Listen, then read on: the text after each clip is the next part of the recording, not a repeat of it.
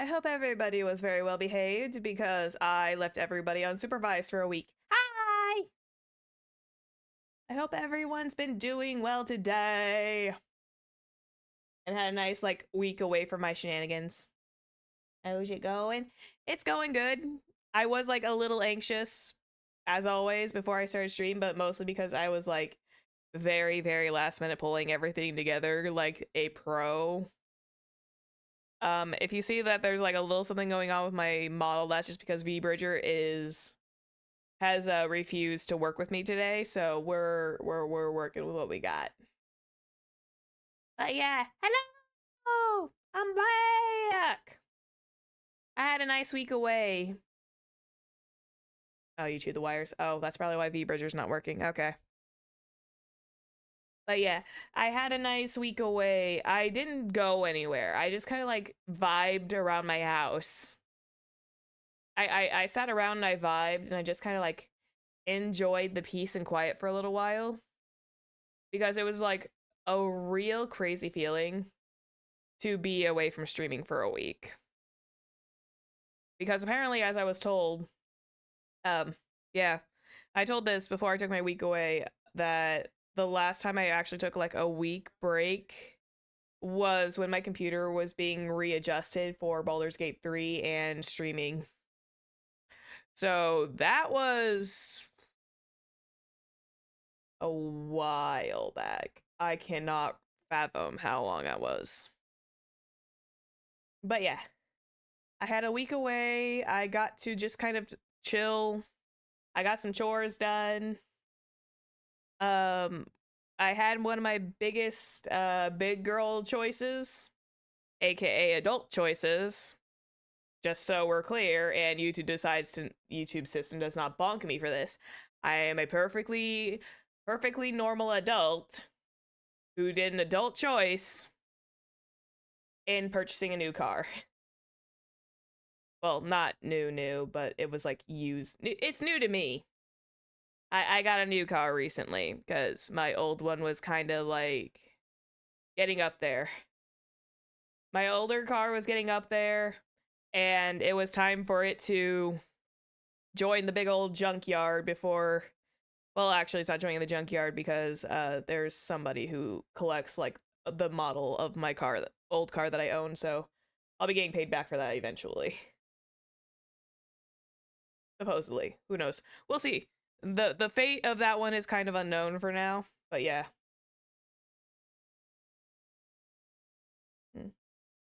How's it drive? It drives really smooth. I'm a little higher off the ground than I'm used to, but the drive is really smooth, and I feel very oddly confident when I drive in it. And it's blue. Because it wouldn't be me if it wasn't blue. I'm going to put I want to put a decal sticker on the back of it actually for once in my life. Oh, so on my week away, besides the car, which was the most phenomenal thing I could get, I also did a very, very, very, very, very crazy thing on Saturday.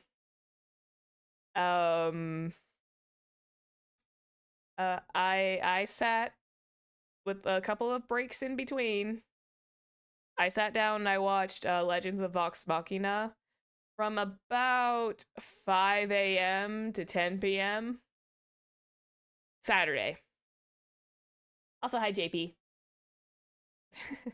Welcome in, JP. Don't worry, we have not gotten started yet. We're on our little yap sesh. Don't worry. Take your time. I'm doing a little reflect.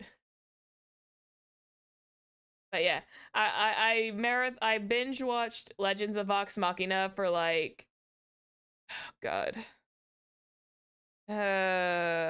over 12 hours. My mental math is not correct, but I know it's definitely over 12 hours. I binge watched that, and I got through. And this is with the small added breaks into it, because I took a small hour away. So yeah, it's somewhere in that ballpark, a little over 12 hours. So what happened was I got through the first and second season, and then I got through like half of the third one, and then I just finished that up yesterday morning, and I was just like, oh wow, what's up? It's not much. I'm back though. I was waxing poetic about my big Legends of Vox Machina binge watch that I had on Saturday. On Saturday, it was fun. I saw some like I went to a store and I saw like they had their Halloween stuff starting to be set up. I'm like, ooh. If there's anything I love, it's always going to be like Halloween and Christmas. I those are like my two like most major favorite holidays is Halloween and Christmas. I'm so excited. Halloween is coming, which means I gotta get my schedule set up for Halloweeny stuff. The Zephyr Halloween extravaganza. Because I got a couple of games that I have on my mental list. I just now with my new car and responsibility, I'm like, okay, now I might need to make some adjustments. I might need to make some adjustments to the schedules just a hair, depending because because now I'm gonna have like chunky car payment coming in eventually, and I'm just like, oh boy. Oh, the life of an adult and their bills. But the world keeps spinning. But the car is good. The car is a heck of a lot better, and I feel a lot safer in it. I don't feel like the car is going to like give out in the middle of a driveway or something. Or a parking lot. That would be even worse. But yeah, I might need to alter Spook Month just a little bit. Bills, yeah, I know. I know the bills need to be bonked. Yeah, adult life, everybody. That is the adult life. But again, I'd rather be happy that I finally got. To be fair, after all the mental calculations of going through and um going through the mental maths of how much it would cost to completely fix my older one, it kind of added up to a point that I'm better off putting a down payment on the actual like new car at that rate. Because yeah, that sucker was going to be expensive for repairs, and it's just like, oh no. Yeah, it was an old car. It got me through where I needed to be for a while, and now it's like it was on its way out. For me anyways. I'm glad I at least got it switched now instead of like desperately needing to find a new one. Yeah. It's an upgrade. It's definitely an upgrade. And a very nice one too. Oh yeah. Okay. So, I got a bit of a funny story. This literally happened on Friday night last week while I was gone. So I took my car to get it just to get a little bit of a diagnostic checkup, just to make absolutely certain that it was a-okay and that it was what it was said at the from the dealership and everything. Yeah, it was great. But then there was like a weather problem.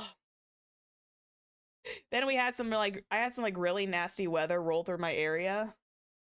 And I don't know how close this lightning was, but it was to a point where I got essentially flashbanged by lightning, and I was like blinded for like a split second, and I was underneath like an awning. And not, by the way, I'm perfectly fine. I did not need to be rushed to the hospital. I was not burned or anything, but I think I had a very very near experience with lightning, and that was kind of horrifying. Oh god, it was raining the whole almost the whole 7 days here too. Yeah. Oh god, it's been a crazy rainy summer, but I don't mind it. But yeah, I'm good. I'm okay in the end. Absolutely. Like I got startled because it was just like I was not expecting it, Because most times the lightning is never like blinded me. It's only ever just like flashed. It's looked very spooky in the distance.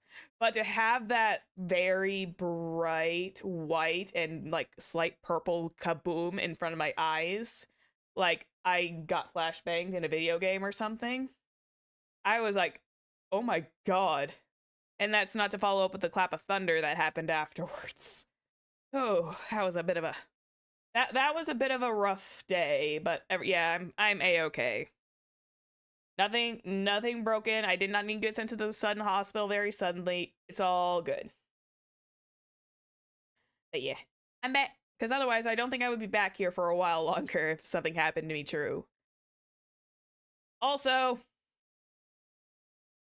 oh god damn it, Hoyoverse, why do you have to always put up content when Hoyoverse decided to put up the content while I was on break.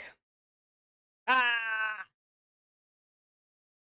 And I think I have like some games I want to play for like this week and next week, and I'm just like, HSR might have to take a temporary backseat, not in a bad way, but like I'll see if I can finagle the schedules around a bit. But yeah, HSR dropped their latest content patch. My brain is just like, okay. But the amount of content as well. Ooh boy. Ooh, that's gonna be chunky. Okay. So chunky patch, got it. Okay, 6 hours give or take. Okay, making sure to note to add an extra 4 because you know me, if it's 6 hours, it's gonna take like 10 due to streamer tax. It's gonna take like 10 hours due to streamer tax. Okay, so I'm gonna anything else I wanted to discuss? I don't know. Oh, wait.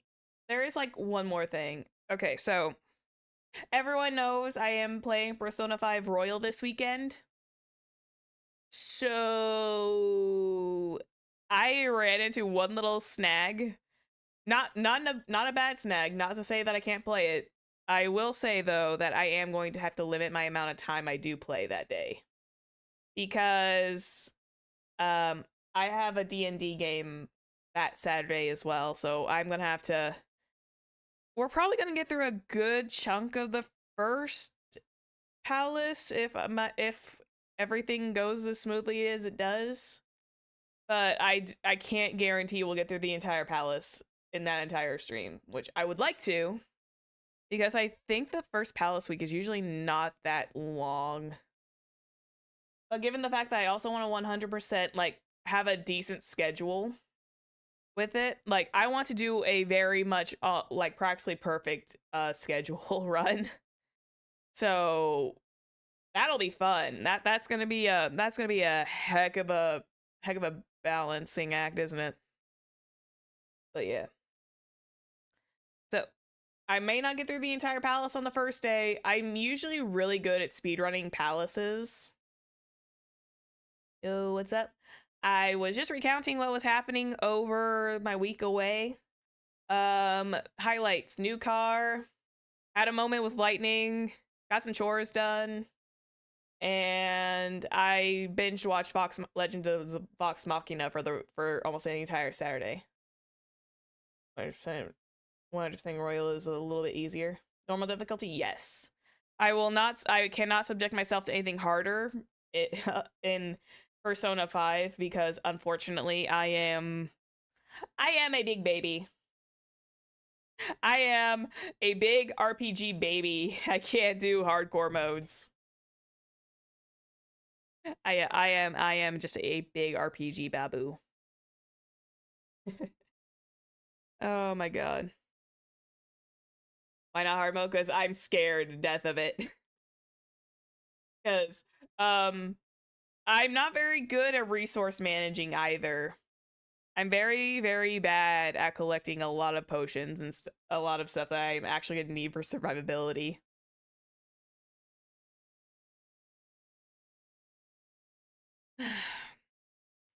Anyway. I think my Yap Fest is done. You always play Merciless. Oh god. No. No. I see what merciless mode does to people. I've seen what merciless mode does to people. I could just be a hoarder. This is very true because it's not like I have limited pocket space, but yeah. Hang on. Let's start switching everything around here real quick. Cuz I need to get game time going cuz if we want to finish this case by tonight within a decent time frame, I need to get myself going. I need to start cruising. Yeah. Also, wait, what is that? Oh yeah, that's that little. Okay, hang on, I gotta delete that because that's the. I need to bring plastic ducks back at some point where we can just continue our random like fanfic world. I'm gonna take out the friend code to Musume too. If people want to find that at some point, they can go back to my birthday stream and look at that. I've also logged into Golshi Week, by the way. Golshi was feeding the F2P players like crazy. What was I doing? That was what I was doing. I am on the ball today, I think. And by on the ball, I mean partially around. I am so on the ball today. Oh my goodness sake. Let me find it.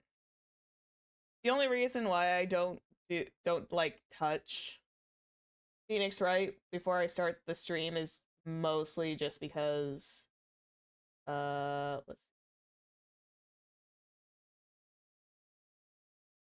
There we go. Let me make sure the audio is on. I'm going to turn this down a few notches. There we go. There we go. Okay. Alrighty then. We are ready. Wait, it'll pop itself back out again.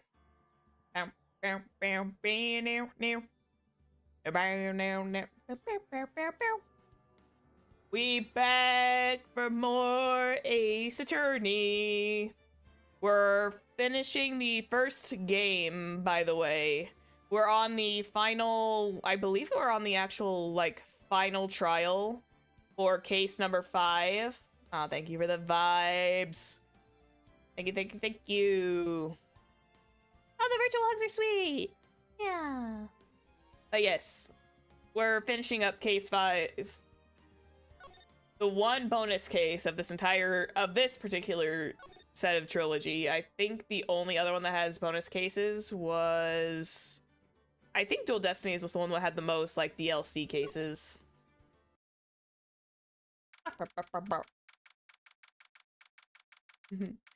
I do have my phone nearby in case I do need to like look up something because like I said, this case is, I've tried to not look things up, but sometimes because of the time it is at night, I tend to like, my brain will eventually just kind of like short circuit and I won't have any idea what I'm doing. Anyway. I don't remember half my voices either, so welcome to Zephyr's very, very, very poor attempt at voice acting. Yay! Where we're going to try and remember the voices for these characters, even though it's going to be a pain in the ass.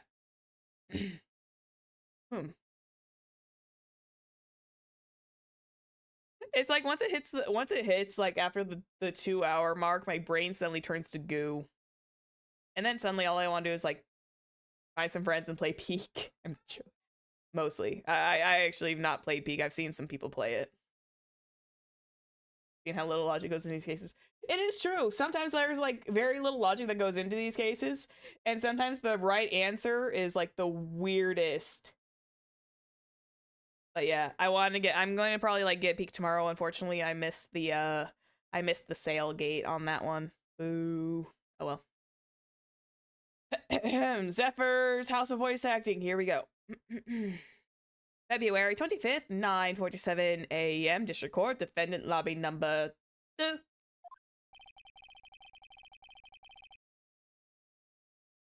I I think if I remember correctly, we went through the investigation process and we found some very, very decisive evidence hiding in Mr. Hang on. One sec. Character check. Mr. Damon Gant's office. That's it. Why was I almost called him Goodman for a second there. I almost called him Goodman, and it's like, no, wait, that's the man who's dead. This is the defendant lobby, all right, but there's no defendant. I've been trying to reach Lana all morning. Where could she be? And where's Emma, for that matter? It almost seems as if someone has decided to say, oh, yeah, you're not coming into this case. You're not going to be in there for this trial. Something's been happening behind the scenes. Oh, hi, Edgy! Edgy boy! God, it's good to see your face. I love Edgeworth, I'm sorry. I am an Edgeworth fangirl, and I will never ever say otherwise. I adore Edgeworth. But I do the ship of constantly sailing. Excuse me. There was a bug that flew by me. The lovely ship of Edgeworth and Phoenix Wright is always going to forever be the main ships. Like, I swear, those two are probably not even ship that I feel like that's practically canon at this point. I'm joking. Well, I kind of feel like it's practically canon. I personally feel that way. Edgeworth. Knowing you've already figured it out. Who the owner of the 7777777 ID number that is. Do not mind the fact that Sorceress probably added 1 or 2 digits or did not add enough. She is very, very bad at calculating this with outside of 777s. Well, I have a pretty strong hunch. Looks like I'm not the only one who figured it out. You know, the only reason this trial didn't reach a verdict yesterday is because there was still room for doubt regarding the ID on record. If that number does belong to whom you suspect, then no doubt will remain. After all, he hasn't officially been charged with anything. True. Not yet. In any event, once all doubt has been removed from that list, I can call for a ruling. 5 minutes, right? And Chief Prosecutor Sky will be found guilty. But she didn't do it! Excuse me. Sorry, the sorcerer's voice kind of had a crack there. Sorry, Edgeworth. I figured you'd say as much. That's why I came here. To hear what you have to say. This is the first time he's ever done something like this. Lana's hiding something, and the only way we'll ever know the truth is to draw it out of her. The truth? Everything goes back to the SL9 incident. Don't be stupid. Today's the last day of the trial. You don't have time to reminisce about the past. That depends on you. I really need to go back and, like, weird side tangent. But I really need to go back and watch Sayu's VODs, where he and Hayden are playing Phoenix Wright as well. And because they're both voice actors, it would make it a heck of a lot more interesting. I need to watch that one. Yeah, Phoenix, solving two cases in one case. What is this, an anime? They played Ace Turn. Yeah, they did. They I think they're actually on this one too. They're on the very first one, so I think I believe they were only on the first game too, so technically I could watch it. Yeah, I think it's relatively recent-ish. Yeah, but it's like I'm kind of tempted to watch them play it now. Because it's just like, sorry, that was a weird sidebar, but kind of relevant to the game. This is one of those moments I'm just like, I should probably watch them play this, because I would be so entertained. But yeah. If she's found guilty, you'll lose your only chance to find out what really happened. I'll think about it. See you in court, right? Call me later. What? This is it. If I'm ever going to find out what Chief Gant has on her, it's now. February 25th, 10 a.m. District Court, courtroom number 9. Sorry for blowing out anyone's eardrums. That was, forgive me for that one. I was not ready for that. Rabble, rabble, rabble, rabble, rabble. The court is now in session for the trial of Miss Lana Sky. Oh hey, I literally slid right into that to that judge voice like instantly. I love that. I instantly slid into the judge voice so smooth. I am goofy today. Oh my goodness. The defense is ready, Your Honor. The prosecution is ready, Your Honor. Normally, this is when the prosecution puts forth its opening statement. But before that, the police chief has a proposal to make. Best Zeph is Goofy Zeph. Yay! Yeah, me being goofy. I like being silly. Chief Gant. Hey! I do say. Morning, folks. How's everyone doing? Hey, gee, been back to the pool yet? No, I've been drowning enough in my work. This is my work. Oh, that's a good one. Don't think I can top that. God, I keep getting I can never unhear the foghorn leghorn that someone like impersonated Gant with, and I'm just like, I can't unhear it. If you don't mind me asking, Chief, what exactly is this proposal of yours? Edgeworth, I don't think you should have asked. Lana, that is to say, the defendant, has asked me if she could speak directly to the court. She wants to do what? Having heard what she intends to say, I feel like Sorry. Sorry, I thought I was hearing something. Having heard what she intends to say, I feel like she should be granted her request. In the end, it should have saved everyone a lot of time and trouble. Damn. Lana's just gonna out herself? What's this all about, defendant? I'd just like to make one simple request, and I'll be finished. Girl, we are trying to defend your ass! And you're pulling this shenanigans? Well, then again, she and Gant are, like, in deep with, like, each other as, like,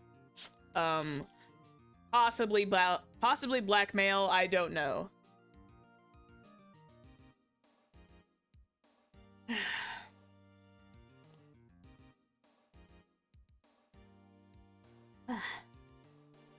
Well then, what's your request?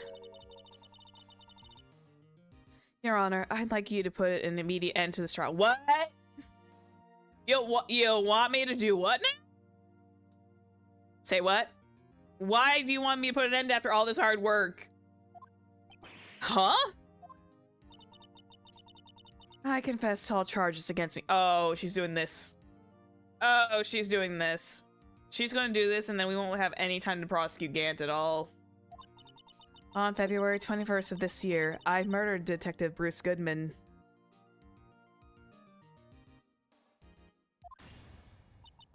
In the underground parking lot of the prosecutor's office. This is a totally good clue game. I stabbed him in the parking lot with a knife. Sorry, couldn't resist. No, Lana! God. Seriously, Phoenix, thank you. You can't! Your Honor, the defendant's claim does not change the defense's plea.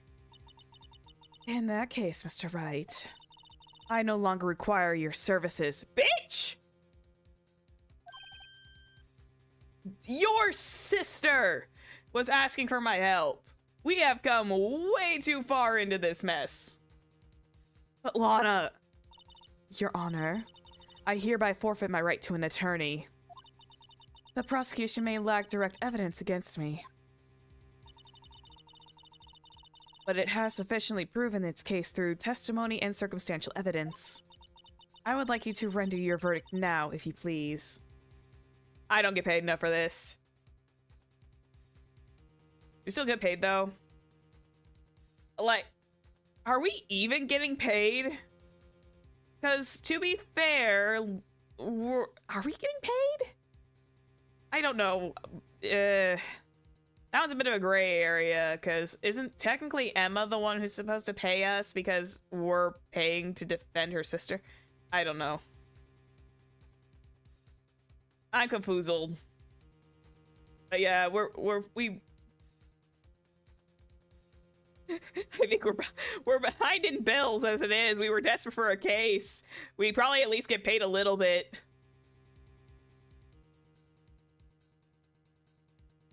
You know what? With the fact that it's kangaroo court, I don't know. Anyway, before we start going down a rabbit hole, let's move on.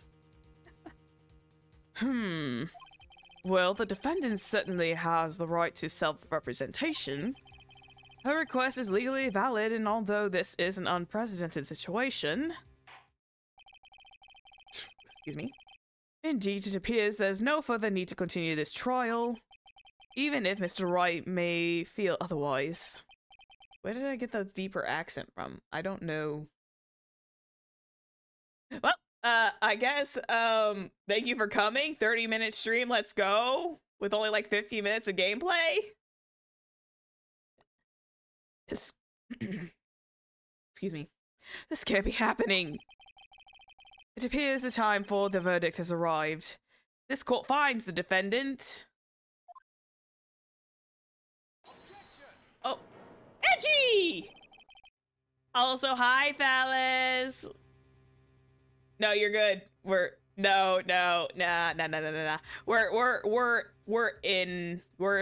just getting started. I know how this case goes. Partially, I partially know how this case goes. Hi, Thales. Welcome in.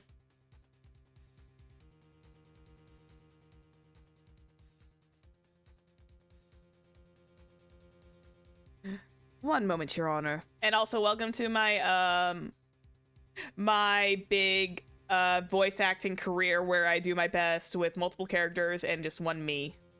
How's it just going? It's going good. Lana just wanted to completely, you know, throw herself under the bus and be like, yeah, I forfeit my right to an attorney and all that jazz just to claim the guilty verdict. But now Edgeworth has come to our rescue. Yay!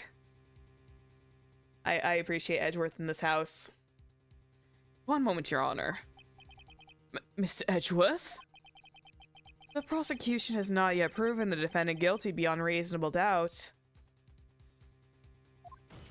It sounds so wrong on so many levels. Welcome to Kangaroo Court of Ace Attorney. Let's go. Any ruling at this stage would certainly be premature. Come now, Worthy. I understand this is a difficult time for you. But why don't you just be a good little boy and keep your mouth shut, hmm?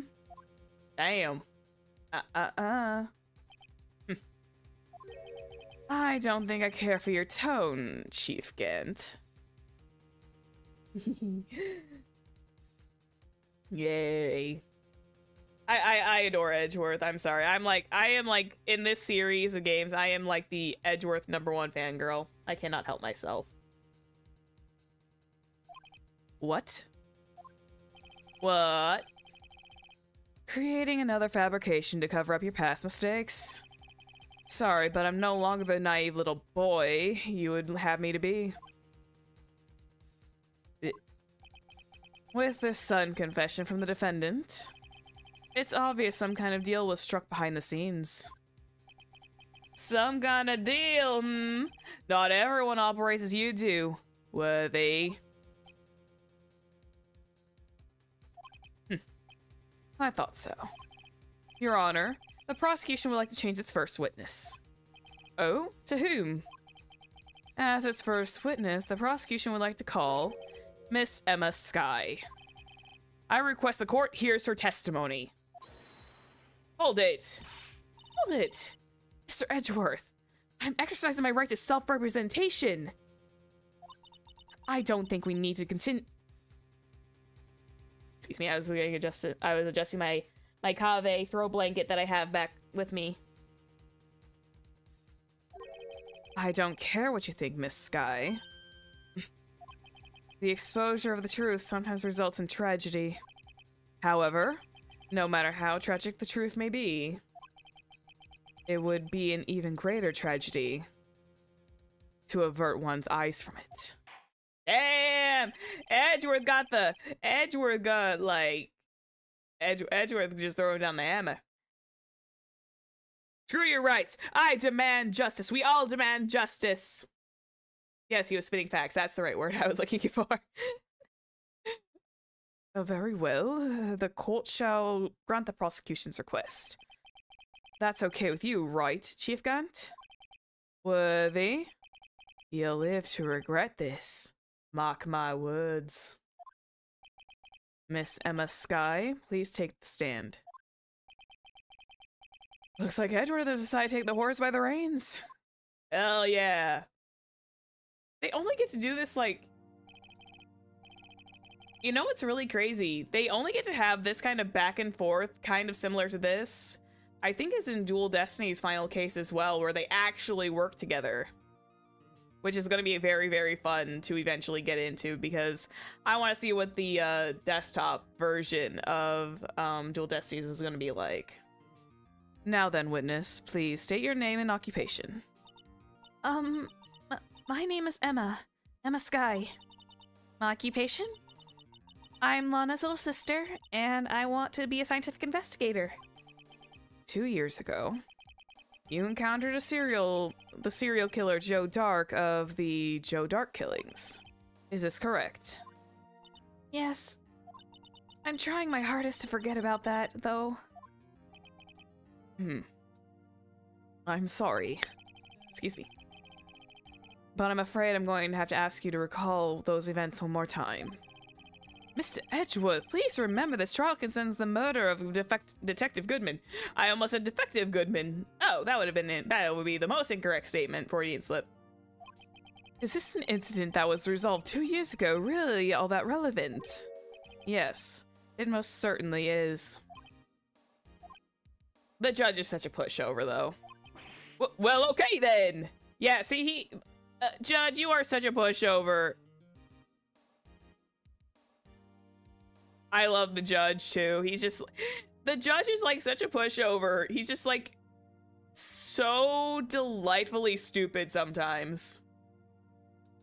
I don't know why. I don't know why. I find that like slightly endearing that he's just, although I do question his credentials after this.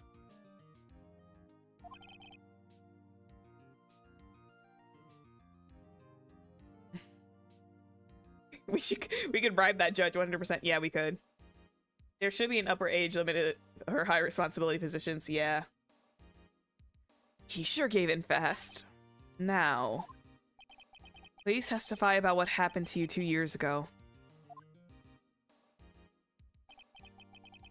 The trip to excuse me. The trip to yesteryear has finally begun. It's bound to lead to the truth behind this trial. If it works, imagine how easy bribing them with money could be. This is true. At least of course, the Phoenix Wright version of the judge. Of course, to do anything else like IRL is like, you know, not a good thing to do. 2 years ago. I was waiting in my sister's office that day. A man came running in and took me hostage. Neil Marshall rescued me. But I'll never forget what I saw in that instant. The man raised up his knife and stabbed Mr. Marshall in the chest. Excuse me? Yes, for legal reasons, I am talking about the game judge. That's exactly what I was saying too. For legal reasons, we are talking about the in-game judge.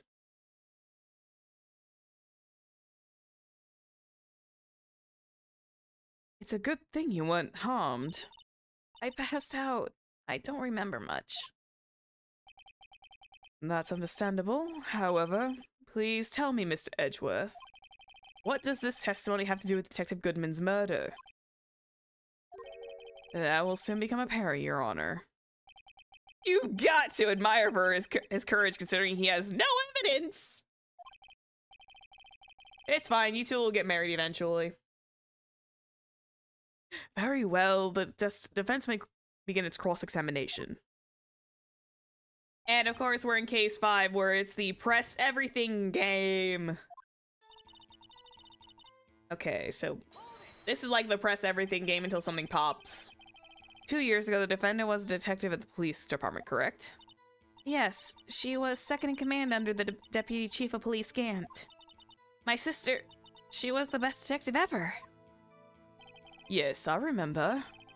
Deputy Chief Gant and Miss Sky used to be quite the pair.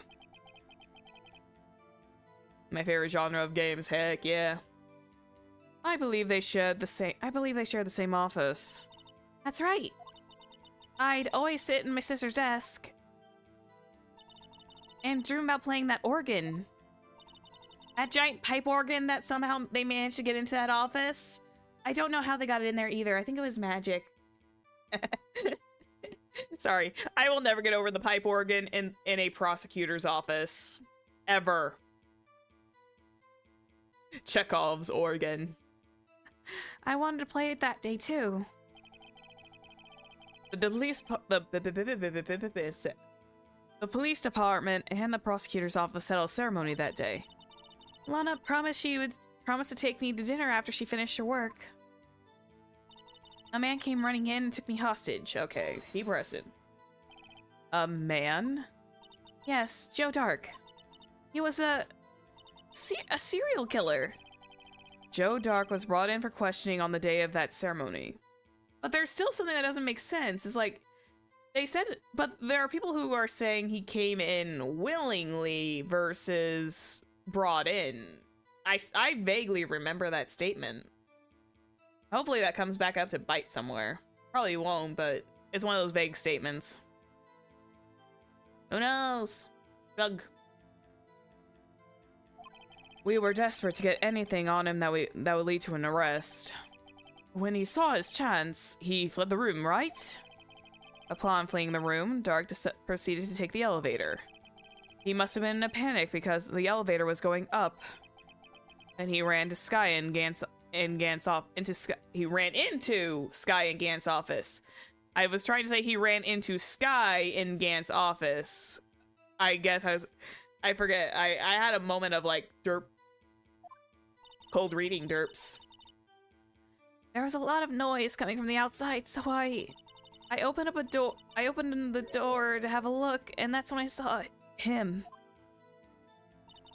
Neil Marshall rescued me. Keep going. Press. That's a bit of a vague one. What was the prosecutor doing there? That day, there were 2 people present during Dark's questioning. Deputy Chief Damon Gant and Prosecutor Neil Marshall. I almost forgot about Gant.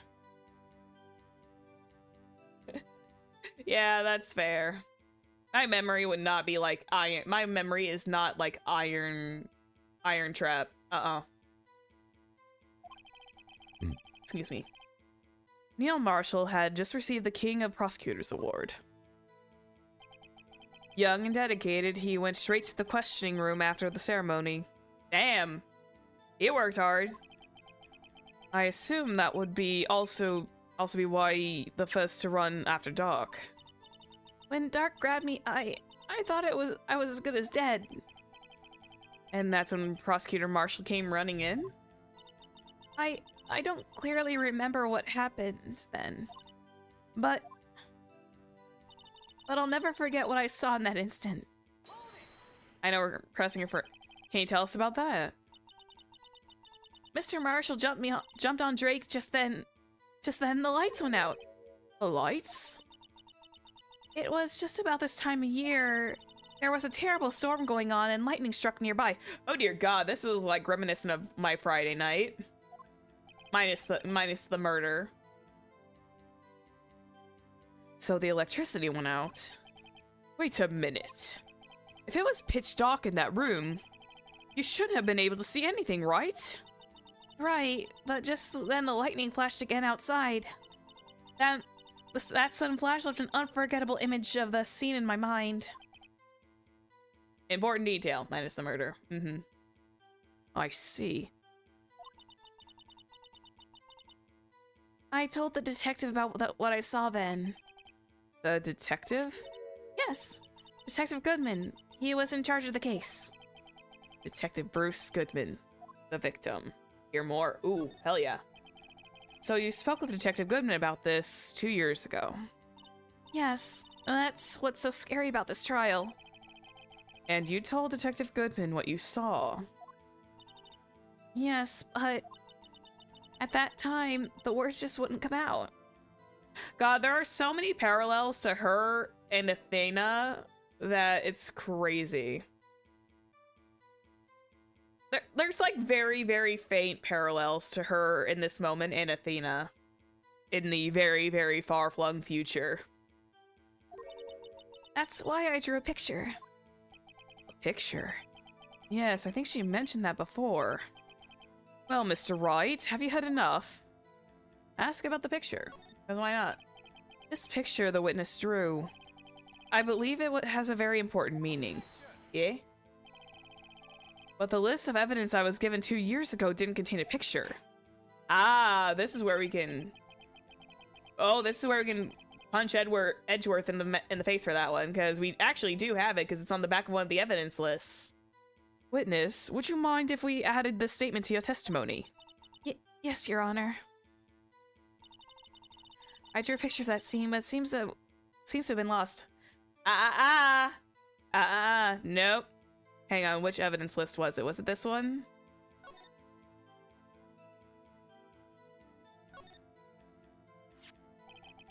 Pictures are on the back of the evidence in magic marker. I got a very bad feeling about this. Oh wait, was it not added? Oh wait, can we present it to her as this? I'm hopeful that we can present to her as this.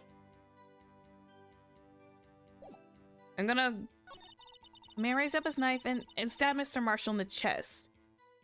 Let's see, but hang on. I drew a picture of that scene once, but it seems to have been lost. Technically, no, it hasn't, because I might be thinking one step ahead too far, but also that from that angle, it doesn't look like it's heading for the chest either. Do I have to, let me just take a look here. Do I need to, I'm just making sure I have all my bases covered. No, okay. So I'm going to present this. There it is. Hells yeah, baby!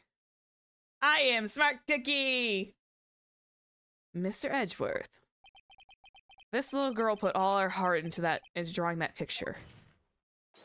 And yet you would insist on it denying its existence. Hey, I'm not the bad guy. All I'm saying is that that may well be. But that doesn't mean it doesn't exist. Behold! Hell yeah, brother. This is the evidence list in the SL9 incident? Mm-hmm. Please turn it over, Your Honor. Turn it over. Turn it... Ah! What's this?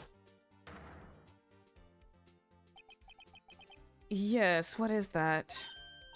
Hey, that's it! That's the picture I drew!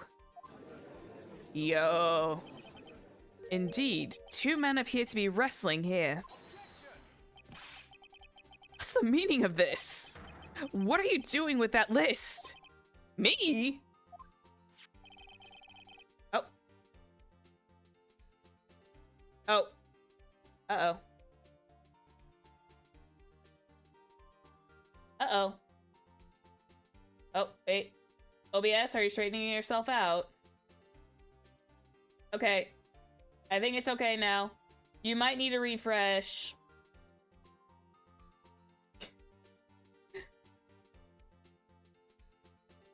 One sec. It's doing its best.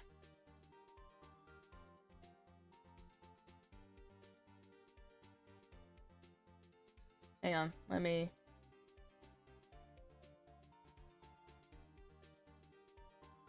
Are we back? Are we back from the buffer zone? YouTube's not receiving enough video to maintain smooth.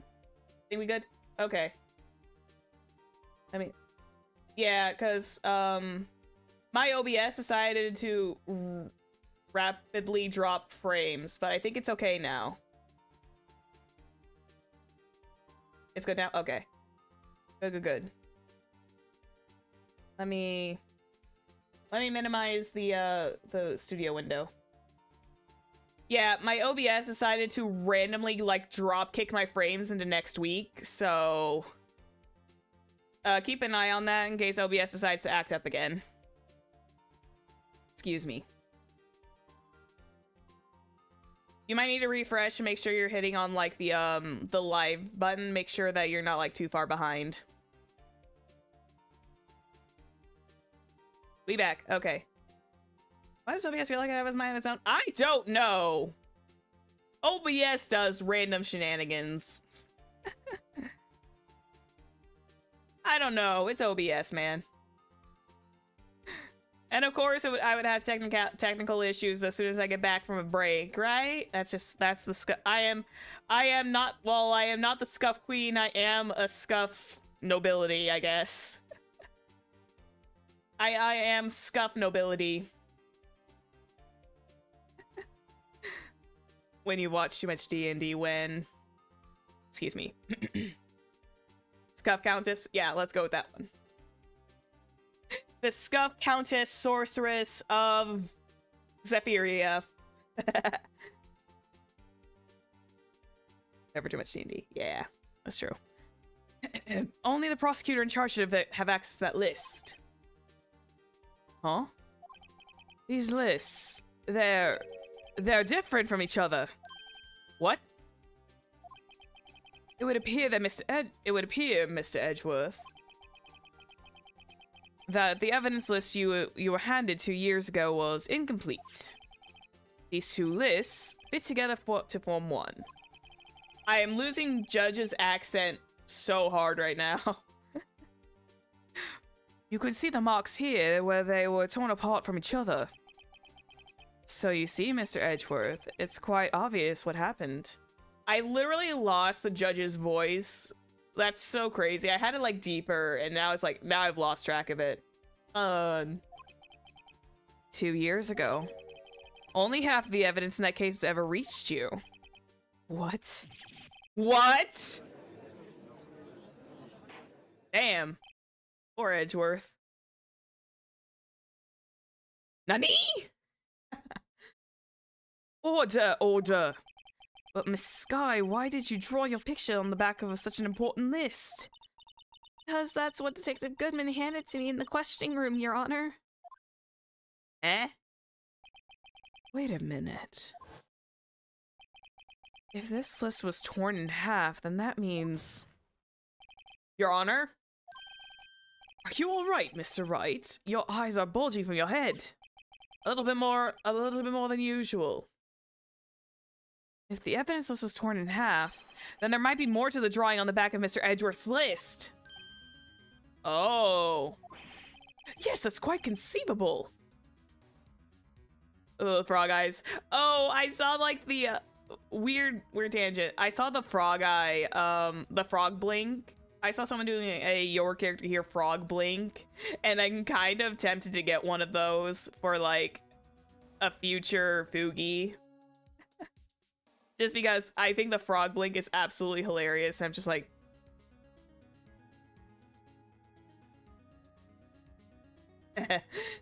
Sorry, I got distracted by frog. It's quite yes, that's quite conceivable, Mr. Edgeworth. It's possible. Let's see. Hello. Progress. Something wrong? Do you even have to ask?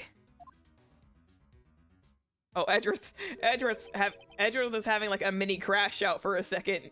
He was holding it in, but he was having an internal crash out. Oh no. Sorry, Your Honor. There is indeed something drawn in the back of my list. It's that thing.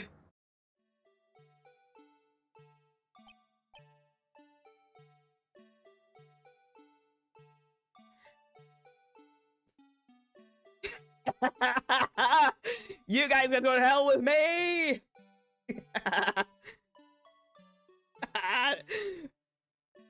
Let the blue badger flow.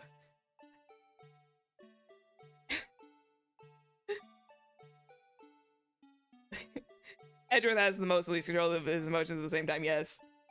Welcome to the blue badger hell. We go together.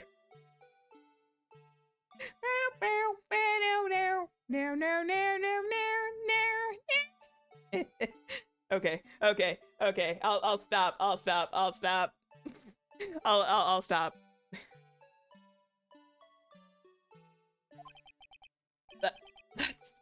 That's that thing. That thing was dancing in the evidence room. Oh god, it's still going. I thought it would stop. No! This is like that level in Madison where it's just very loud and obnoxious. It's just going. Or like that glitch in Corpse Party where the music is just like extremely loud during that one particular scene in Corpse Party, Blood Drive, I think it was. It never stops. I'm haunted forever. Clearly, this act of vandalism is the work of a certain chief of detectives. What is... Oh, the Blue Badger music. I was making some jokes to some other games. The Blue Badger music is just a joke now. It's just like, it's still going. But yeah, there's like a song in a Corpse Party Blood Drive, because their audio balancing is awful. There's this very, very, very loud music, very tinny music, and it's just obnoxious. This isn't bad. That Corpse Party one is up there, but the fact that it goes on for ages.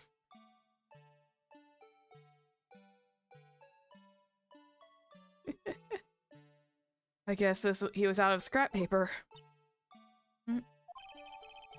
Evidence list restored and updated to the court record. Oh, thank God. Oh, thank God. It's over. It's over. Okay. I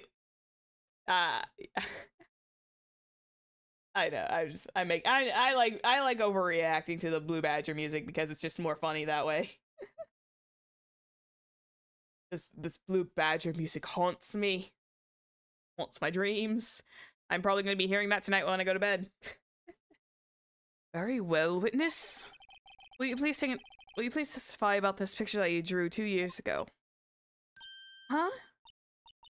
Yes, sir, Your Honor. Excuse me.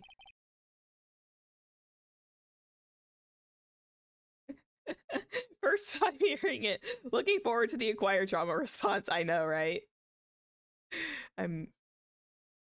What's wrong with Emma? She seemed to be thinking about something when she was looking at the picture. Emma's picture. This is the picture I drew 2 years ago. The flash of lightning was so bright I could see where all I could see were shadows. Shadows! I am the shadow, your true self. Okay, I am digging way too much into Persona right now. Oh god.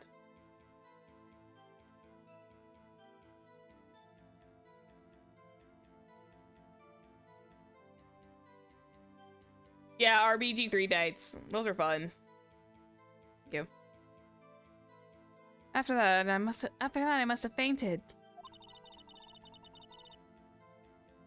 Yeah, we had fun like little Baldur's Gate 3 nights. Those were a blast.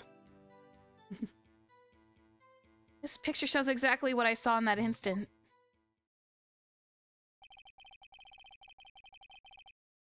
To think a flash of lightning could burn such an image in your mind.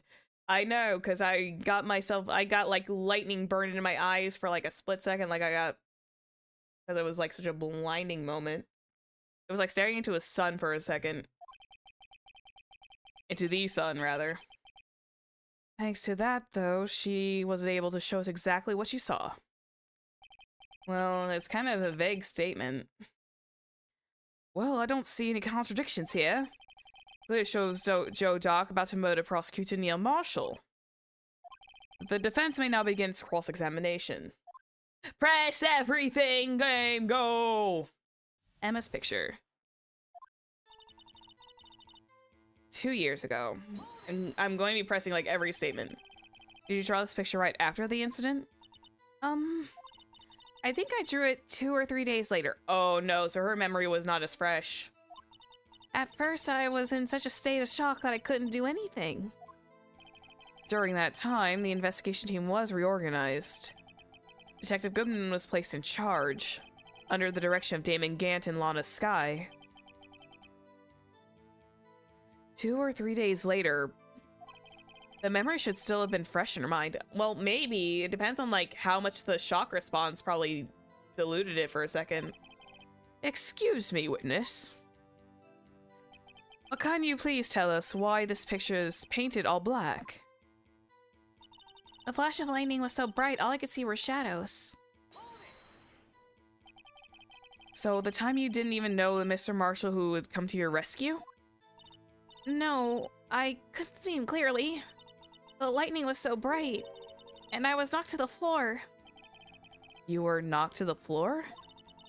Dark had a tight grip on me, but when Mr. Marshall jumped on him, I was knocked away. I turned around, and that's when the lightning flashed. But he doesn't look like he's plunging the knife into his chest. He wouldn't be like... Unless he shoved him, he wouldn't plunge it directly into his chest in that way. Poor Emma. I'm just glad she wasn't hurt. What happened after the lightning flashed? After that, I must have fainted. Fainted? You mean you didn't see the actual murder take place? No, I'm sorry. The flash of lightning only drove off the darkness for a split second. Not only that, but the trauma of the situation understandably caused the witness to faint. Do you really need to torture this girl any further? Edgeworth! Hey! I'm not the bad guy here! Anyway, this picture shows exactly what I saw in that instant. That's strange. She claims that this is exactly the scene that was imprinted on her mind. And yet, there's clearly a contradiction here. Because is she really holding a knife?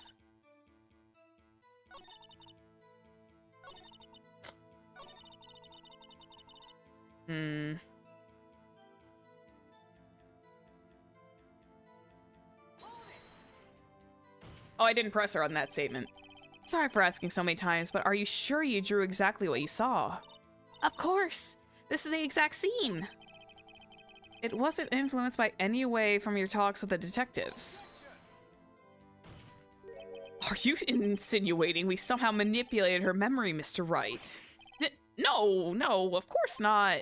I'd better watch out or he might find some way to cut my salary. I drew this picture before I heard anything from the detectives. So I don't think anyone's story would have influenced me. Mr. Wright, is there something that's bothering you about this picture? Huh? Oh, well... that's strange. She claims that this is exactly the scene that was imprinted in her mind, and yet... there's clearly a contradiction here. Okay, so... I think I have to present something on this statement. Let me...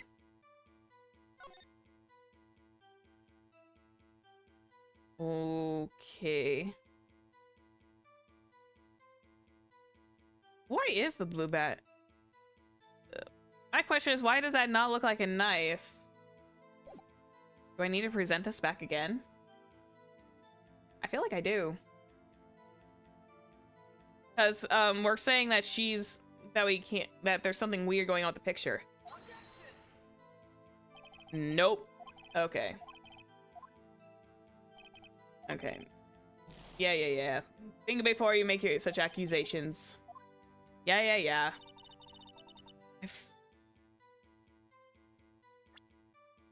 Not the options button.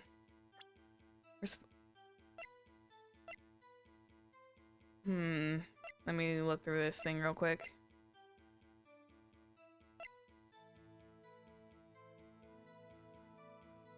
Oh, for a second there, I was like, wait, why is that not there? I thought for a second that she was like somehow being stabbed.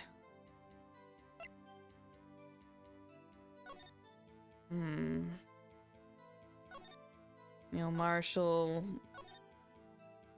I don't know if this is going to lead us anywhere. I don't think it is. What about Joe Dark's knife? Is it the knife?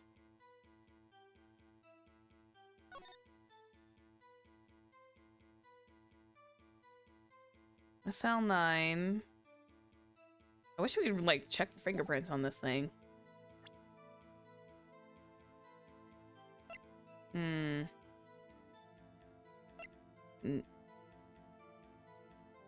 Oh wait, no, that's Neil Marshall. I forgot for a second there.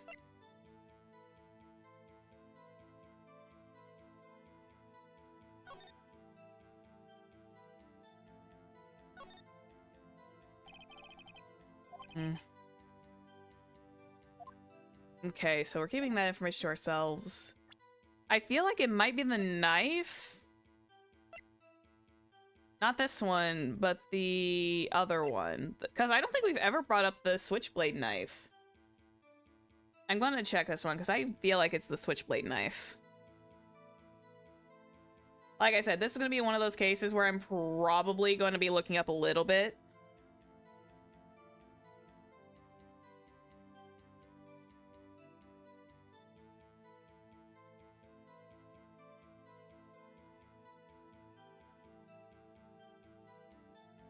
One sec. I'm going to look this up real quick. This is definitely one of those cases I should probably turn off Critical Role before I accidentally turn that back on again. Hang on. Okay, I just want to make sure that that was off before I accidentally hit the play button. Yeah, I'm gonna have to.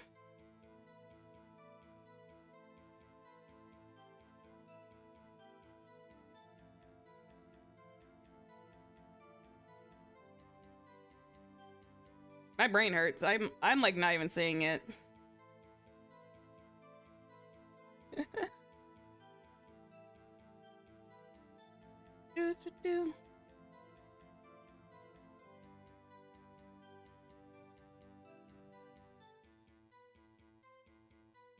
Let's see if I can.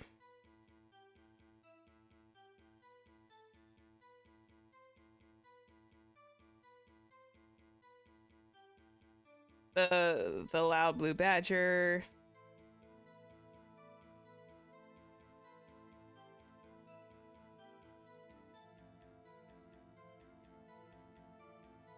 Okay, I see what I need to do. Hang on.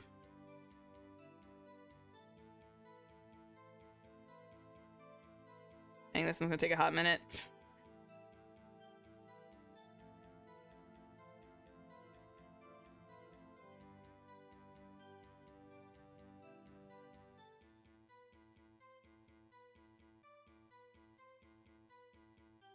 Almost there.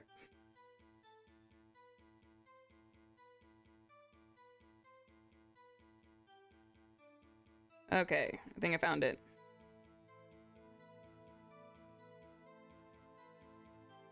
Found the blue badger.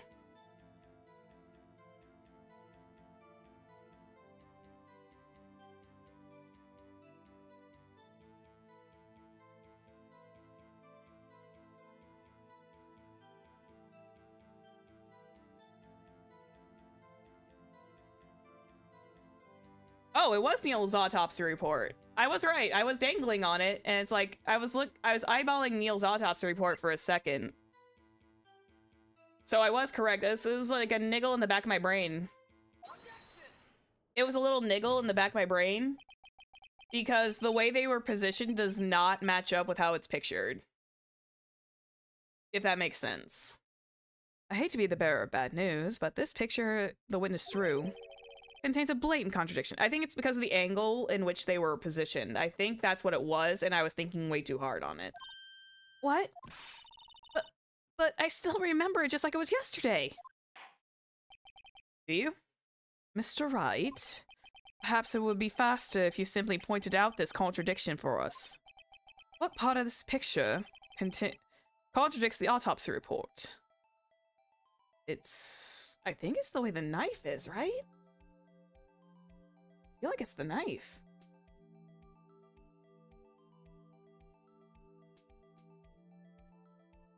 Yeah, it's the knife. It's too dull. There's no way he could have gotten that done in there. He's either not aiming for the chest, or it's because he doesn't have the actual knife weapon. The contradiction, of course, lies here. Take a look at the knife the man is holding. If you look closely, you can see the tip. Oh, because it's so square. Because the tip has already been broken off. You can see the tip is broken. Even I don't have to look closely to see that, Mr. Wright. But Mr. Wright, look at the evidence. See, the murder weapon, its tip is broken too. If I recall, the tip of the knife was found broken in the victim's body. It's the conclusive piece of evidence that proved Joe Dark was the murderer. Ah, but was it? Or was this the falsified evidence? I'm afraid it's not so simple, Miss Emma. And where, pray tell, could you possibly see a problem? Oh, I got a little high there. Sorry, Edgy. It's obvious, really. The victim suffered a single stab wound to the back. Oh, to the back. She said to the chest. For record, hang on. Did I misread that? Stabbed in the back. Died from a punctured heart and lung. Oh, not in the actual chest. I'm a dumbass. This is what I get for being gone for a week. If the victim was only stabbed once, the murder weapon should not yet been broken. Oh. Ah, what's the meaning of this? Perhaps the knife was broken beforehand. Sorry, but I'm afraid that's not possible. The tip of the knife was found inside the victim's body, this is true. It was broken beforehand. It couldn't possibly wind up there. Oh. The tip of the knife was undeniably discovered within the victim's body. The only possible explanation is the witness's memory is mistaken. That's why I asked her so many times if she was sure she remembered correctly. I believe you were annoyed at the time. But she was sure she remembered correctly. But there's no other way to explain this inconsistency. Not so fast, Mr. Edgeworth. There's only one other explanation. Have you forgotten already? About a little something called falsified evidence. You're treading on thin ice, right? All I'm saying is that this broken knife tip might be the piece of evidence that was forged. Yep, there we go. There's the falsified evidence. You can't deny the possibility. No. Huh? Order, order, order. Are you saying the investigation really was corrupted? Your Honor? Please allow me to once again go over the events that took place the day of the murder. The police department and the prosecutor's office were holding a ceremony that day. After receiving the King of Prosecutors Award at the ceremony, Neil Marshall questioned Joe Dark along with Damon Gant. During this questioning, Joe Dark fled the room. Prosecutor Marshall chased after him and was killed by Dark. It is my belief that somewhere in this story, there is a lie. I'm not lying. The man really was holding up a broken knife. Oh. Uh-oh. She said broken. She said broken. She didn't say a knife. She said a broken knife. If that's true, then there's no other way around it. This could not have been the actual murder weapon. There must have been another broken knife. What are the chances of there being two broken knives? Another broken knife besides Joe Dark's? Could there have been one? There is another one. All my keen-eyed viewers would know. If the witness is adamant about the accuracy of what she saw, it can't just be explained away by a simple observational error. Two murders, two broken knives. Mr. Wright. In that instant, Emma really did see a broken knife. I assume, then, that you have some information about this other broken knife? If so, please feel free to enlighten us. The murder weapon was already broken prior to the murder. There's only one way. Take a look at this. Here's the real murder weapon. Not this. I believe that would be the picture here. Would that be the picture? I feel like it would be the picture. Because that is also broken. I believe I am correct in my statement.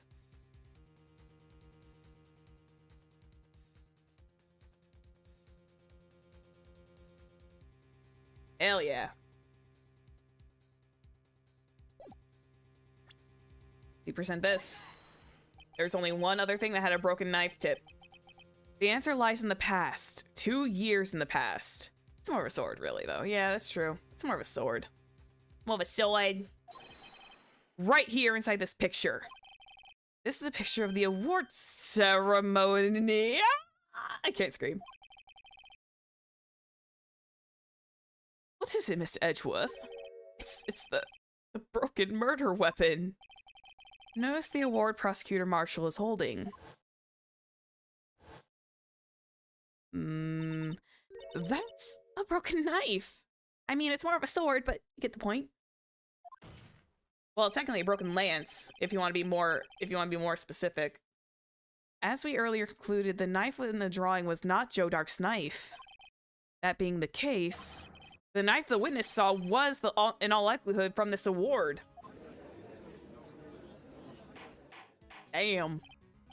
Order, order, order. Neil Marshall was awarded the King of Prosecutors that day. Rabble, rabble, rabble, rabble, rabble.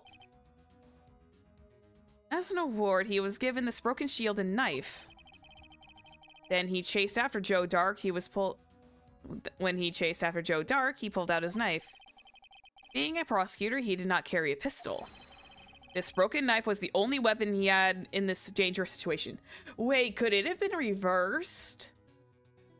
Could it have somehow been reversed where Neil Marshall almost killed Joe Dark in that very instant? I'm curious. Ooh, that's curious. That's a curious leg of inquiry. But that can't be. Oh, and why not, Mr. Edgeworth? Because if the King of Prosecutors' award knife was the murder weapon, then the murderer and the victim would be reversed. What do you mean? There we go. I mean, this man raising a knife would have been Prosecutor Neil Marshall. Oh. Oh! But the prosecutor was the only one who actually died. That's true. What's going on here? It seems Mr. Wright has been a bit too eager to jump to conclusions. Hold it. Wait, I remember now. I remember everything. Do you? Witness? Mr. Edgeworth? What is it? Could you show me your evidence list again, please? His list? The one with the picture scribbled on the back.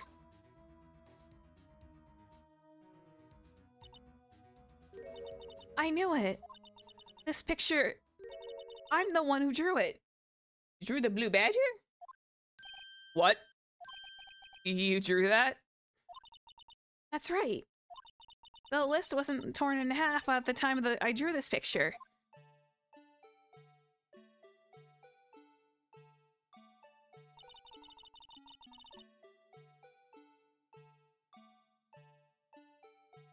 All this time I've been trying so hard to forget. I must have locked this part away deep inside me for various reasons. I hear this music every day. I hear it and see it in my nightmares. Perhaps it would be best if we added this to the witness's testimony. Would you please tell us what you recalled, Miss Sky? Yes, Your Honor. All of this over one piece of evidence, though. Crazy. First the knife mix-up and now the blue badger? This should be interesting. Oh, I think I got an idea already. Emma's recollection. I think I have a vague idea about what she's singing as the blue badger. Emma's recollection. When I saw that man raise his knife, I panicked and rushed towards the both of them. I think I knocked away the man with the knife. Just then there was another flash of lightning, and that's when I saw the blue badger. He wasn't in the room, but I'm sure I saw a shadow. There's a weird thing I want to check in the court record, because I feel like I know what she was seeing. So this is certainly most unusual. Try impossible! The chief detective hadn't even designed him until this year. Oh, this is true. That would mean he didn't even exist 2 years ago, because I was thinking about a blue badger plushie in the office somehow, but that wouldn't make sense. Yes, well, the defense may now cross-examine the witness. Without the guy for this one? No, I think I know this one by heart. I just need to, like, figure out the spot. Stop. Please, don't pursue this any further. Lana. What's the meaning of this? Please refrain from remaining seated in the defendant's chair. But you can't do this. I've already confessed the crime. Why can't you just leave it at that? Chief Prosecutor Sky. We've already come this far. It's too late to turn back. Silence! The defense will now begin its cross-examination. Bailiff, please detain the defendant. It seems we're finally getting to the core of the matter. I think I know what she saw. I just need to check the court record. I'm not going to present anything, but I am going to check the court record because I have a very, very vague memory of this. So, you've seen this unstable jar that's been chilling in the back here? But, like, if you check it, turn it over, at a certain angle, it could look like a blue badger head.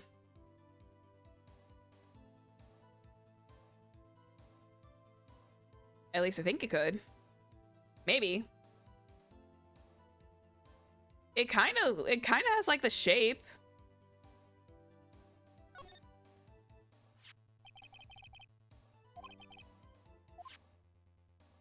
I'm just saying. Because if you kind of like look at it from a different angle, it kind of looks like the blue badger head, but I might just be. Hey, Zeph, I had a good break. I had a very good break, I think. Yeah, I did. You missed the highlight where I was talking about me binge watching The Legends of Vox Machina, but that was like the biggest highlight besides a car. When you say that man, I assume you refer to Joe Dark? Yes, at least I think it was him. You think? All I could really see were shadows. The power outage immediately preceded the incident. It is also documented in the prosecutor's office reports. So then you... I panicked and rushed towards the both of them. Press. Why would you do something so dangerous? What else could I have done? He was about to stab Mr. Marshall. She seems convinced that Dark was the only one holding the knife. But we just theorized. Mr. Marshall was the one holding the knife. Well, I didn't know that at the time. That's when the dark guy came. That's when that dark guy knocked me down. All I could think of was, I gotta help that other person. Okay, you think you did? What do you mean you think? It all happened so fast, and I was in shock. I don't remember everything clearly. What I did, it's all kind of a blur. Miss Sky was almost killed before she was a witness to a murder about to take place. So much happening in a matter of seconds, a little disorientation is only natural. I saw the man about to stab the other person who I thought was Mr. Marshall. I knew I had to stop the man with the knife. What you did was very brave, young girl. So then what happened next? Okay, I think this is where, just then there was another flash of lightning, and that's when I saw the blue badger. Are you sure about this? Of course. See? Even I drew a picture of him here. But it was the chief of detectives who thought up the hideous beast. And that was just this year. The blue badger didn't exist 2 years ago. This is quite unverifiable. I know it sounds strange, but I was surprised when I saw him at the police department. I had this nagging feeling that I'd seen him before somewhere. Now I finally remember. Oh, brother. Just when you thought that thing had caused enough commotion. Tell us, where in the room did you see him dancing? He wasn't in the room, but I'm sure I saw his shadow. Where? His shadow? Oh. Sorry. So you mean you didn't actually see his face with its winning smile and all? That's right, but I still remember it. He had 3 creepy horns.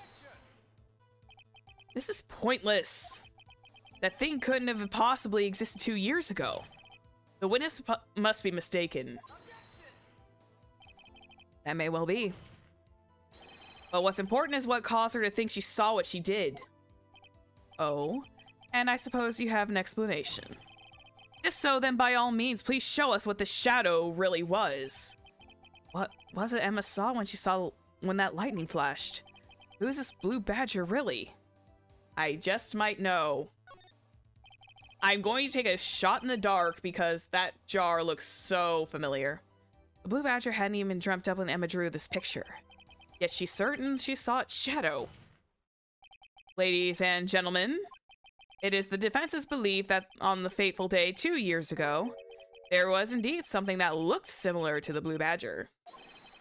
Something that is now sitting in this very room. Mr. Wright! I'm the blue badger! In this room. Very well, Mr. Wright. What is it the witness saw in that instant? Please show us the mysterious blue badger look-alike.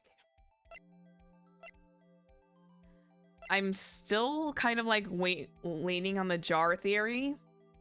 Because it's just the one that makes sense, because when you kind of flip it over towards where it's like, kind of looks like... trying to like turn it is very difficult. But you kind of see the vision, right? And depending on where she was on the ground, she probably would have seen the horns like really, really short. Okay, I'm gonna risk it for the biscuit. I believe what you saw was this. Hell yeah! The mysterious badger was in fact this. But that's... what exactly is that? I believe it's some sort of jar. But Mr. Wright, that doesn't look anything like the blue badger. Indeed it doesn't. As it stands now, it's just a plain jar. However, what if we were to change our viewpoint? Because imagine if she was like sitting on the floor and then she saw it happen. She would have like a downward perspective and all she would see is the horns. Our viewpoint? I've got to show them the correct angle to look at this from. Okay. Because...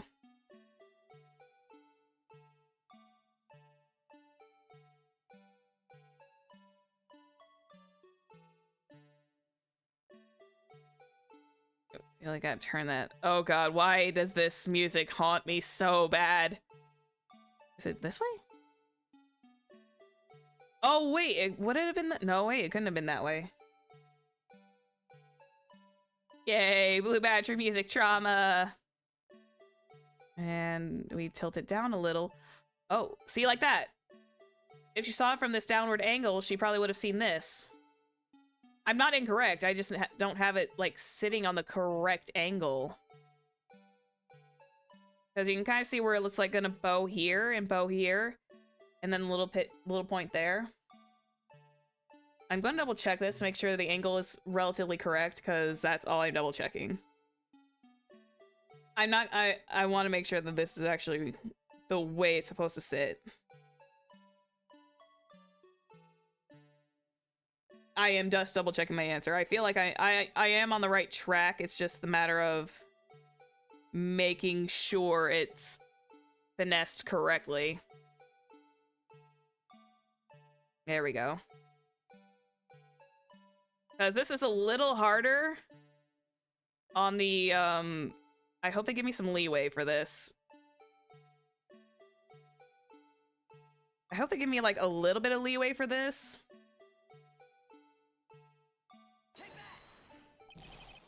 That's right. Okay. Allow me to... Oh, come on. I'm doing my best. Vertically a bit more or horizontally? Okay, at least they don't, like, discount me. Okay, so I am correct. It's just the matter... Oh, wait, there we go.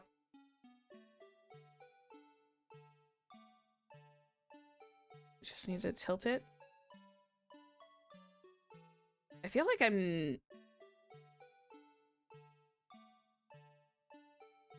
I feel like this would definitely have worked better on like an actual like stylus. Because I need to kind of tilt it this way, do it like that, and I feel like it's like this. Is it with the bottom?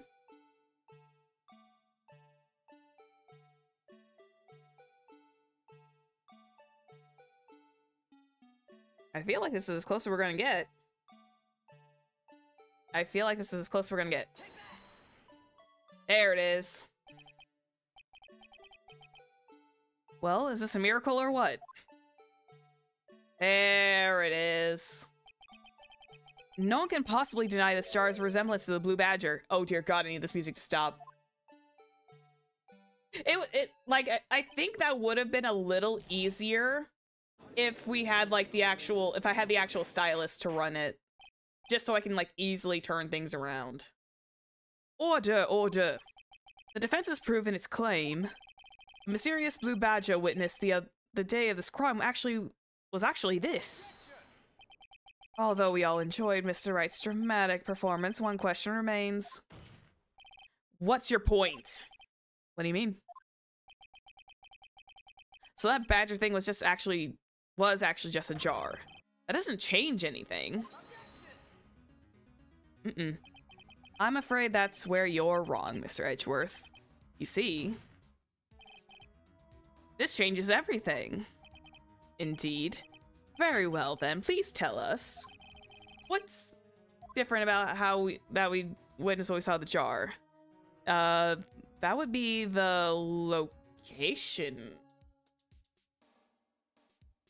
How we know the witness saw this jar. I believe that would be the location of it, because isn't it like it's not near any window. Hang on. It would be the location, right? Allow me to take these in turn. At the moment of the murder, the witness saw this jar.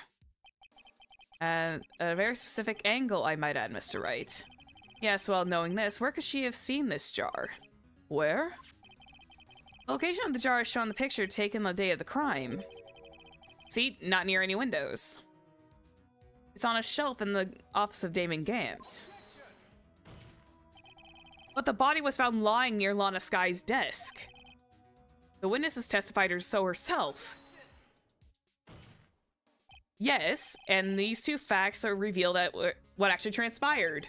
You see, The struggle between Dark and Marshall did not take place in Lana Sky's office.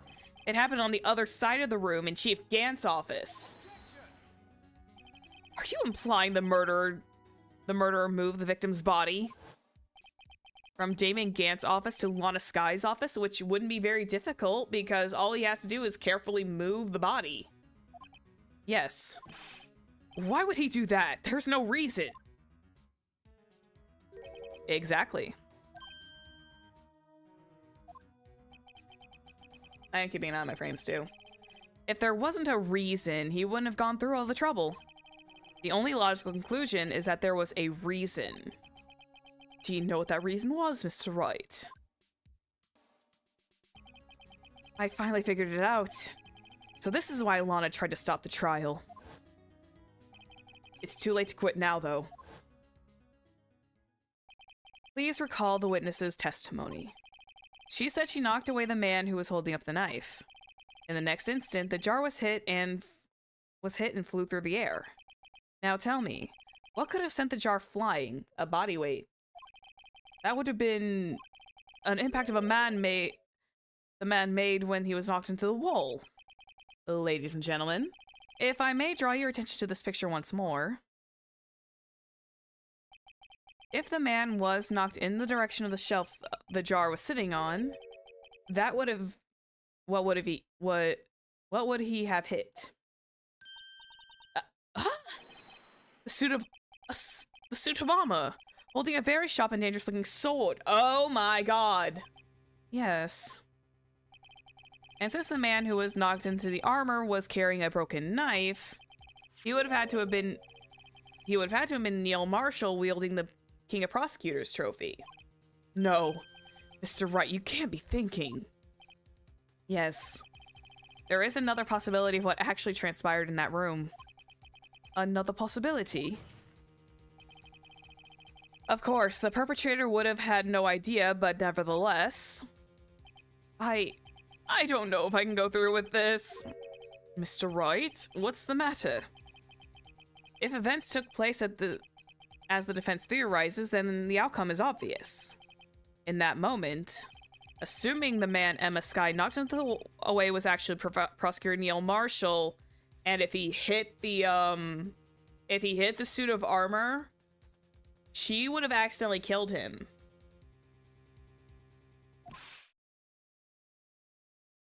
She accidentally killed him in that moment, supposedly.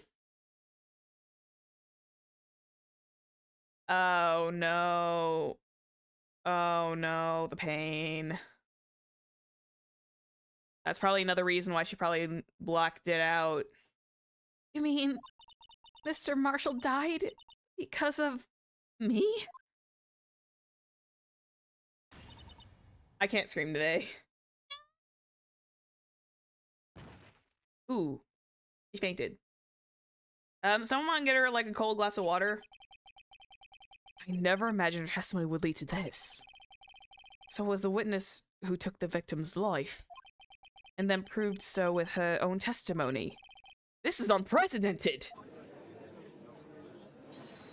Objection! What are you saying?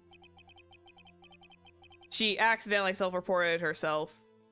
I'm sorry, Miss Sky, but given the circumstances, Joe Dark murdered Prosecutor Marshall. How can you think it was Emma? How dare you try to pin the crime on her? Imagine that coming from you. If you recall, it was you who admitted to forging evidence 2 years ago. The reason you moved Prosecutor Marshall's body was to protect Emma. Was to keep anyone else from finding out about what Emma did, wasn't it? I assure you, Mr. Edgeworth, I have no idea what you're talking about. I hope you have... If you hope to have anyone believe your insane allegations, I'm afraid you're going to have proof. Tell me, do you have any conclusive evidence that proves my sister killed Neil Marshall? Evidence? I'm willing to bet you don't. Yes, it certainly would be difficult to prove this with evidence. If we don't have evidence, then we'll have to rely on testimony. I'm afraid that won't work in this case. Both parties involved are in the incident are dead. We certainly can't get dead people to testify. I mean, if we could, if we had Mia here. Or Maya. Mia's already dead. This has been a wild goose chase from the beginning. Touche, Miss Sky. Of course, that only leaves us one possibility. Her. You mean there's still another possibility? What do you mean, Mr. Edgeworth? I mean the possibility that the victim has left us a message. For better or for worse, Mr. Marshall did not die instantly. He may have left behind a name of the person who took his life. Oh, shit! In one manner or another. That's impossible. Well, Mr. Wright, what is the only possibility left to you? A message from the deceased. Does such a message exist? I've got to think back to the court record. The real murderer's name on that victim may have left behind is in the evidence. We know, we've seen a name. This message from the deceased is already in our possession. Mr. Wright, will you stop at nothing to prove my sister a murderer? Do not be mistaken, Miss Sky. Our purpose is not to accuse Emma of any crime. There is only one thing we seek. The truth. No matter how painful it may be. Now then, Mr. Wright. Please show us the piece of evidence that conveys a message from the deceased. That would be back on the jar again because there are...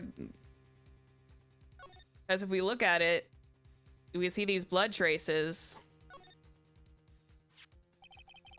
You can kind of see it. The dark red stains must be blood traces from the incident 2 years ago. If you kind of look at it and then you look at that, yeah. We don't know whose blood it was, but we can probably prove it. I feel like this is it. I think we have to present the jar again. This was the message left behind by the deceased. This is that blue badger from before, right? Oh, this is going... Oh, is he just going to speak the killer's name? If that thing could, I'm sure it would. Looks like everyone's forgotten this is just a jar. Kangaroo court at its finest. A message was left here on the surface of the jar. What do you mean? If you look closely, you see a faint trail of blood on this jar.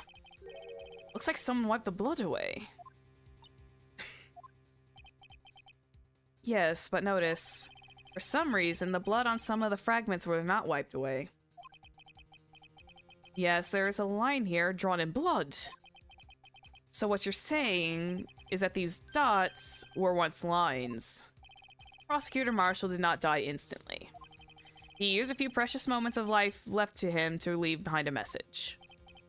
One that someone apparently wiped away. But blood must have seeped into the jar where the lines changed directions. Precisely so. All we need to do is connect these points. And the victim's message will become apparent. No. Elana is losing it. Mr. Wright, what kind of message did the victim leave for us? Your Honor, I believe the bloodstains will reveal us the answer. Got to connect these dots to make the letters. There's only one thing the victim could have written in given the circumstances. His murderer's name. Okay, I forgot. Oh god, this is gonna be... Oh. Oh, eh. Oh, there we go.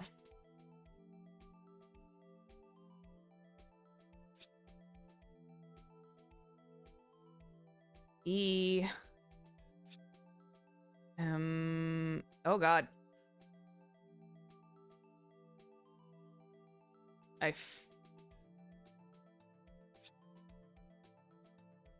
Oh god, I hate this.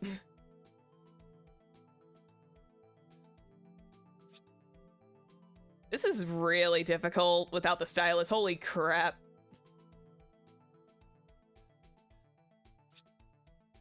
This is not it, man. Oh, wait. I feel like I'm going a little too far on it. There we go.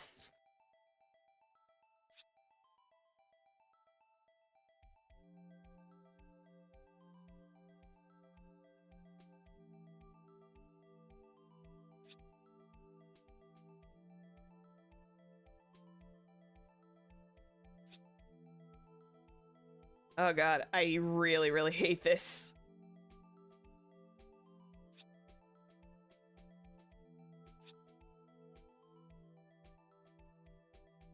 But then what's this extra... But there's still like an extra spot. Is it that way?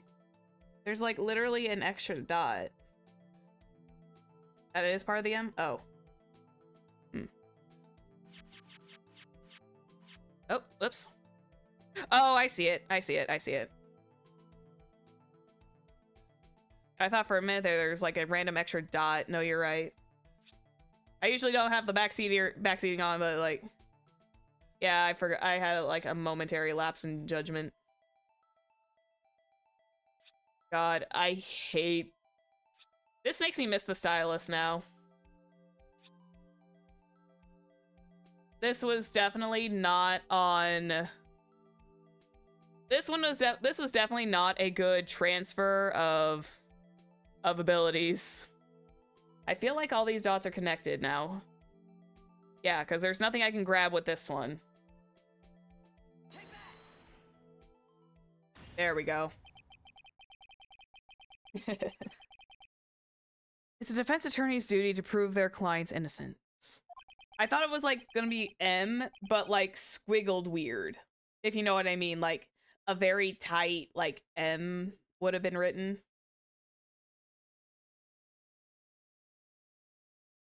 Hang on, sorry, I got like sidetracked by notifications. Give me 2 seconds.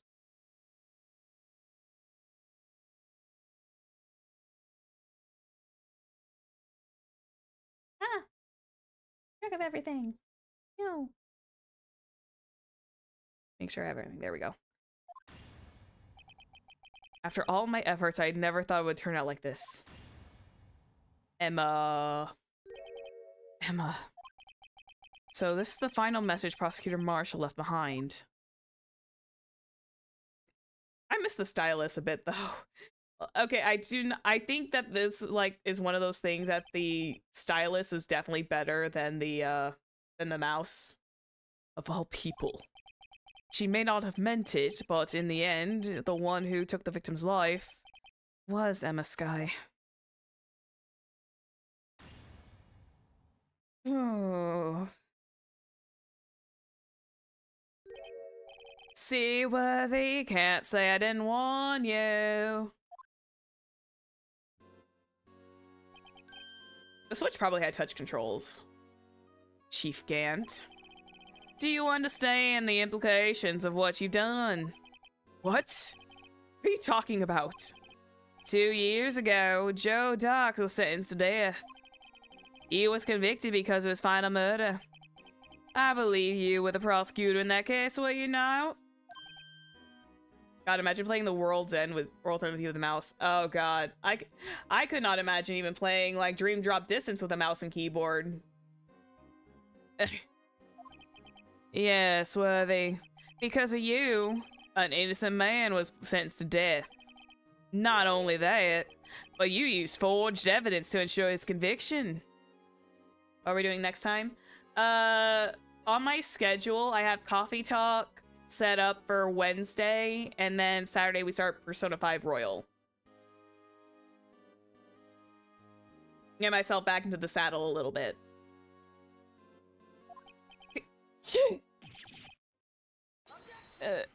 Oh, he missed the little freak out. But Joe Dark really was a serial murder. That's undeniable. I'm afraid that's not important. Didn't you know we aren't the defenders of justice? Who are we smashing? Oh god, the question of who will be my wife. Oh god. I'll have to see. I will probably have to change my mind. If I have to change my mind, because I do like Futaba a lot, but I don't want to. In my original P5 game, I actually went with Futaba because I liked Futaba, but my brain was like, I think for a stream game, I might do Makoto or something. I might do Makoto for this one.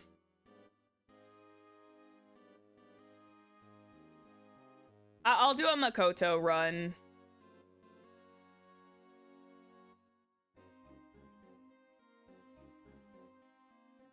I like Makoto on like the second best level.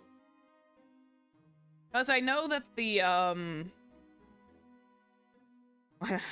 why not have them all? Oh, the Shoji girl is interesting too. Wait, I forgot she was actually romanceable, huh? I'll have to think on it. Because there are a lot of interesting female characters, so some of them aren't even the leads. But yeah, I'll have to think about that. I'll give that some thought before we go down the road to romance. Anyway. Before we go down the Persona 5 rabbit hole.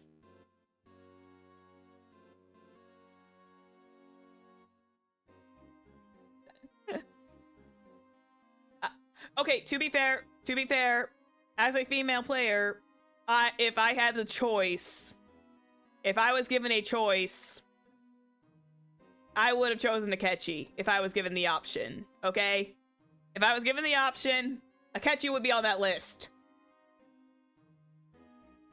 I don't know why I like the I can fix them boys. So what if he tried to kill me? Anyway. Moving on. What?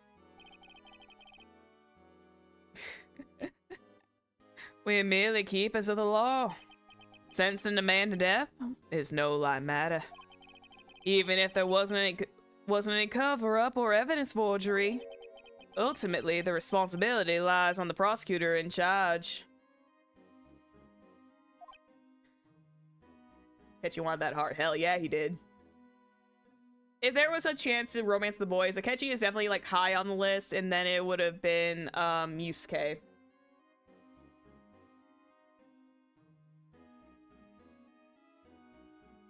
Yusuke was like second best. For just for his pure insanity alone. And also the fact that he's voiced by Matt Mercer is kind of like a plus. I am that superficial. Anyway.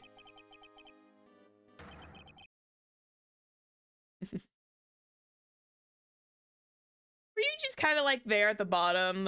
Ryuji's like third, if that's fair. Ryuji's like on third, but that's not a bad thing. It's just that Ryuji is more like friend love.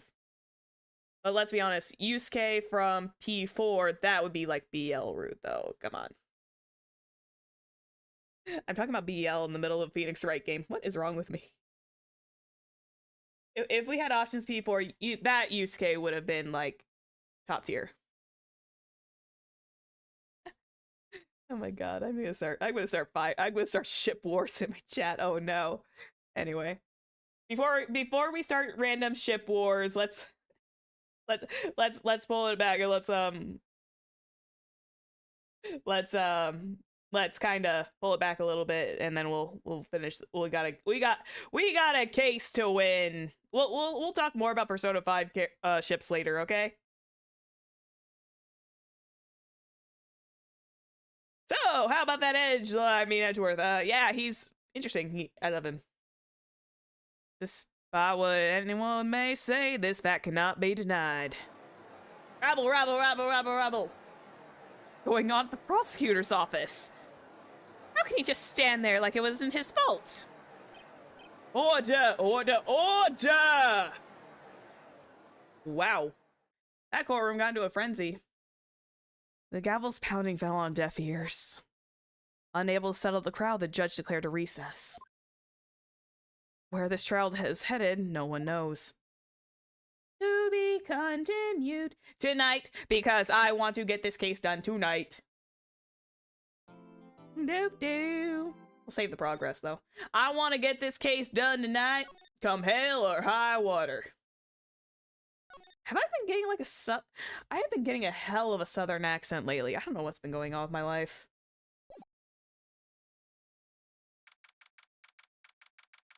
February 25th, 1206, District Court, Defendant Lobby number 2. Sorry, Edgeworth.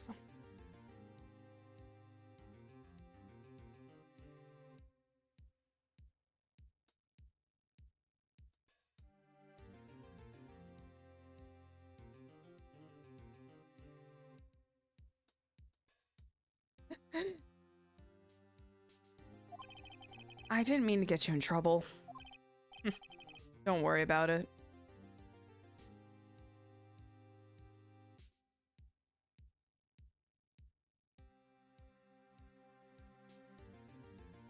I got like a little sore in my mouth. Ow. I know how some of the en route goes, but like I don't remember all of it. But I do have a distinct memory of that. Don't worry about it. This is my problem, not yours. Hope I'm not interrupting anything, pals. Excuse me. Oh, guess I am. I'll come back later. Wait, Gumshoe, come back. Wait, did you have to Gumshoe? What is it? I feel bad for Gumshoe. He's like, you've got a lot of nerve, pal, making a detective run all around while on duty. On top of it all, you call me here. I'm even happier. I've seen happier people at funerals. I take it Lana is giving you having you run errands again. I am speaking. Let me tell you, this is the last time, pal. Here, she asked me to give this to you if there was a break in today's trial. Evidence law. Edgeworth was talking about that just the other day. What is with the little chick? What is with the little chick? The little baby chick. Like what? It's a storybook, or it looks like a storybook cover. You must know the 2 rules of evidence law. Rule number 1: no evidence shall be shown without the approval of the police department. Is that right, Mr. Wright? Seems so. You could at least study some evidence law, really. Chief Prosecutor also wanted me to give you a message. A message? She said, if you are planning on taking him on, you're gonna need this book. Him? I guess I'll need to give this book a thorough read. Evidence law securely slipped into pocket. It looks like a freaking child's storybook, though. Doesn't look like that book will do you any good now, though. All that's left now is the chief prosecutor's sentence. That's where you're wrong, detective. Huh? Haven't you figured it out yet? Why I'm still sitting in that prosecutor's seat, despite all these allegations being thrown at me. Mr. Edgeworth, the real trial today hasn't begun yet. What? What else is there left to do? Your credibility has been all but ruined in this forged evidence you were unaware of. Emma Skye found out she unwittingly caused a man's death, and now you're telling me you want to do more? You've got to be kidding me, pal! You're missing the point, detective. Lana didn't murder Detective Goodman. She merely stuck a knife into his dead body, aka she was just being a complicit person. That means the real killer is still out there. What? And we're going to expose him, no matter what it takes. No matter how long it takes the sorceress to wrap up the case. This case has hurt too many people. It's time to bring it to an end. February 25th, 1252, District Court, courtroom number 9. Wow. Court will now reconvene for the trial of Miss Lana Skye. Mr. Edgeworth? Yes, Your Honor. The inquiry committee is planning to impose harsh penalties for your actions. Thank you for the news, Your Honor. Yes, well, normally, this is where the prosecution calls forth a witness, but, this isn't easy for me to say. You see, there is some... Pardon. Excuse me. That came out of nowhere. There's some concern that you, Mr. Edgeworth, may have, struck a bargain. You think I may have manipulated the witnesses. I didn't say that! It's just, you see, everyone's been talking and... Very well, Your Honor. I have a solution. A solution? That being the case, the prosecution will allow the defense to call forth all further witnesses. What? But there's no precedent of what you're proposing. Undeniably, this is an unusual arrangement, but a very effective one. It'll prove that I haven't struck any deals with the witnesses. Well, Mr. Wright, what do you say? Unbelievable. Edgeworth has found a way to continue the trial. Very well. The defense accepts the prosecution's proposal. And it's settled. The defense may now call forth the next witness. Mr. Wright. You do realize this is your last chance. If you call the wrong witness, this trial is as good as over. The defense calls... Time to finally come to bring out the real murderer. Well, the only one we can bring up to the stand is Damon Gant, because we've already went through Lana's thing.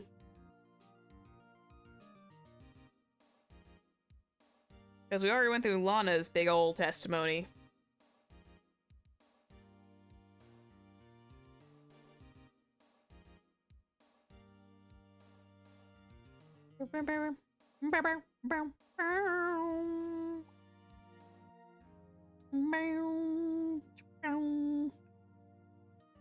Yeah, totally.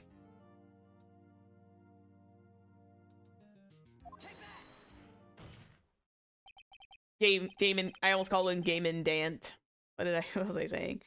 Damon Gant. The defense calls Damon Gant to the stand. Let's go, baby! Damon Gant! What does he have to do with anything? As the defendant's partner 2 years ago, Mr. Gant has had first-hand knowledge of the crime. I feel we should hear what he has to say about it. As luck would have it, he should still be in the courthouse. He would also be able to be the least likely to have been manipulated by me in any way. Wouldn't you agree, Your Honor? True. All right, bailiff, please escort Mr. Gant to the stand. God, Edgy is so, like, agreeable. Witness, please state your name and occupation. What is this, some kind of practical joke? Yeah, I was just on my way to lunch. Your name and occupation, sir. Worthy, are you sure you want to do this? Your name and occupation. So, you want to play hardball, eh? But please, Mr. Gant. Fine. My name is Damon Gant. I'm the acting chief of police. Now then, Chief Gant, the court requests that you hear your testimony. Oh, righto! What's with the grim face? First, let's clear up this SL9 incident. Oh, you mean that time when Lana's sister murdered that prosecutor? Personally, I think it's been made pretty clear already. There are some still things left unaccounted for. Oh, like what? Like the role you played in all of this. Ooh. The music has stopped. Damon Gant, you are sus, and I will proclaim you as such! Son, either you are very brave, or you're very foolish. You are aware, of course, that a police chief has all kinds of weapons at his disposal. Weapons? Sure. Take my testimony, for example. I don't have to give it if I don't want to. What? Is that true? I'm afraid so. If the The chief of police has the right to refuse to testify. Of course, such an action carries with it certain risks. Don't worry, I'm not here to hinder your trial. Just remember, if this turns out to be a big waste of time, don't say I didn't warn you. Very well. The witness may now begin his testimony. The SL9 incident. As I recall, Neil and I were questioning him that day. This is true. To make a long story short, we slipped up. That power outage didn't help either. But didn't the power outage, like, happen before? When I went to my office, I found Lana there. Apparently she had already arranged the crime scene. As you can see, I had nothing to do with the forgery. God, you are such a liar. Is that when Drake was arrested?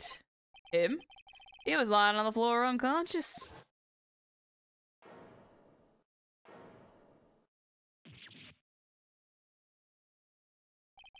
When Emma sent Neil flying, it seems Doc bumped his head. I see. Everything seems pretty clear-cut. The police chief has the right to refuse to testify. I'd better hit him hard and fast. AKA, push on everything. Because this man is being vague as fuck.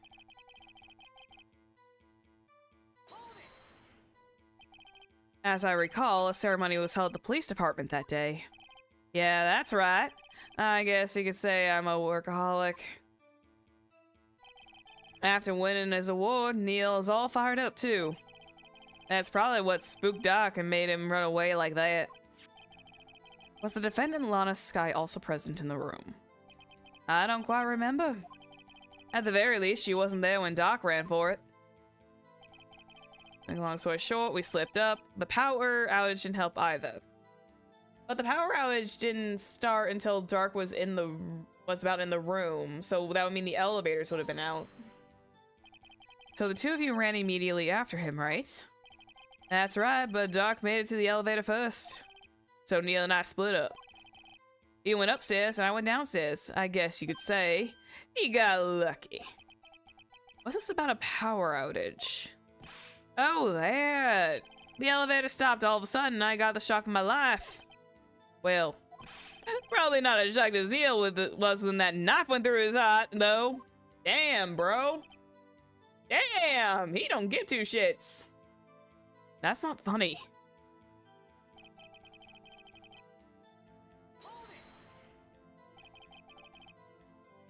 But where was Lana in all this before she went up to his office? It's like, he would have seen her.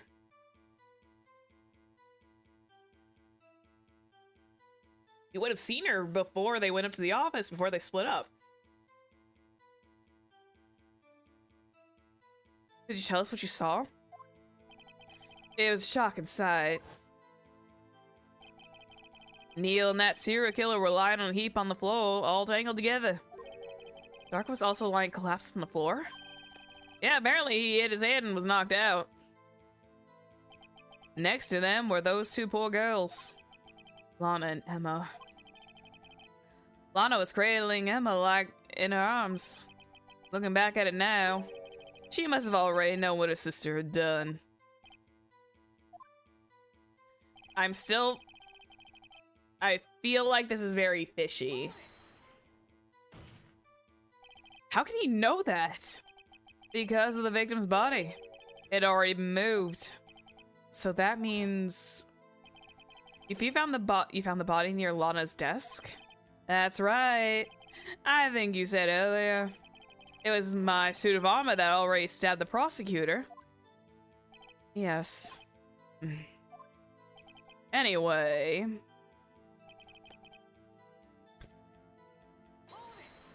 But what about the knife forgery? So you're saying that the forgery had already been taking place by the time you arrived at your office? That's exactly what I'm saying. I could understand how Lana must have felt. But moving a body and hiding evidence are inexcusable no matter the circumstances. Is that how it really went down? Staring at the witness won't do you any good, Mr. Wright. If you're going to stare at anything, you'd better start off staring at the court record. Worthy, always the smooth talker. Well, which piece of evidence ties Gant to the forgery? Lana did admit to forging evidence, but that can't be the whole truth. Somehow I've got to link Gant to the incident. Okay, let's look at the court record. So, well, why was Emma Sky's fingerprints on this? Let me check this. Rules for submitting evidence. Rule number 1, no evidence shall be shown without the approval of the police department. Number 2, unregistered evidence presented must be relevant to the case on trial. Is that all there was to read? Yeah. So, well, that was literally a one-page paper, and I don't think that required a book cover, if I'm honest. Where's the... Were we not given the blade tip? Were we not given the tip of the knife? Oh no, we weren't. Oh fuck. We weren't given the tip of the knife. We weren't given the tip of the knife. Thing is though, Damon Gant is always the hardest nut to crack.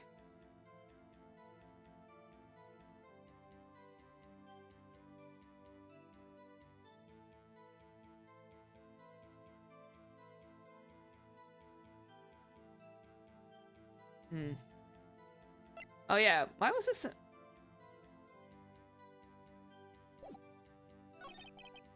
I actually...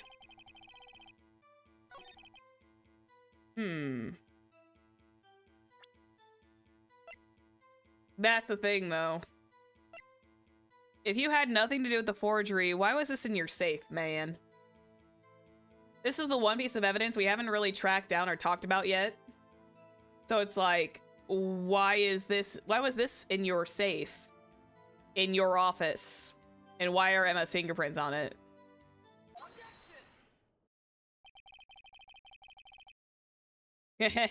We weren't given the tip. Funny.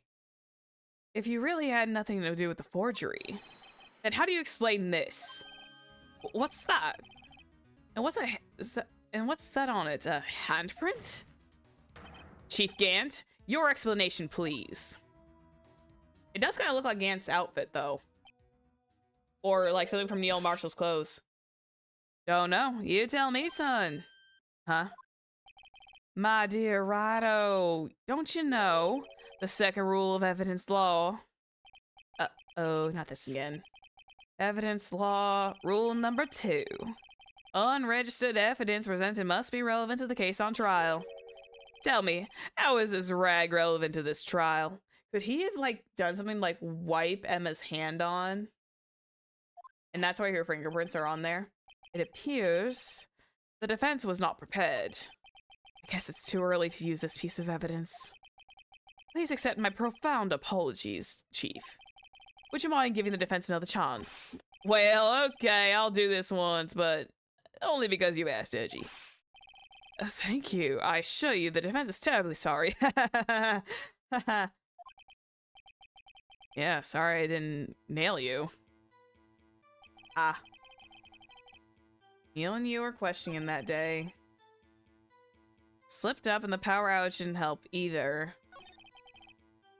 Found Lana. Apparently she had already arranged the crime scene.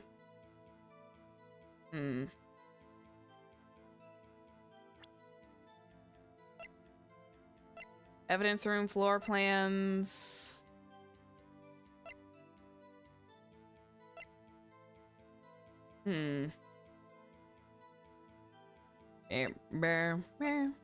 Because I know the security video is not useful anymore.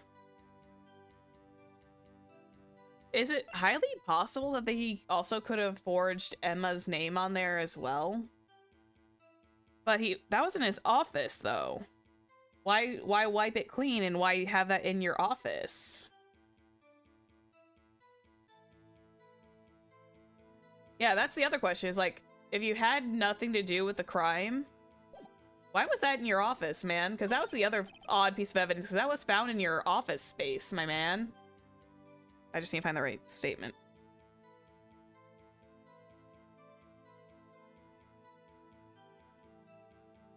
Yeah. Then, if you want to do something that actually has to do with the case, how about this? Why was this one piece hiding in your safe? There we go. You claim you had nothing to do with the forgery, but I'm afraid that is a claim you cannot back up. Explain yourself. Several pieces of evidence were found in your office. Take this jar, for example. That's the blue badge you showed us earlier. A piece of this jar was discovered in your safe. Not only that, but the evidence list I presented earlier was actually found inside your desk. It was found where? You see, Chief Gant, these articles of evidence uncovered in your office are both concrete proof that you played a part in the illegal investigation. There it is. I did have to like take a peek at the guy, just a hint, just so I could like see it, to see where I was going with it, because I wanted to double check and make sure I was on the right area of track. Chief Gant, what is the meaning of this? Oh, is the defense attorney who may have even rival worthy. So you admit to it then? That you were involved in the forgery? Who, me? Or do you mean you? Me? Why would I have anything to do with that? Well, you were the one who snuck into my office when you found this evidence. Oh shit. The non-legal warrant. Prosecutors aren't the only ones capable of forging evidence, you know. Defense attorneys can do that too. Can do so too. Isn't that right, Rido? However, Detective Gumshoe was present during the investigation. Worthy, my boy. Not even detectives are exempt from the law.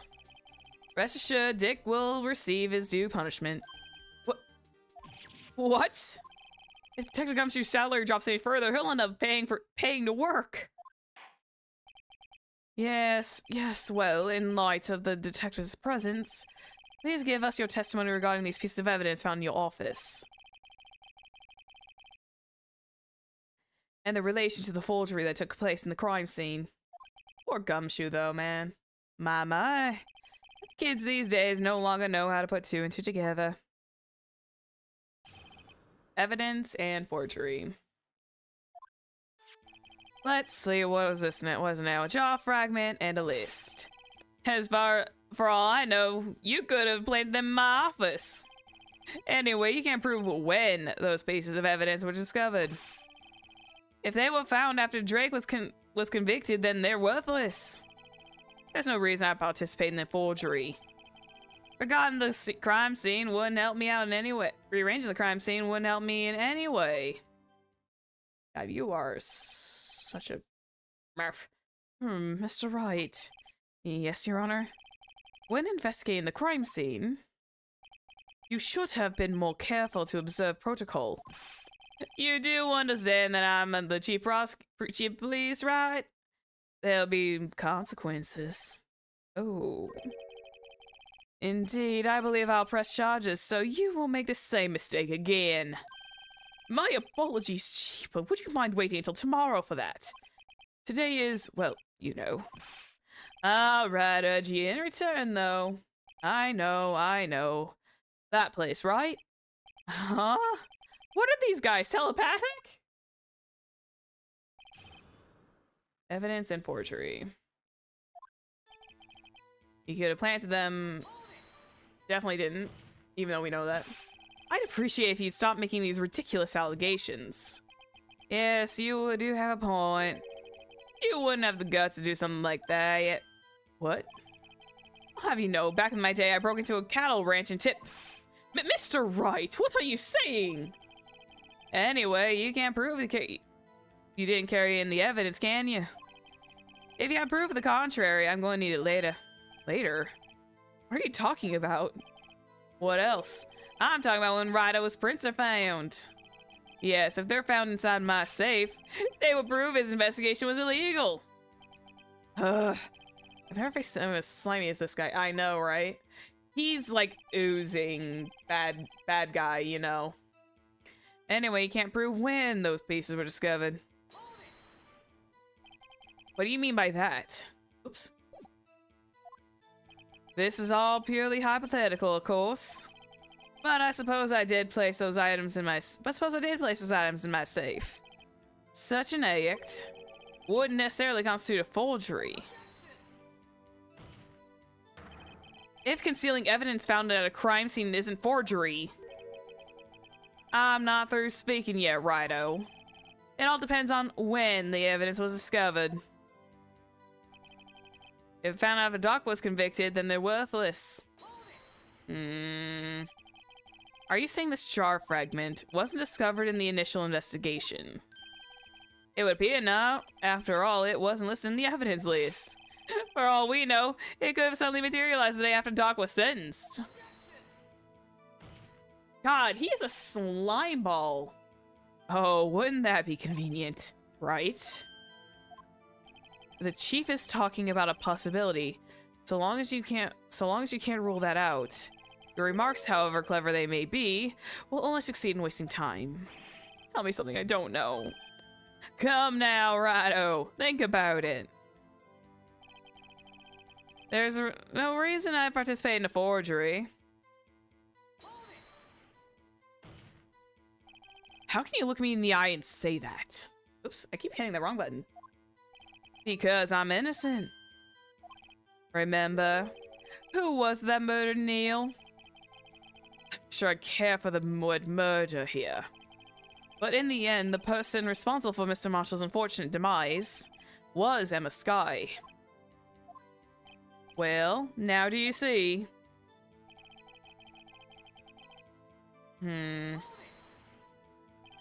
Really, Chief Gant.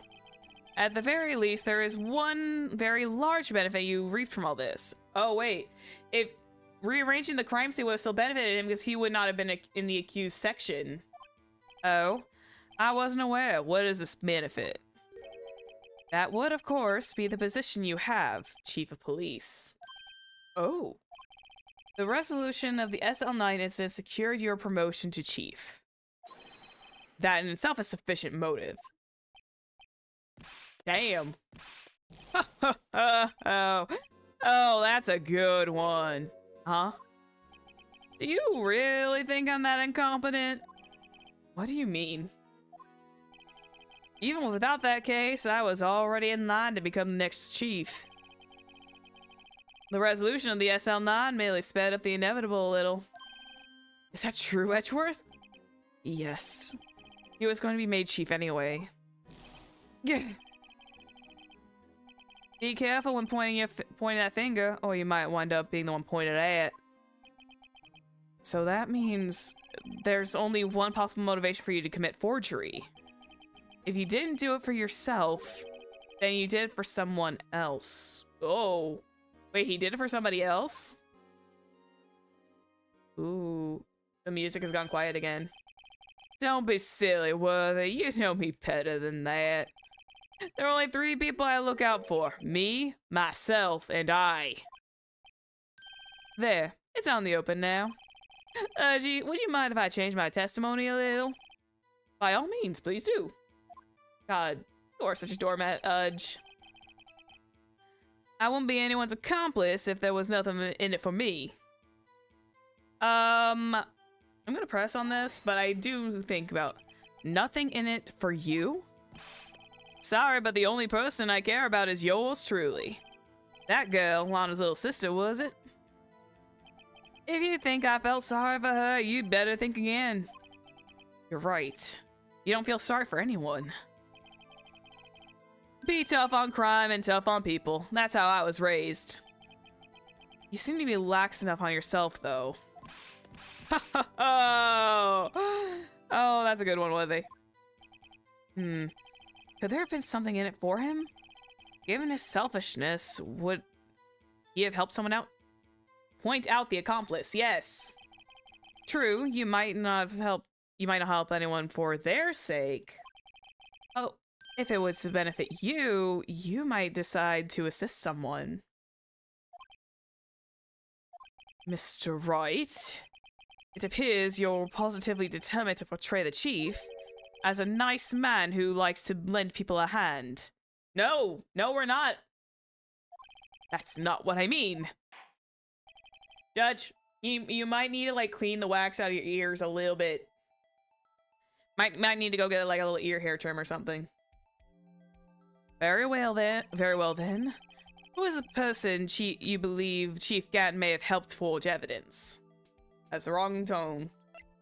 Lana. Simple. Chief Prosecutor Lana Sky? The defendant? I believe it's quite obvious in light of the circumstances. Emma Sky fell victim to an unfortunate series of events. Who would want to help her more than her own sister Lana? Gasp. And as for Chief Gant, he would have no reason to help Lana if she asked him to. He would also have a reason to help Lana if she asked him to. That reason, of course, is self-profit. Self-profit? What do you mean? After the SL9 incident was resolved, Lana Sky was appointed chief prosecutor at the prosecutor's office. The person who arranged this job change was you, Chief Gant, just so you could have Lana Sky under your thumb. Because it's easier to have control on her. But how could he profit from all this? He would be able to use the chief prosecutor as his puppet. Essentially, he would acquire unchecked authority over all investigations. Do you mean to tell me that despite the chief's formidable appearance, he plays with puppets? Oh, wait. I actually facepalmed on that one. Judge, you are so thick sometimes. Help. Oh, wait. You must mean puppet as in someone forced to do his bidding. Never mind. Admit it, Chief. You assisted Lana Sky in forging evidence. Your motive to appoint her as chief prosecutor so you could control her. Righto, my boy. You have quite an imagination. Let me ask you something. What? Do you have any proof of this? That I controlled Lana? For example, is Lana testifying that I've done such a thing? Lana. She's keeping quiet to protect Emma. There's no way she'd testify against Gant. I'm afraid without any proof, this all amounts to nothing and more than mere conjecture. Unless that is also what happened in this incident. This incident? What would that be? I'm talking about Detective Goodman's murder. The murder of Detective Bruce Goodman. The chief prosecutor has been acting strange throughout this entire trial. Almost as if someone has been controlling her. Damn, I love it when Edgeworth's on our side. Worthy, you better watch your tongue. We want you to get hurt. Just what do you mean? What he means, Your Honor, is that Chief Gant is involved in the murder of Detective Goodman. Not only that, but the chief is now making Lana take the rap for the cover-up to cover up his involvement. What?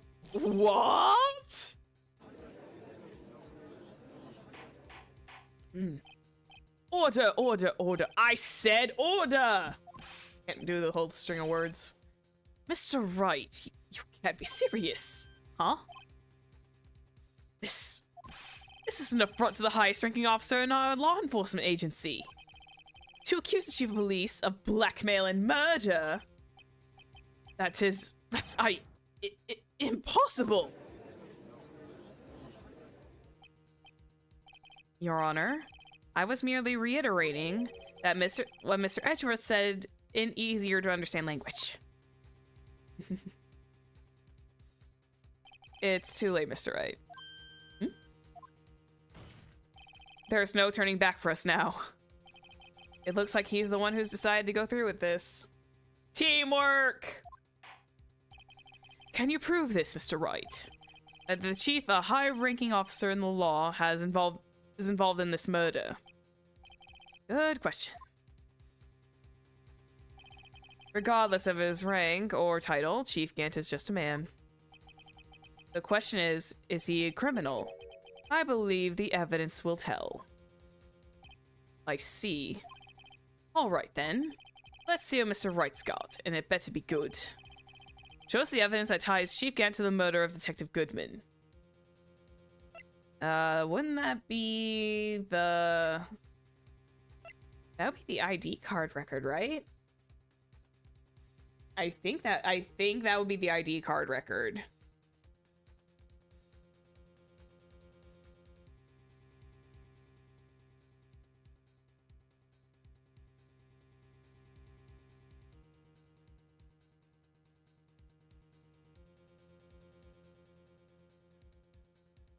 Hang on, I'm double checking. I feel like my answer is correct. I like to double check my answers for this one specifically. Find out. Emma or Lana. Yeah, I was right. It's the ID report because his number is on there. I was right. I went to double check for my answer. That's all I did. This is the ID card list. Yes, the one that shows who entered the evidence room on the day of the crime. There was one ID on the list we couldn't determine the owner of yesterday. 7777777. Sorry, but there's no way you can prove that that's my card number. It's your number. You got him pinned. What? How do you know that? The safe in Chief Gant's office requires a code to open. A 7-digit code. 7 digits? You don't mean... I'm afraid so, Your Honor. The code was 777777. The same as the remaining ID number on that list. Chief Gant, you entered the evidence room on the day of the crime! Order, order! Chief Gant, what do you have to say? Nothing. The defense's research in my office was a violation of regulations. And I will demand Mr. Wright be punished to the maximum extent of the law. But right now, this court demands an explanation from you about the use of this ID card. We got him cornered. Chief Gant, so you admit it.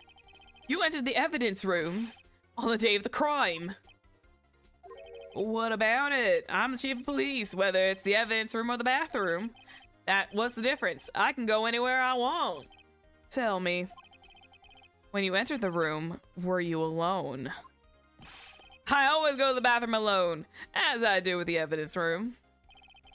Detective Goodman wouldn't have happened to be with you that day, would he? Oh yeah, because remember that like mass amount of blood? That's actually where the murder really took place. There's no way, because, like, we know that Meekins got his hand hurt, but think about it. There's way too much blood for there to be like a simple cut on Meekins' hand.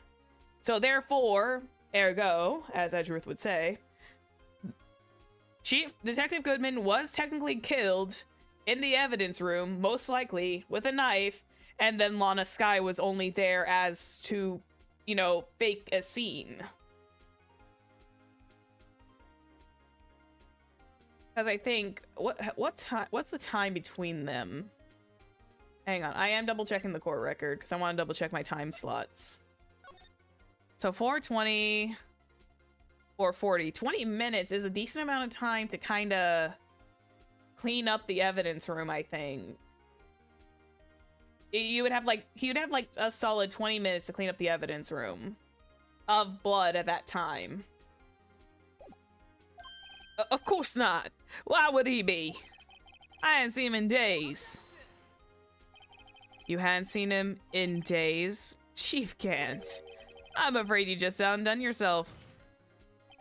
On that day, you had to have met Detective Goodman. What do you mean? Trial's purpose is to determine Lana Sky's guilt. No, it isn't, Your Honor. This trial's purpose is to determine the truth. If Chief Gant has met the victim on the day of the crime, then we need to determine one thing. What transpired during that meeting? In that case, Mr. Wright, I'm going to have to ask you for evidence. Shows proof that the victim went to meet Chief Gant on the day of the crime. Wouldn't that be like the day of... Okay, so his was... Let me check this. February 21st. Didn't he also write out like a report on the 21st? I feel like this is correct. Can only be submitted to the Chief of Police. So the Chief of Police, aka Gant, would have like said, "Okay, no worries, I'll let you help you in there before you don't worry about finish writing that out. Just come with me." Detective Goodman lost his ID card on the day of the crime.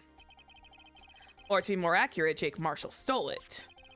So Detective Goodman filled out a lost item report. He would have given that report to the Chief of Police. Yet you're in possession of the report.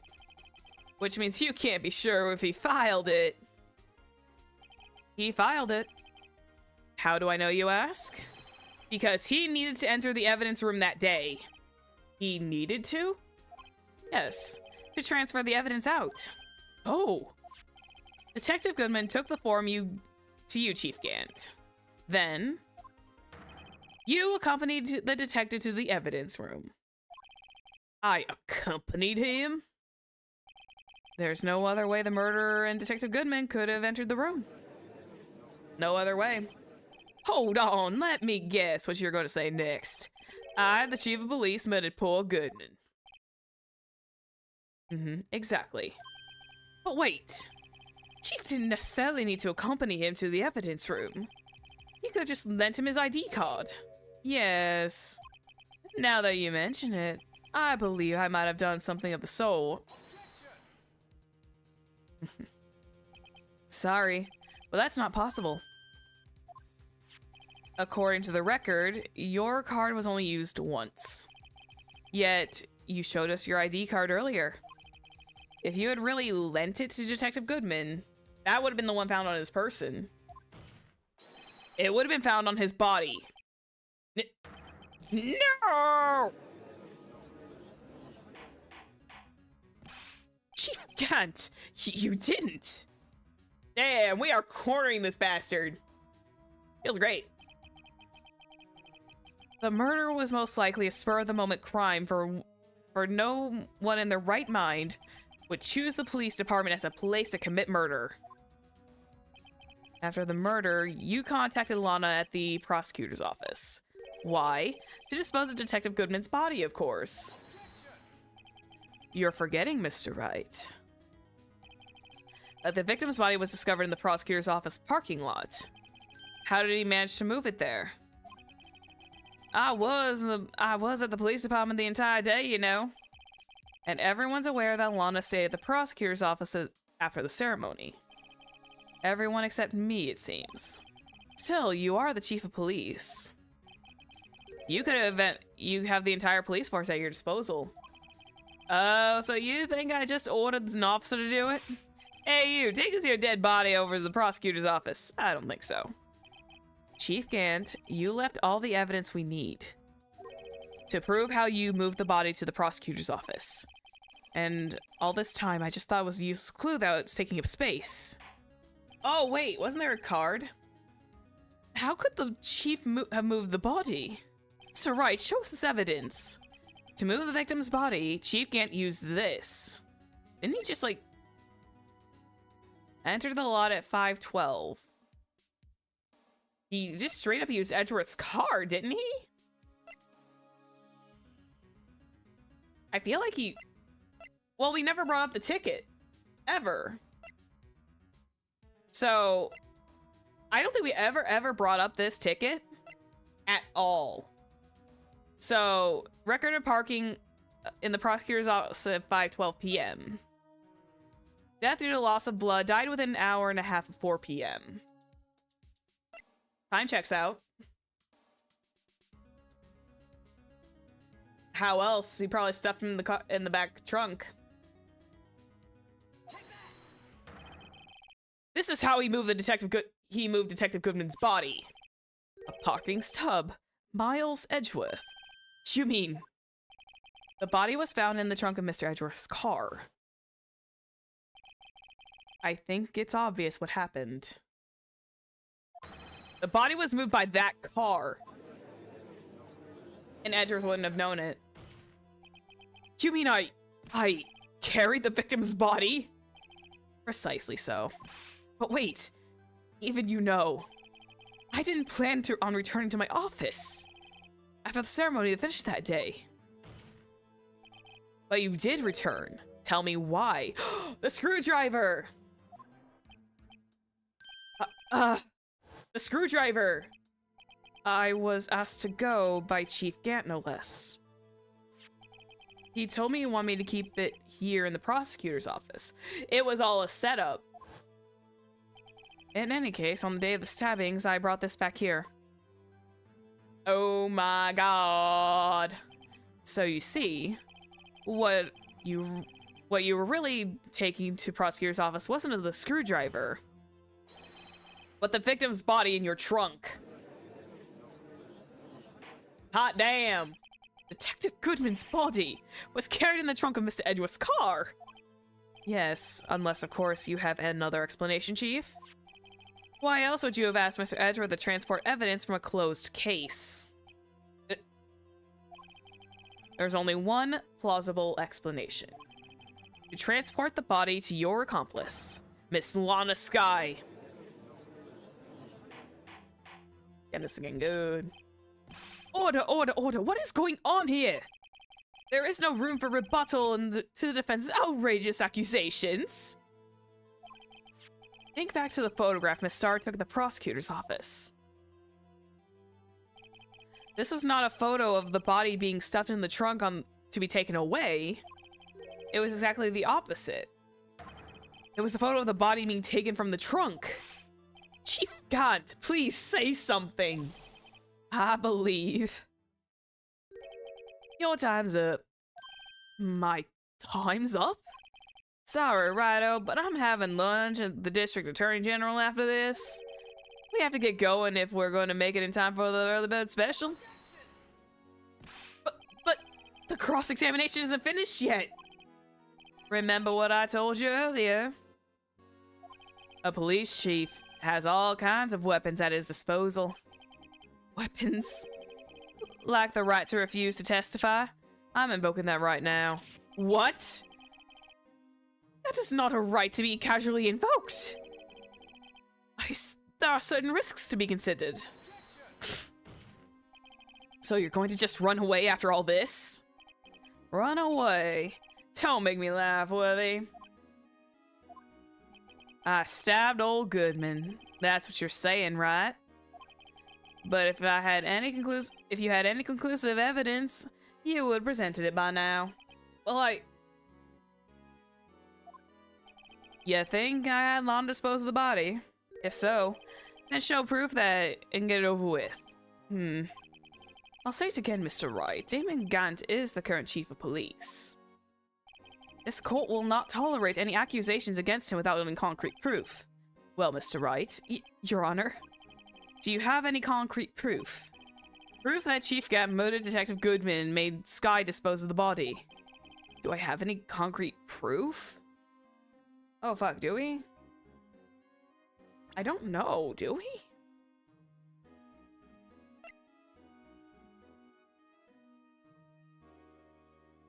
I mean, we could do this, but do we have concrete evidence?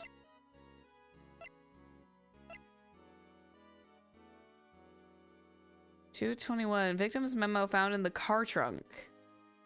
Why was this still in the trunk, though? We never really brought up we haven't brought up this scrap of paper in a hot minute. Do we have proof?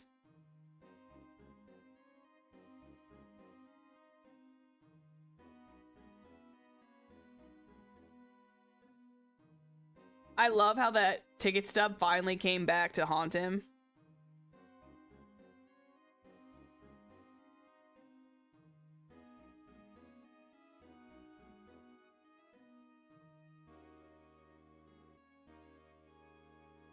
Technically, we don't.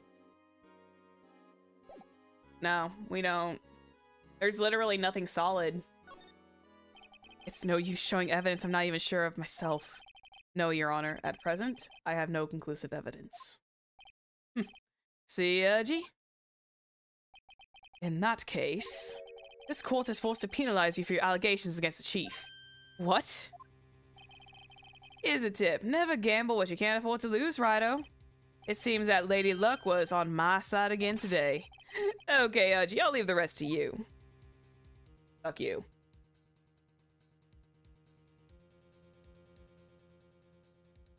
I warned you earlier, Mr. Wright. This is an affront to the senior officer. At least he's only taking away 2, right? He's only just taking away 2, right, Edgy? This is an affront to a senior officer of our nation's law enforcement agency. What? Hey! Edgeworth! Edgeworth coming in clutch! My man! Your future husband! Lady Luck, huh? Maybe we should have a word with her. Mr. Edgeworth, what do you mean? There's one lady who knows the real truth behind this trial. We haven't yet had the honor of hearing her testimony. A lady who knows the truth. Another witness, aka Lana Sky. In the absence of conclusive evidence, the only other method of proof is testimony. But Chief Gant has invoked his right to refuse to testify. There's still someone else. One more witness who can answer all the questions. Raised in this trial, someone right in this very room. Mr. Edgeworth, who is this person? Why are you asking me, Your Honor? Have you forgotten? Why? The defense is the one calling the witnesses today. Mr. Wright, does such a witness exist? She may not be willing to tell the truth, but we can't just stop now. Yes, Your Honor. Defense calls forth Lana Sky! The defendant? Miss Lana Sky? She was in the underground parking lot at 5:15 p.m. on February 21st. Her task? To dispose of the victim's body. In accordance with a certain someone's orders. Mr. Edgeworth? The prosecution has no objections, Your Honor. Hell yeah! Very well, the court will now take a final recess for the day. In 15 minutes, we will reconvene to hear the defendant's testimony. This court is now in Hold on. Huh? Oh, hey! Chief Gant, I thought you were going to eat. Listen good, Lana. Oh, shit. He's talking to Lana. Don't think you need me to tell you this, but if you accept Mr. Wright's claims, there'll be terrible consequences. Dude, he's threatening the defendant in the middle of the courtroom. How is, like, literally no one taking up front of this? That's right. Your sister will be found guilty for Neil Marshall's murder. That's freaking blackmail in the middle of the courtroom. How are you not accusing this? This isn't good. Of course, you're never supposed to tell outrageous claims anyway, right? Just something to think about. Alright then. I've got a lunch date to meet. Asshole.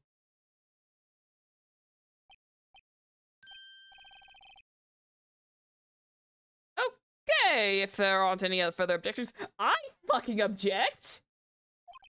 This court is now in recess.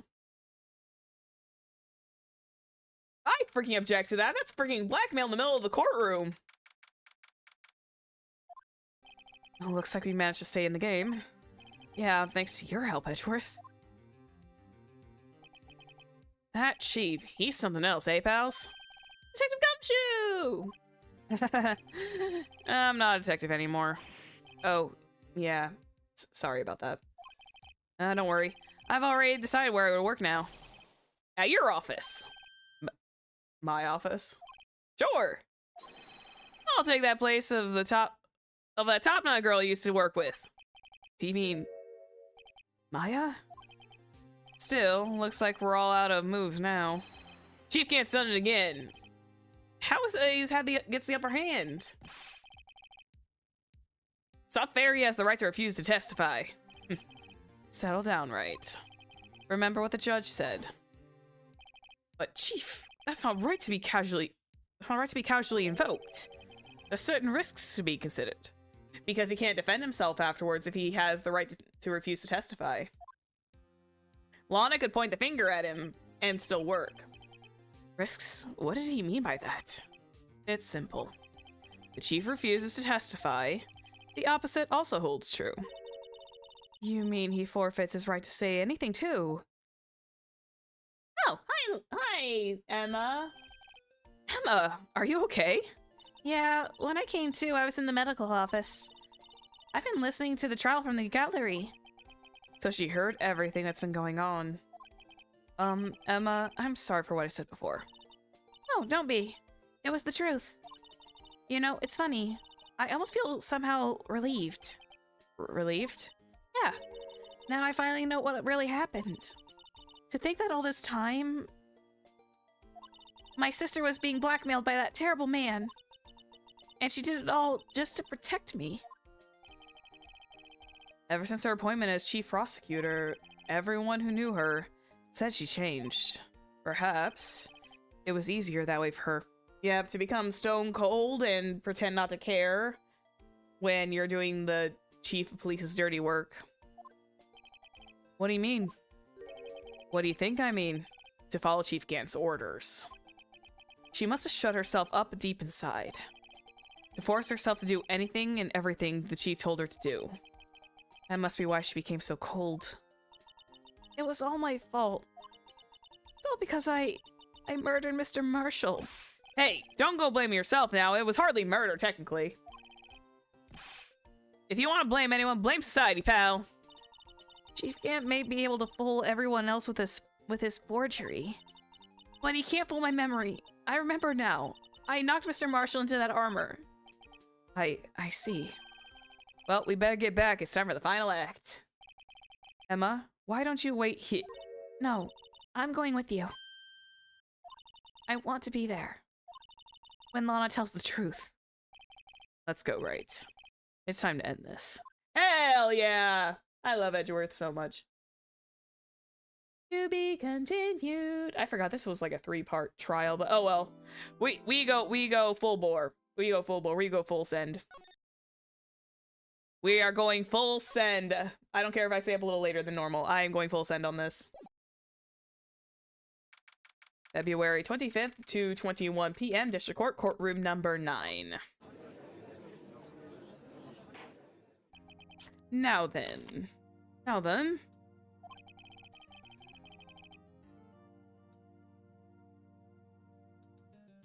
Excuse me. Will the defendant, Miss Lana Skye, please take the stand? Dude, that was such blackmail, it hurts.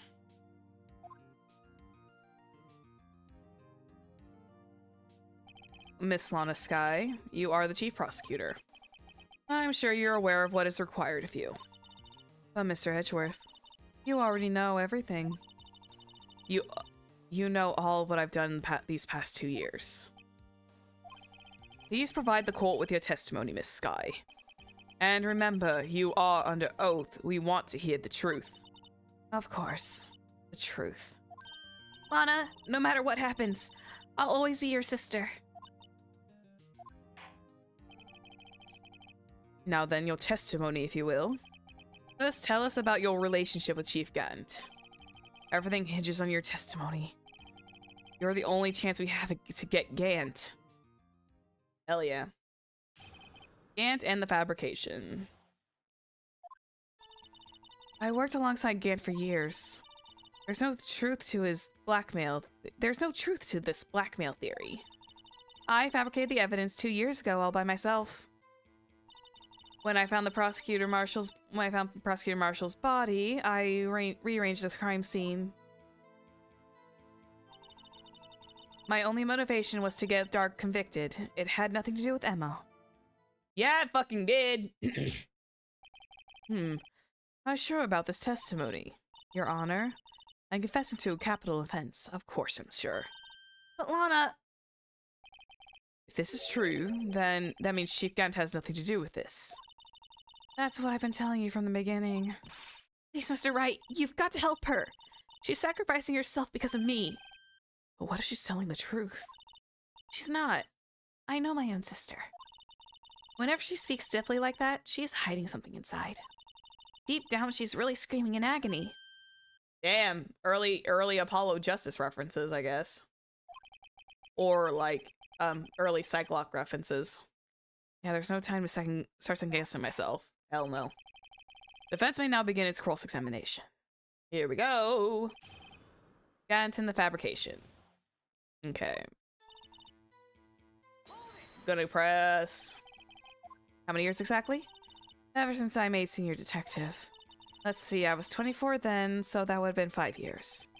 Detective Gant and Detective Sky were legendary partners. I personally saw them testify in numerous cases. She must have been good for coming from the same school as Mia. Damon Gant is a respectable detective. That's why there's no truth to his blackmail theory.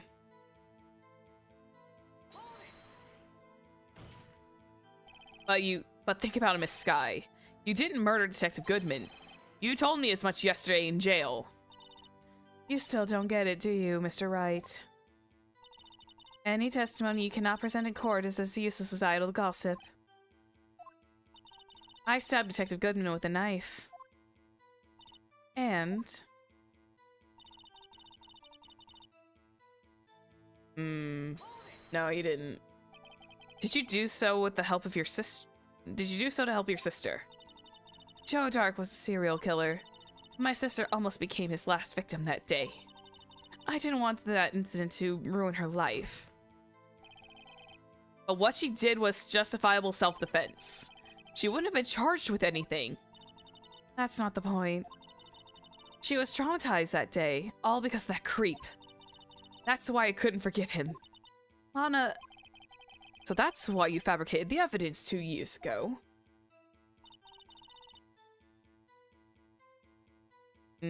But wait, weren't you called?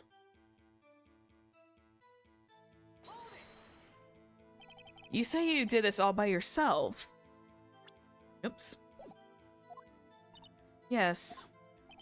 Would you mind telling us what you found when you arrived at the crime scene? Oh, here we go. It seems I was the first person to discover the scene. The broken prosecutor award knife was stuck in the victim's body. What?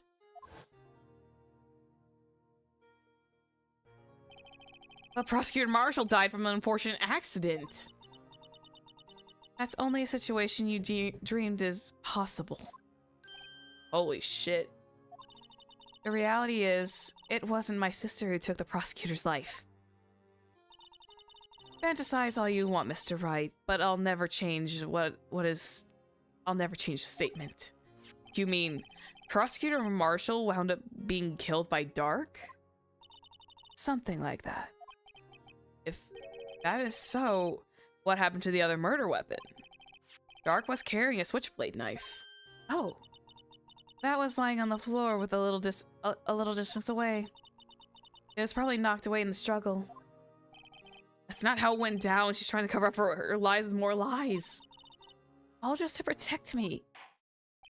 So when you found the scene like this, what did you do? After all, this is what everything boils down to. Yes. But the knife tip was already gone. You planted the tip of Dark's knife in the wound and you moved the body? But why? Why would you do that? You of all people should know, Mr. Edgeworth. You've always had a good head on your shoulders. My head isn't that bad, but maybe I ought to ask for the sake of others. Why did you plant the knife in particular, I think? But why did you do that? Come now, Mr. Wright. You should be able to figure it out. Very well, let's add this to the witness's testimony. The reason Miss Sky fabricated the knife.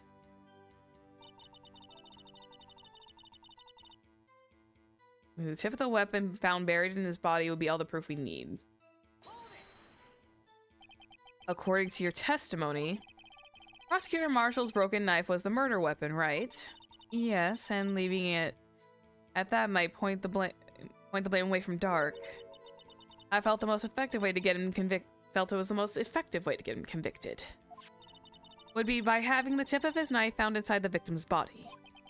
So you buried it inside the victim's stab wound? Yes. Because I hated Dark for what he did. My only motivation was to get Dark convicted. It had nothing to do with Emma? Girl, yeah, it had everything to do with Emma. You kidding me? So you rearranged the crime scene. Are you sure you didn't do that to keep Emma from looking like the murderer? How many times do I have to tell you, Mr. Wright? Emma didn't do it. Period. Are you so desperate to hide that fact? That you're willing to risk the death sentence? She's lying! She did so I wouldn't be blamed for what happened. In any case, as prosecutor, what I've done is unpardonable. There's nothing I can do to make up for my actions. Mr. Wright, my sister's lying! She looks like she's determined to protect you to the end. She insisted you fabricated the evidence by herself. There's no way she could have done it alone. Gotta get Lana to talk more. If she's lying, then she's bound to slip up and make a contradiction. I think she broke the tip. Can I press her more for this? Can I ask her why she moved the bodies? Oh, why? Why would you do that? Why did you move the body? When you showed up at the scene, where exactly was the victim's body? It was where you deduced it was, by Chief Gant's desk. But the body was found by your desk. Why did you move it there? The reason for that is simple. Let's have the witness explain this in more detail. The reason Miss Sky moved the body. Shattered during the events were threatened my plan? Pieces of the jar, you mean? Yes, the wretched jar you showed us earlier. In order to show that Dark committed the crime, I felt it would be more expedient to move the body. So, when you first found the body, the jar was already... Of course it had been shattered to pieces. If you looked at the crime scene, it would have been clear right away that what happened. Yep. Neil Marshall was dead and Drake was lying unconscious. In other words, the jar must have been broken during their struggle. I see. Ooh, quiet. What's the matter, Emma? Apparently the jar shattered at the time of the crime was committed. But I have a feeling there's more to it than that. There must be a contradiction here somewhere. Ah. Anyway, I committed this fabrication completely alone. Aha. Pieces of the jar shattered during the event threatened my plan. So... But the jar pieces were found in the locker, wasn't it? No! No! It wasn't because it threatened your plan. It was threatened because it had Emma written on it. It had Emma written on the jar. It had Emma literally written on the jar. That's why. Miss Sky, I understand how you feel. You committed that crime 2 years ago to protect your sister. I mean the forgery at the scene where Neil Marshall was murdered. If the truth were to be exposed now, the past 2 years of your life will have been in vain. Even so, I am compelled to bring it to everyone's attention. A significant contradiction within your testimony. A contradiction in my testimony. You testified, and I quote, "The pieces of the jar shattered during the events threatened my plan." That's right. Do you have a problem with that? It's a simple oversight, really. You see, a message was written on this jar with the victim's blood. Yes, the prosecutors must have written his final moments. Exactly so. And this is where the contradiction lies. In order for the victim to be able to write his message on the jar, it must have not been broken yet before he died. So she shattered it. He couldn't have written Emma's name on a shattered jar. This is very true. Order, order, Your Honor. It would appear more information is needed in regards to this jar and its bloody message. We may be missing something critical here. Something critical? Chief Prosecutor, it seems you're as in the dark as we are about the truth towards which we're headed. What? Just tell us exactly what you saw. Well, we'll piece together the information to arrive at the truth. Damn, let's go. Very well, the witness may continue her testimony. Damn. Jar and the message in blood. I immediately noticed the blood traces on the jar, but it was dark in the room and I didn't have time to check it out. To be safe, I wiped away the blood. The fragments are so large, so I'm sure I got them all. All I could think about was wiping them clean before they were discovered. Oh, wait, it was someone had to have shattered it though. You mean you were the one who wiped away the message in blood? And I wasn't the chief prosecutor at the time. She didn't think Dark was the real murderer. That's why she tried to erase the real evidence. Very well, the defense may now begin its cross-examination. And we press on every statement. Now she's missing the gap between when it was whole and when it was shattered. So the jar was already broken. It's a miracle that thing hadn't broken earlier. It certainly looks as feeble as the defense case, but not as feeble as the judge's judgment. You were an ace detective who never missed a detail. Do you really expect us to believe you didn't investigate what was written on the jar pieces? Normally I would have. But it was in the dark room and I didn't have time to check it out. Nah, you had time. No, you didn't, because you went to go check on your sister, actually. So you didn't know your sister's name was written on the jar? No. If I had known, I would have gathered all the pieces and ground them to dust. Well, that helps my case. Lana, you do that for me? It seems you might make up yet. Anyway, I just barely had enough time to move the body as it was. If someone happened upon the scene, you'd lose your chance to erase the evidence. You must have been in a hurry, but she was cradling Emma the entire time, though. I was. I knew I had to destroy the evidence before anyone came. This is rather shocking. To be safe, I wiped away the blood. With what, though? I'm afraid this action of yours reveals what really happened. What do you mean? If you really thought Dark killed Prosecutor Marshall, you wouldn't have wiped away the blood. He's got a point. What else could I have done in that situation? Lana! I only had a few moments. There wasn't enough time for me to do anything else but gather up the pieces. You didn't pick up the pieces, though.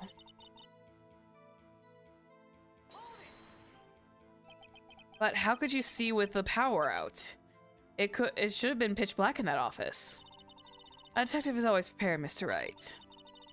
Even now I carry a pocket light with a camera with me. And I carry a bottle of emergency luminol wherever I go. I never miss anything. I got every last piece. No, you didn't. All I could think about was wiping it clean before they were discovered. But why were you so pressed? So you illegally rearranged the crime scene. Yes. I don't have any excuse for my actions. I'm so sorry, Lana. I didn't know. I've treated you badly all this time. It's not too late. There's still plenty of time to make up. After we've gotten the bottom of this incident. No doubt this day will leave a permanent stain on the history of the prosecutor's office. More contradictions have surfaced in their testimony. Your sister's really putting up a fight. She must really care about you. Still, she's not doing this the right way. I think I finally figured out the contradictions in her testimony. Did I? There's one final possibility that might turn everything around.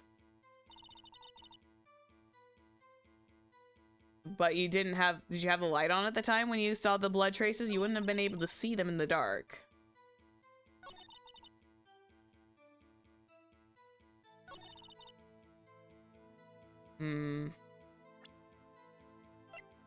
I don't think you got all the pieces, though.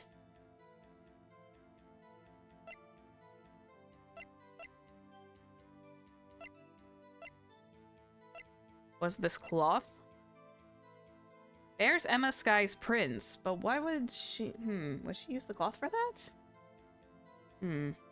This one I might need a moment, because it is getting to be that hour where I'm just like... My brain is not wanting to fully cooperate.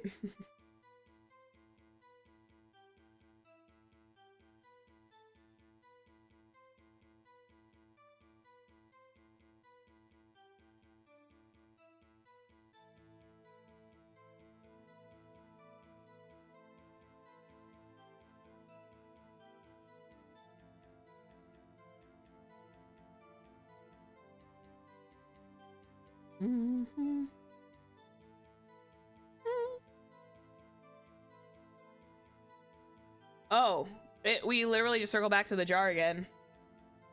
No, because the jar piece was technically found in Gant's safe too. She didn't get them all. We literally circle back to this jar like 3 times. Miss Sky, I believe this jar conceals the truth even you were unaware of. What?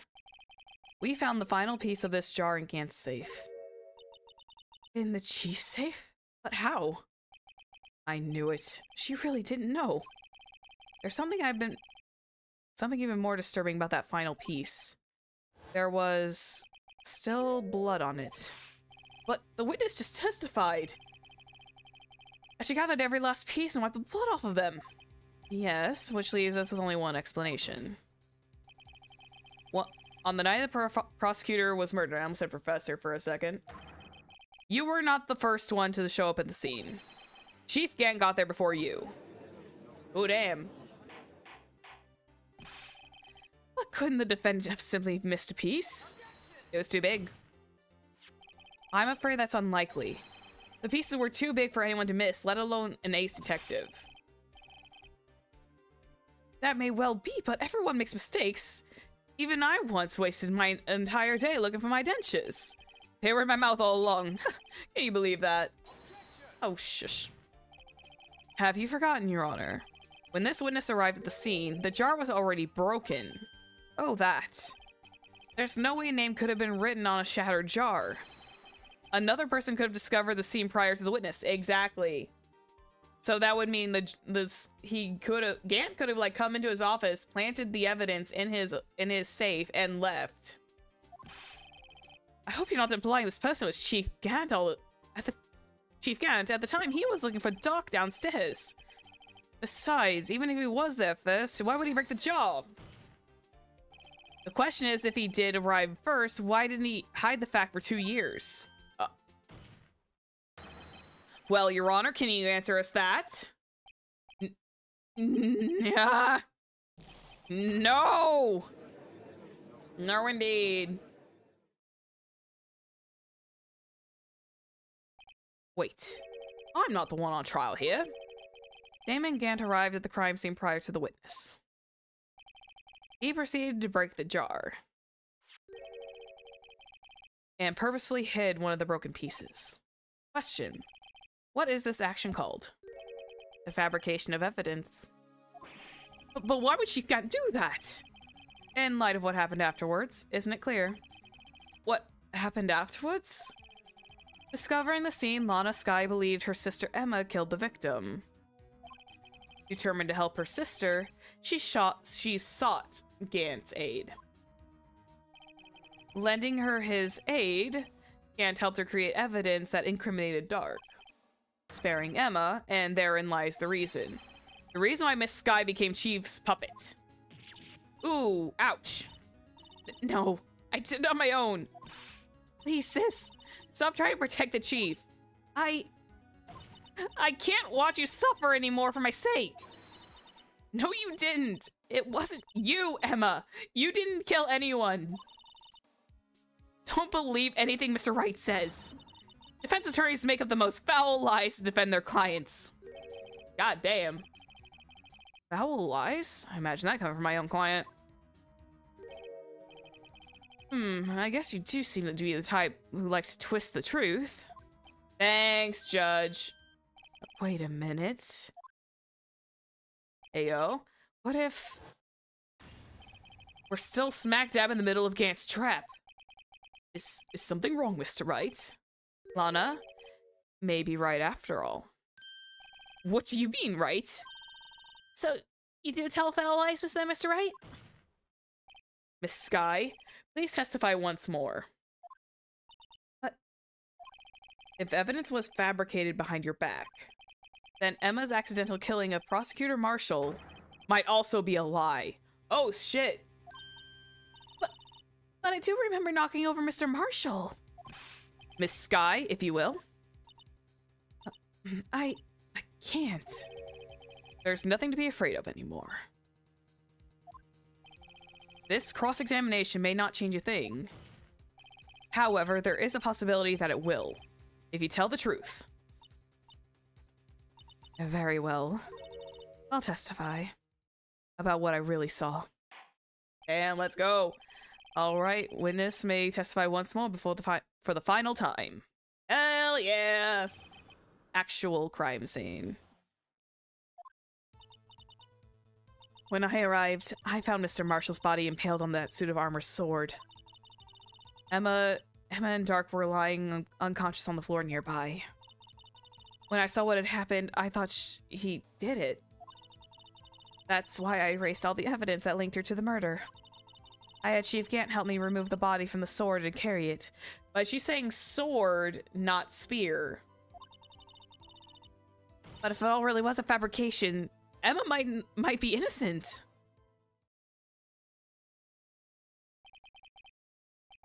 So could it have been that someone else stabbed him and hung him up on the thing?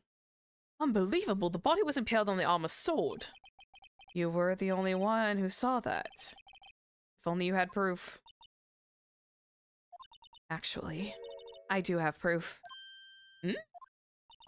I gave it to Mr. Wright just this morning. What? To me? It's a picture I took of the crime scene as I encountered it. I thought it might be needed. But I don't remember receiving a picture like that. Lana must have known. See, Mr. Wright? She really does have faith in you. I feel like...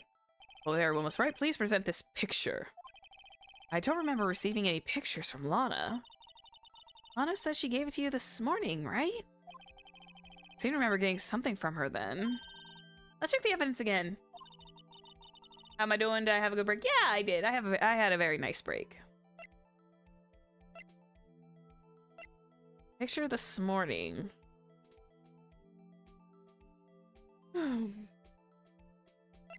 But the only picture was this. Was this the only picture?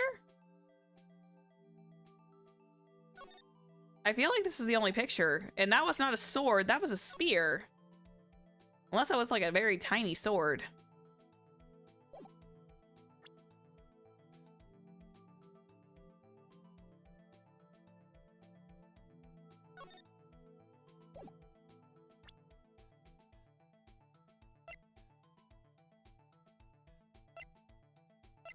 Must be a picture in here somewhere. Why is it not letting me, like, present it? Am I blind?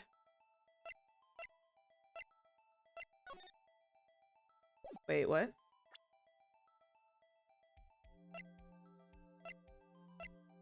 What? Wait, the picture this morning... There was no picture this morning, though. Am I stupid? Because it's not letting me present it, which is weird. Wait, what? Oh, why am I dumb?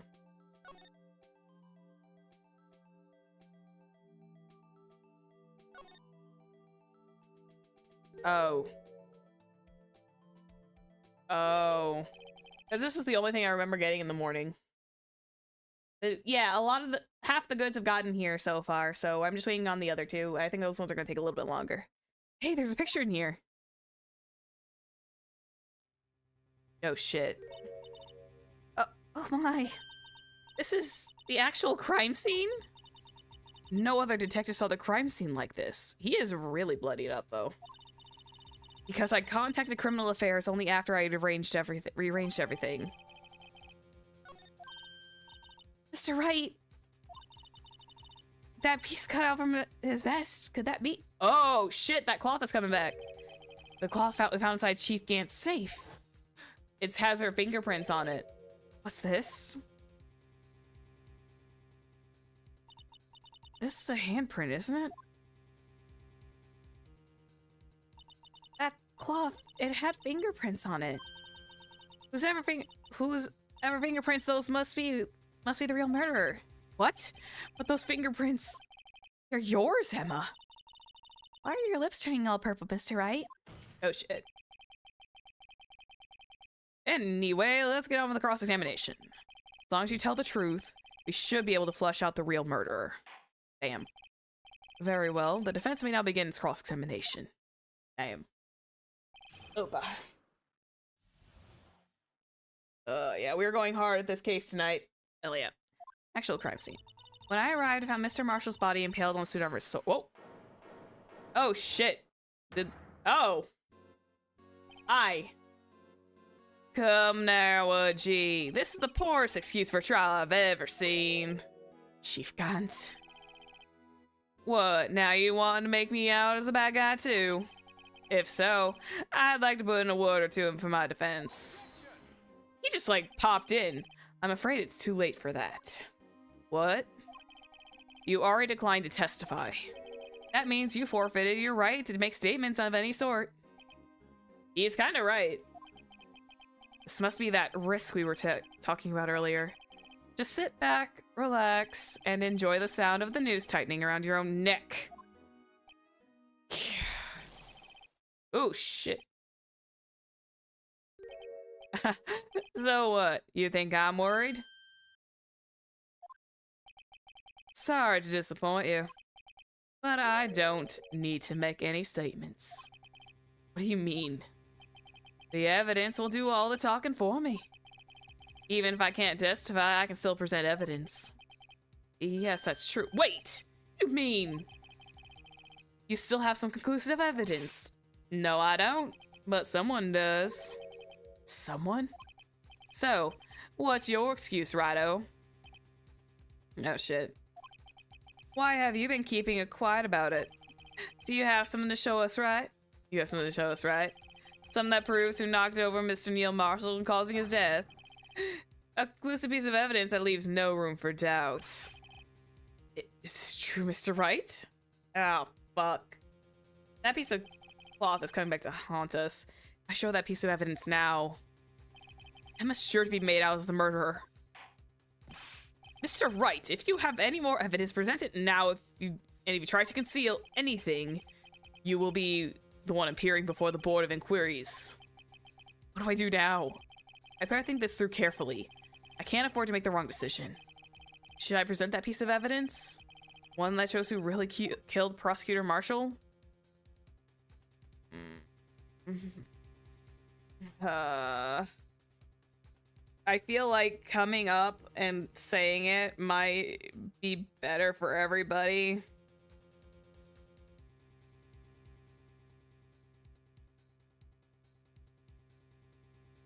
Yeah. Show the evidence.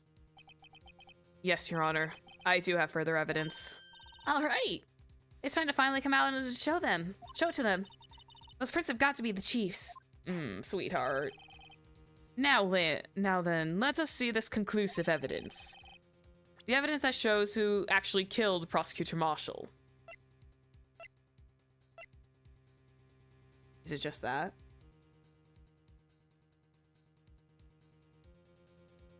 It's going to be that hour where it's just like everything is starting. Yeah. Yep, it's time to show the evidence. We don't wanna, but easier to present it and rip the band-aid off. It's a piece of leather cloth. Yes, it's most likely it was cut from the victim's vest near his chest. What's this? There's a big handprint on it. Surely it must have been left by the cloth by whoever shoved the victim into the sword. What? Whose fingerprints are these? He could have also simply have like pressed Emma's hand onto the leather until it made like a particular handprint and like kept it there, and then cut it out and used as like forged evidence. I'm sure Rido has checked, haven't you? Well, whose are they? Right, just go ahead and say it. They're Miss Sky's. Miss Emma Sky's. What? They're mine? So I really did do it. See? I told you it was conclusive. But this was found in your safe. That means it's possible you forged it. I don't know what you're talking about. I don't remember any cloth in my safe. Do you really expect me to believe that? But... Give it up, Mr. Wright. It's over. You shouldn't have presented that. By presenting that evidence, you tied Emma Sky to Neil Marshall's death. No. It appears we have our killer. No! Shit, did we... Oh shit, did I fuck up? No! Wait. Everything hinged on that point. In the end, Lana alone was found guilty, on all accounts. Holy shit, oh shit, that's a bad end? Really? Oh god, please don't tell me I have to restart this all over again. Oh shit. Oh, me.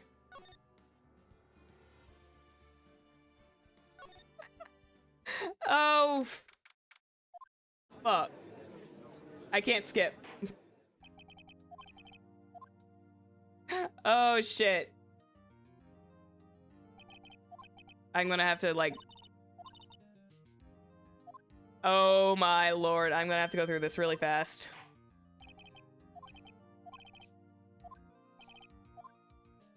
I'm literally gonna have to go through this, like, lightning speed.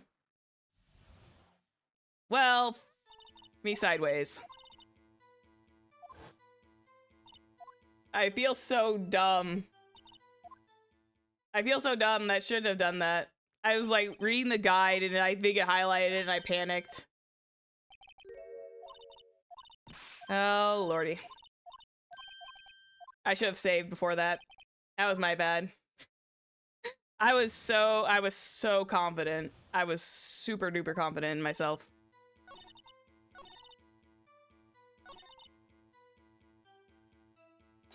I think it was this one.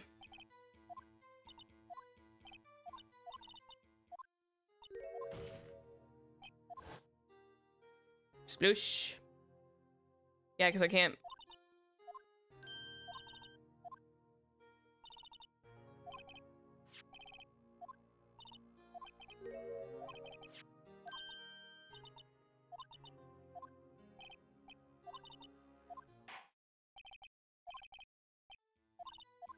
Okay, was the next statement over?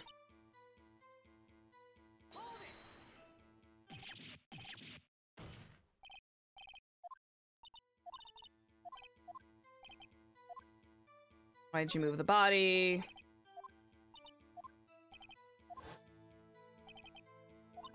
Very simple.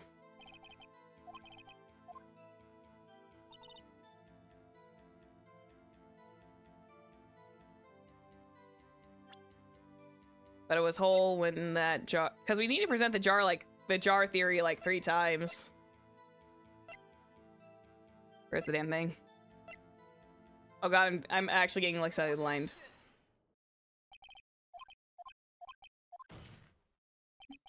Oh my god, I'm sorry guys. Let me run through this real fast. I'm a dumbass. I think the guide was showing me a bad end, but now I know better.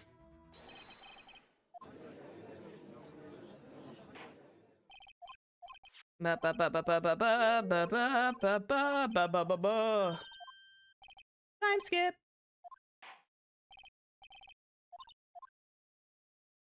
Okay, jar message in blood.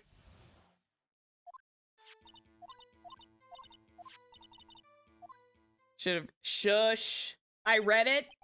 I just didn't think about it. I thought that it would be safe.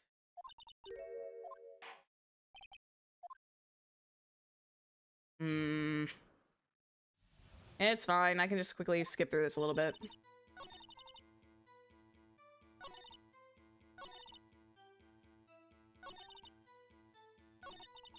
Oh, I didn't mean to. I meant to go back. I meant to go back in that moment.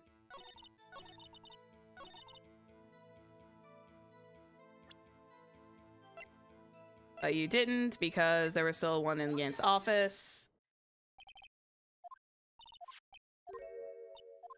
I thought that providing it was going to like have like Lana speak up, but she didn't.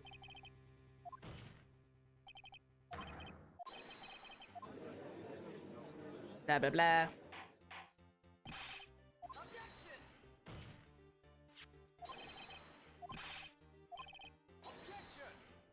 We're almost to where we need to get to.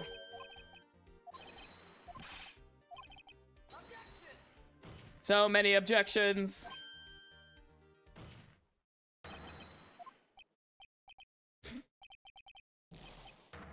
I wish there was a slight fast forward button, but I think that's not until later.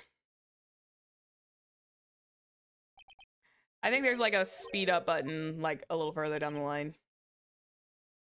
So you have to break the jar, hit it.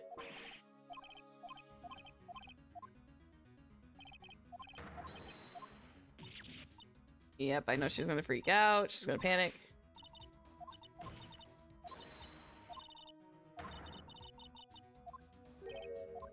Well, I thought because of the foul lies line, I think that's probably why I thought it was safer to do so.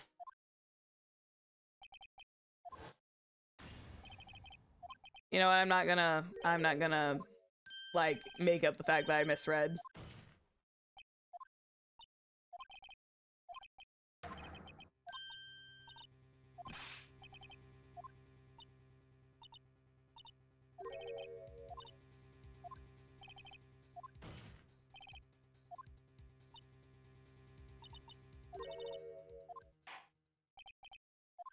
Okay.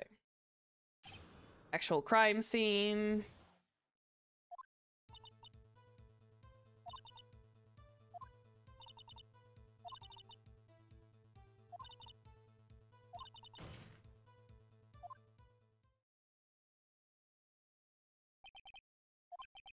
No one had that proof.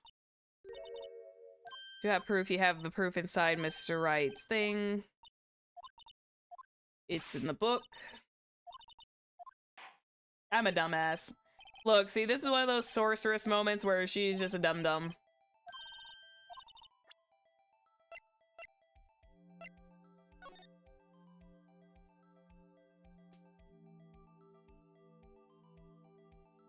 Hang on. There it is. Oh.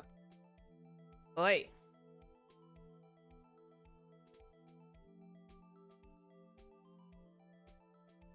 Oh my god. There.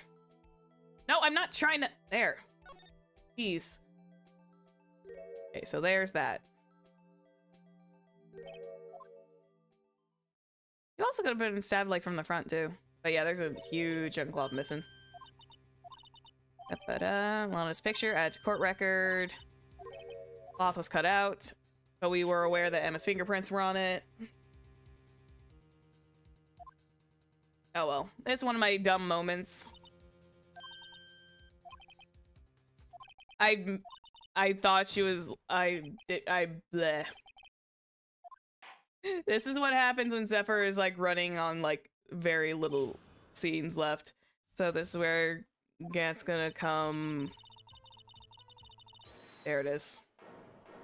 So Gant's gonna come in, he's gonna scream loud and proud.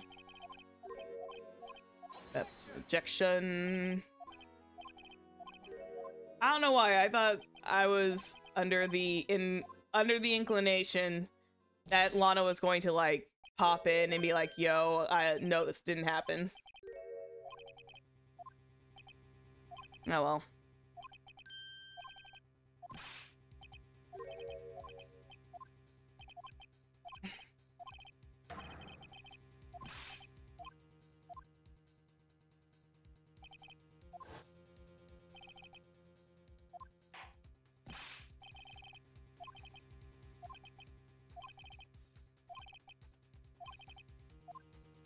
Cannot show the evidence.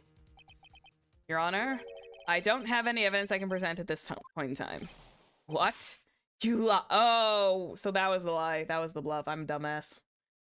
What? You lie. Chief Kent? You opened my safe.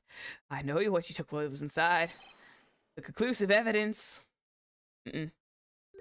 I don't know what you're talking about. He was bluffing this entire time. I'm not dumb. This is the moment where the sorceress realizes how much of a dumbass she is. Mr. Wright, why don't you show them? We found it together. Oh, I see. It's because you know the truth, don't you? You know whose fingerprints are on it. That's why you won't present it. What are you talking about, Chief Kent? Can't you figure it out? Oh, well, at least we got to see a bad end. At the end of the day, we saw one of the bad ends. Can't you figure it out? Take a good look at this picture.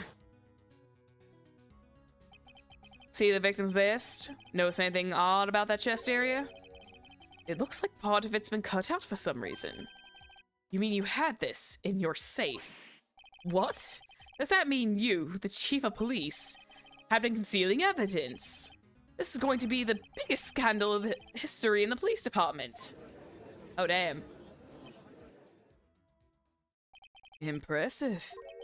To be honest, I didn't think you had the gall, Righto.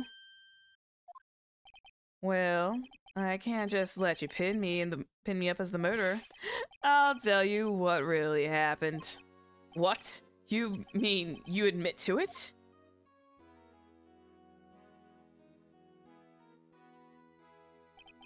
I was the first person to arrive at the crime scene that day. It occurred to me that I could have used the situation to control Lana. So you really were manipulating her? I knew Lana. If I made it look like that the blame lay with her sister, that's when I saw the scene, and so she would ask me for my aid. So you assisted, Miss Sky. I told her to arrange all the evidence.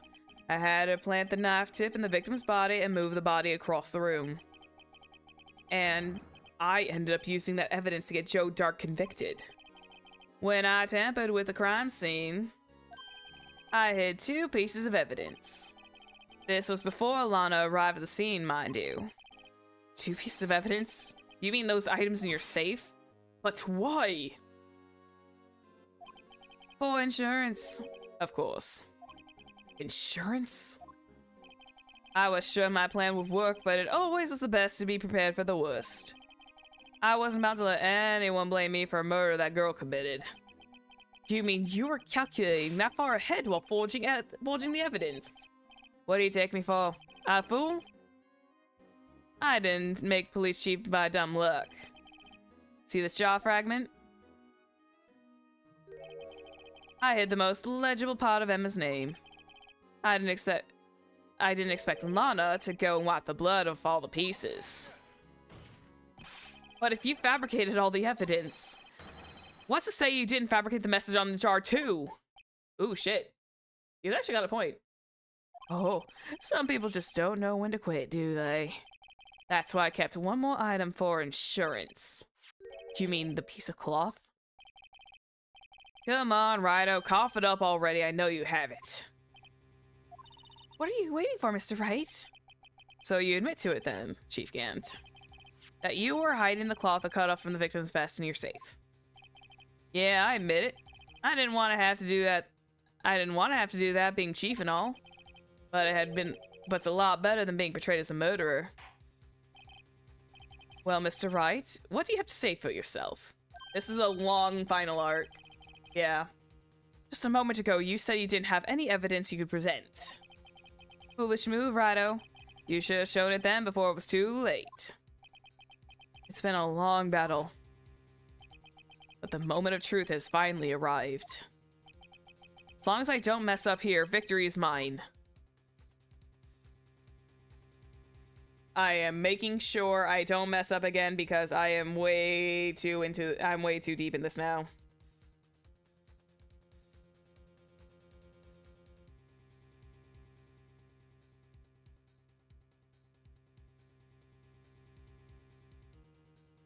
Okay. Now, hang on. For posterity. So I don't have to go back through and do that twice. For my one mess up. Let me make sure. From my one little mess up, I don't want to have that happen again. Show the evidence. Your Honor, I do have the evidence to present now. All right then, let's see this conclusive evidence. The evidence shows who actually murdered Prosecutor Marshall. Believe we show the cloth back again.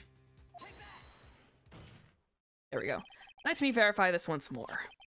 On the day of the crime, you personally cut this piece of the victim's vest.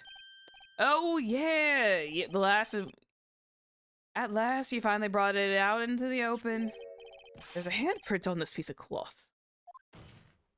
Your Honor, the prosecution requests that immediately sent to the lab for analysis. The handprint on this leather must have been a strong impact for it to be left so clearly. You mean it could not have been forged? It must have been authentic, conclusive evidence. Oh shit. You're as slow on the uptake as ever, Worthy. What? Think about it. Rido had all this time to present his evidence. Yet he was reluctant to do so. Why would that be? You mean you already know? You know whose fingerprints are on that? Mr. Wright, do you really know? Unfortunately, yes, we do, Emma. Whoever's fingerprints belong to must be the real murderer. Whose fingerprints are they? Very well. I'll tell you. It should be okay now. Everything's proceeding as predicted. The person whom these fingerprints belong to is... Emma Skye. Emma? Emma Skye? What? They're mine? I'm sorry, Emma. But why? Why didn't you tell me? Cat. Oh, you really are something, Rido. You knew this girl did it all along, and you still tried to pin the murder on me. So it's true. Tragic, but true. But we're not talking about the SL9 incident murder. We're still talking about the one with Detective Goodman. This girl really did shove Prosecutor Marshall to his death. But how could you? You monster. Skye, you knew whose fingerprints were on there all along, yet you acted like she really didn't. Miss Skye, it's not over yet. What? I said this trial isn't over yet. But I'm afraid it is over, boy. Not only this trial, but your entire career, too. You purposely concealed this conclusive evidence. That, my friend, is a serious offense. I'm looking forward to pressing charges after the defendant is convicted. I'll have your badge, boy. What's the matter? Cat got your tongue? Aren't you going to tell us how it feels? How it feels to be the one who single-handedly turned a poor little girl into a murderer. Before I do that, there's just one little thing I have to clear up. Oh, and what's that? Who really killed Prosecutor Neil Marshall? What? Chief Gant, you are absolutely right. This piece of cloth proves who the real murderer is. Who killed Neil Marshall, you ask? It was Emma Skye, wasn't it? I'm afraid that's not possible. You see, this piece of cloth contains a critical contradiction. What? A contradiction? What is fool babbling about? I'm talking about a contradiction, one that proves who the real killer is.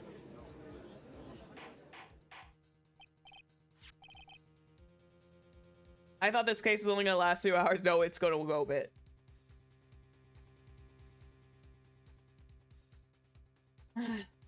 Almost done though, I think. I think we're finally reaching the precipice. Mr. Wright, this piece of cloth. What could it possibly contradict? Chief Gant, your tyrannical reign ends here. Behold, the piece of evidence that contradicts this cloth. That would be this, wouldn't it? I'm gonna save real quick. I'm paranoid now. Wait, I can't save. No, I can't save. Okay. I think it's this. Hang on. I think it's that.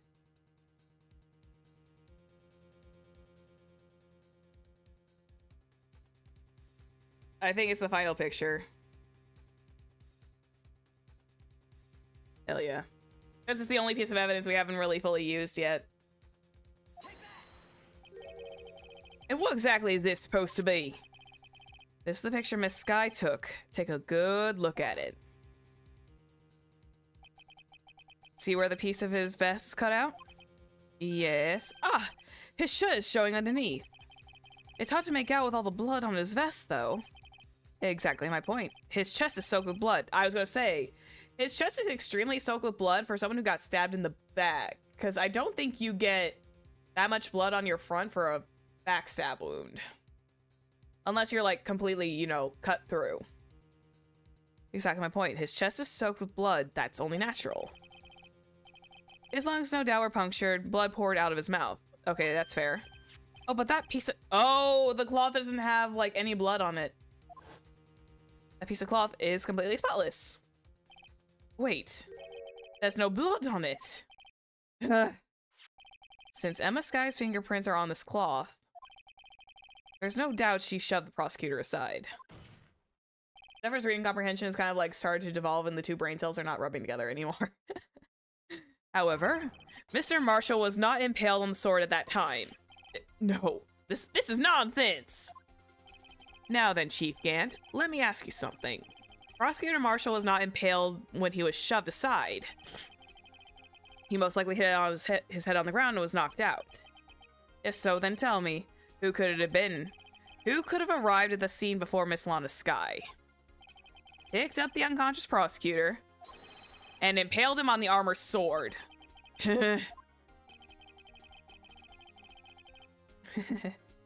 Yeah, I know, that week went by really fast, didn't it? Then, to make it look like the Emma was responsible for the prosecutor's death, said person proceeded to write her name on the jar with the victim's blood. A jar that they broke on purpose to leave behind a clue. And make Lana believe her sister did it. Remember what you admitted only moments ago? That you personally cut out this bloodless piece of the victim's vest? Ironic, isn't it? Though, through the very act of creating insurance. You prove that you were the actual murderer. There we go. There's the breakdown. It's finally all over. The sorceress may rest. Hold it.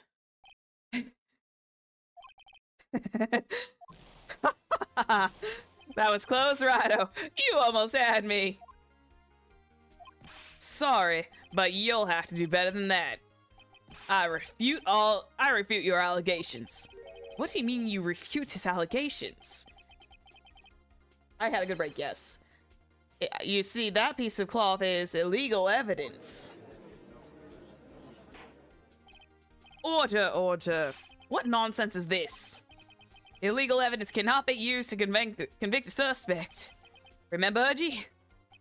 The old Rhino here concealed that piece of cloth. So then, what's your excuse, Rhino?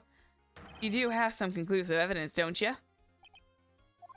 Your Honor, I don't have any evidence I can present at this point in time. Remember his wording. At this point in time. He wasn't fully concealing it. He just says, I'm not going to show my hand. Well, that's true. The defense did refuse to present evidence. At that moment, the piece of cloth ceased to be legal evidence. It's not fair. Oh, did you actually think you could beat best me in court? It looks like life laughs on you, son. Oh, fuck. I'm afraid Mr. Gant's claims is legally correct. Well, Mr. Edgeworth, true. Illegal evidence cannot be used to convict a person, assuming, of course, that the evidence is indeed illegal. Well, Mr. Wright, it seems, at last, the time for me to reveal my plan has finally arrived. Mr. Wright, do you admit to it? Did you purposefully and illegally conceal this piece of cloth? Oh shit, okay. Technically speaking, he didn't, but I am double checking this answer for the sake of posterity.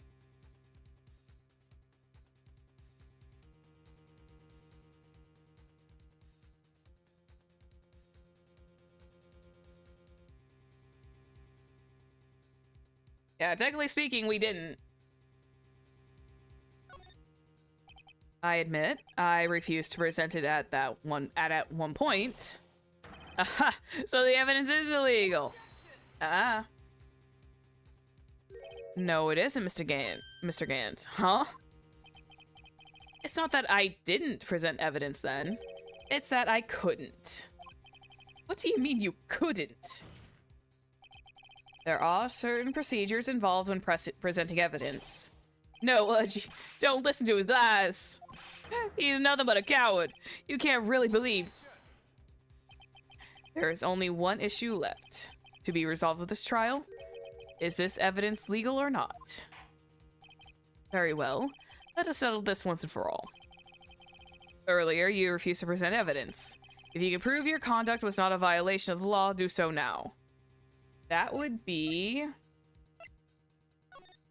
No evidence shall be shown without the approval of the police department. Unregistered evidence presented must be relevant to the case on trial. That would we present you with the book here. This is my proof, Your Honor. Evidence law. Was this? I've done my homework too, Chief. Indeed, Emma Sky's fingerprints were on this piece of cloth. However, it's technically not underneath the same evidence case, is it? At the point in time, this was merely a piece of cloth, nothing more. What? You see, it's written right here in the book. The second rule of evidence law. I love how they gave us a full book for just like 2 sentences. Rule number 1. No evidence shall be shown without the approval of the police department. I found this piece of evidence myself inside your safe. It goes without saying, I did not have approval from the police department. Rule number 2. Unregistered evidence presented must be relevant to the case on trial. And here is the crux of the matter. You see, at the time, it was impossible for me to prove the relevance between the cloth and the SL9 incident. What? What kind of nonsense is this? You want relevancy? Just take one look at this picture and... Sorry, but can you recall when that picture was presented? That was shown only a few moments ago. No. He's right. At the beginning of today's trial, that piece of cloth was still meaningless. The person who gave it a value as evidence was you, Damon Gant. Do you yourself confess to a certain truth? Let me verify this once more. On the day of the crime, you personally cut out this piece of cloth, piece of the victim's vest. Oh yeah. Oh yes. No. It was then that you approved this cloth as conclusive evidence. Damn, that's a loophole and a half. Yes, you, the chief of police, personally approved this cloth. Holy shit, what a loophole. The only person who could have cut this vest from the victim's vest is the one who stood before Prosecutor Marshall in his final moments. In other words, the real murderer, and there's only one person that could be. Damon Gant, the killer was you.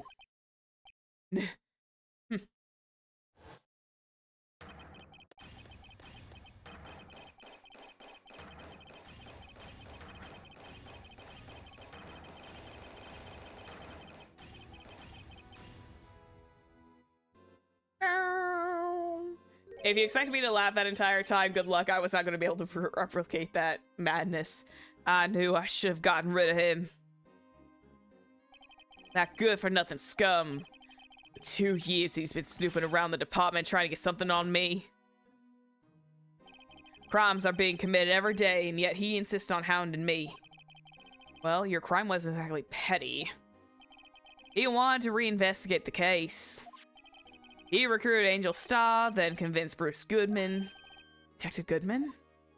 Yeah, that's right.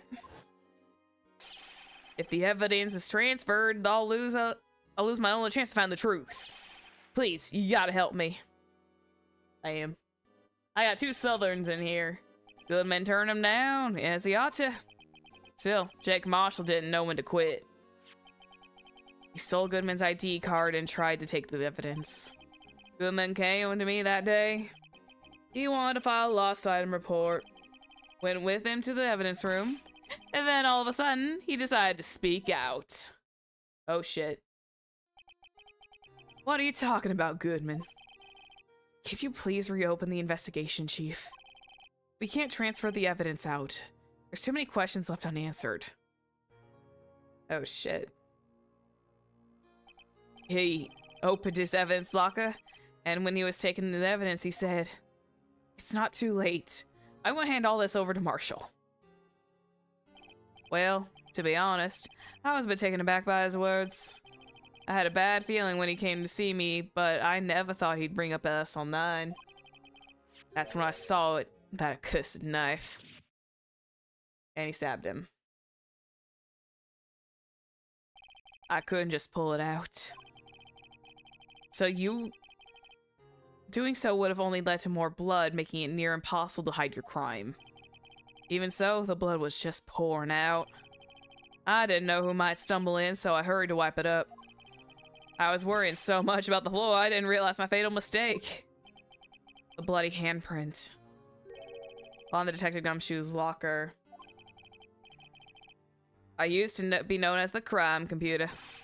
But everyone has to start somewhere, I guess. I was too nervous. I had no business doing any of it. And you put the body in my car? I'm sorry. I couldn't think of any other way to move the body. I broke your trunk, but what's the big deal? You make a lot more than us detectives ever will. God damn. Leaving the prosecution's car aside, how could you get Miss Sky involved in all this? Well, she had as much to lose as I did if the truth came out. So you took the evidence from Detective Goodman's locker. I felt bad for having to do it. I also didn't have time to pick and choose what to take. So, you left the jar fragments in the glove.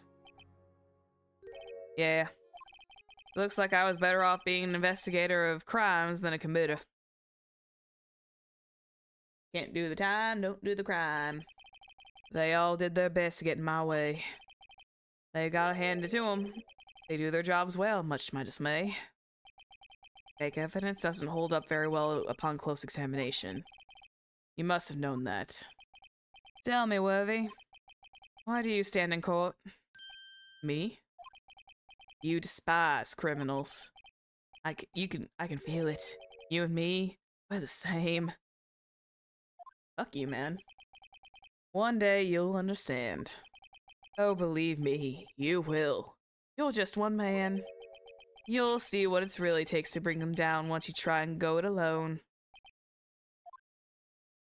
Hot damn.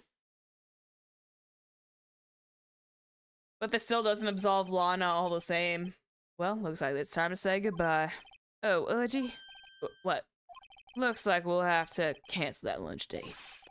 Sorry, old friend. I'm sorry too, Damon Gaunt. I knew you as you used to be long ago. You were once a fine investigator, and an example to others on the force. I'm sorry to learn that you are no longer that person. Those days are gone now, Udgy. Thanks for all the memories, though. Don't worry, you'll be fine. Now you have Rido here. And Worthy. With these two around, you can't go wrong. In fact, I can hear them already. The melodious sounds of a new beginning. Okay, Dr. Crazy Pants. But again, this still doesn't absolve Lana. She was still technically an accessory to murder. She was still an accomplice to it. There are two things I want to understand. You to understand. Yes. First, your sister never hurt anyone. Second, Damon Gant betrayed you from the beginning. You see, Miss Sky, you no longer have any reason to keep silent. You're right. When this trial is over, I'll tell everything. All I've done these past 2 years, from the beginning I had Gant help me forge evidence up until today.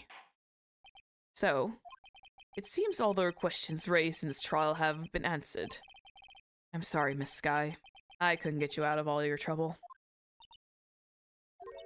My. What high standards you have for a rookie. Damn. I can see why Mia thought so highly of you. Who knows? A few years from now, you might just make it to the top.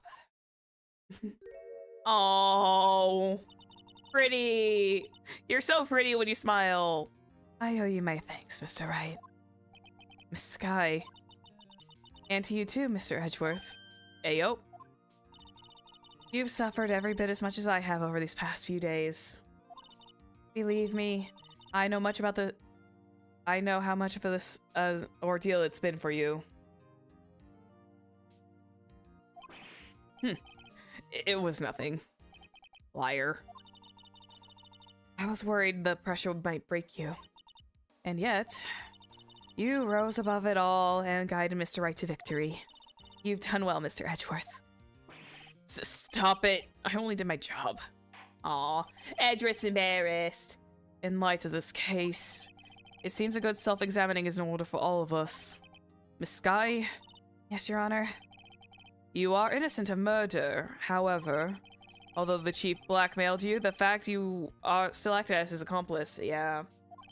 A trial will be scheduled for these crimes at a later date. Yes, I understand, Your Honor.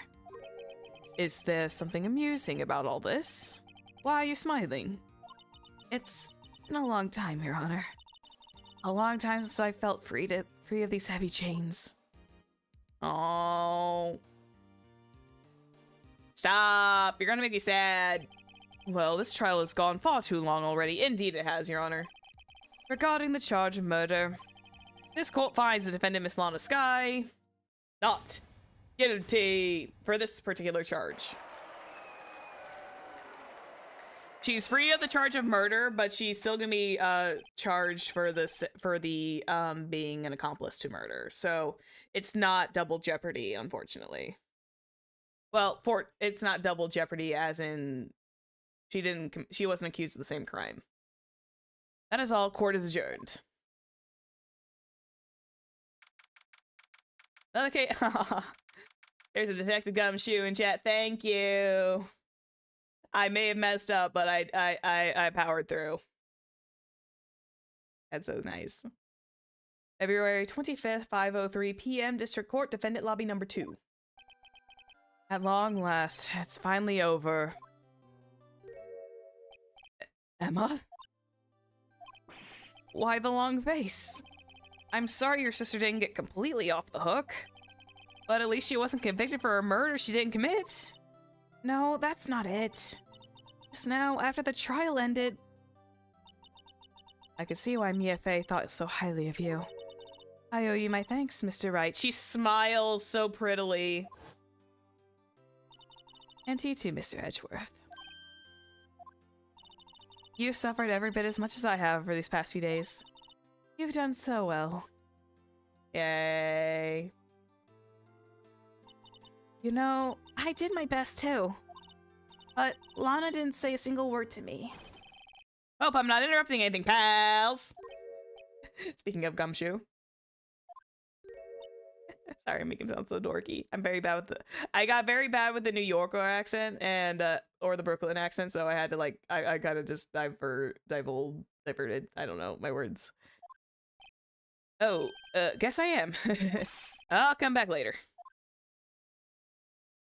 Wait, Detective Gumshoe, what is it? You're doing this on purpose, aren't you? Making a detective run all over. Gonna go eat. Yeah, go eat. I'm about ready to head on to EP Town soon, but we're gonna wrap up and then we'll go to EP Town. Making a detective run all around while on duty. On top of it all, you called me here. I've seen happier faces people at funerals. You just said that. Hey, lighten up, pals. I'm only kidding. Oh? Are you here because of my sister again? Nope. Not this time. I came today because of you, pal. Me? That's right. I thought you'd like to see someone. Oh. Right, yeah, well, if Midnight's still, is Midnight still doing her stream, by the way? Let me do a checkarooski here. I don't think she is. I think she may have wrapped up her birthday stream. Damn. I was gonna say, if Midnight was still doing her just ended. Oh, damn. If I didn't have to reset, I probably could have gotten to raid her in time. I'll let her know happy birthday, I'll tell her happy birthday over in Discord before I go to bed, because that's only fair. I hope she had a very nice birthday. I felt bad that I couldn't join her, but I forgot. I had a brief moment of forgetfulness, and then it was just like, oh. I'll give her a nice, like, little happy birthday. But yeah, we'll find someone to raid. Oh no, she's still doing karaoke. Oh. Okay, then we'll send you her way. Should you be doing this? She's still under arrest, you know? Well, I won't tell you if you won't. Emma. Emma, I owe you an apology. It's okay, sis. Don't worry about it. That day, 2 years ago.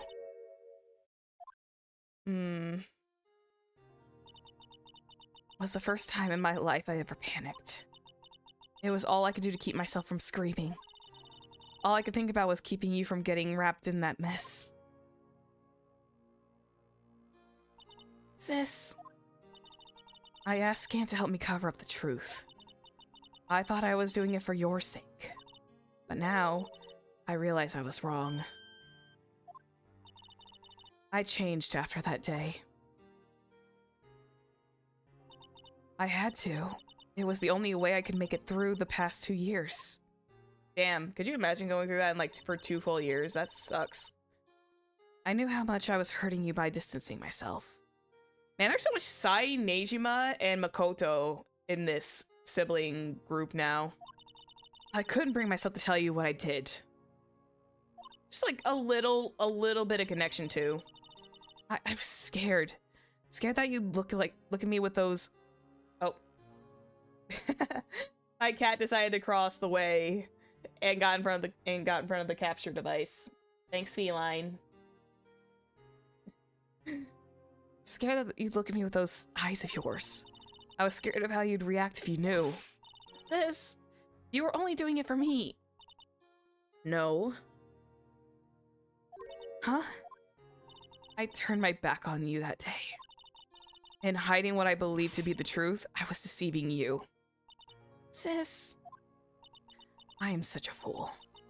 It took me all this time to realize it. Emma, I'm so sorry. But sis, you don't have to apologize. I'm happy now. Or happy? Of course. You know, sis, I always knew that one day you'd come back.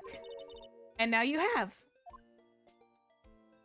Aw, she's so pretty when she smiles. God damn. Aw, Lana and Emma. Oh. I feel like this would be Mia and Maya if they were still alive. God, if Mia was still alive, damn. No one can change the past. The only thing we can do is strive to make up for our mistakes. Why must we make up for our mistakes, you ask? Because in so doing, we can find a way back to the rightful path. And it is for that we move forward to towards a brighter future. At least that's what I felt watching the two sisters make up. Mr. Wright, Mr. Gumshoe. Me? Thank you both for all that you've done. I'm sure we'll meet again someday. Isn't that right, Edgeworth? Dang, Edgeworth is in the corner. Edgeworth? Stop hiding and come over here. Hi, Edgeworth. Where was he hiding? Behind the bush? Just came to say congratulations. Thank you. Thank you, Mr. Edgeworth. Right. Well, I'll be going now. He's so awkward. I love him. Mr. Edgeworth, I hope you don't blame yourself for what happened. We were the ones who acted corruptly, not you. It's too late for me. Oh. No matter what anyone may say, I realized today that I can't correct my mistakes. Mr. Edgeworth. Not only that, but I don't even trust myself anymore. Chief Gant was right. You despise criminals. I can feel it. You and me, we're the same. One day you'll understand. Oh, believe me, you will. You're just one man.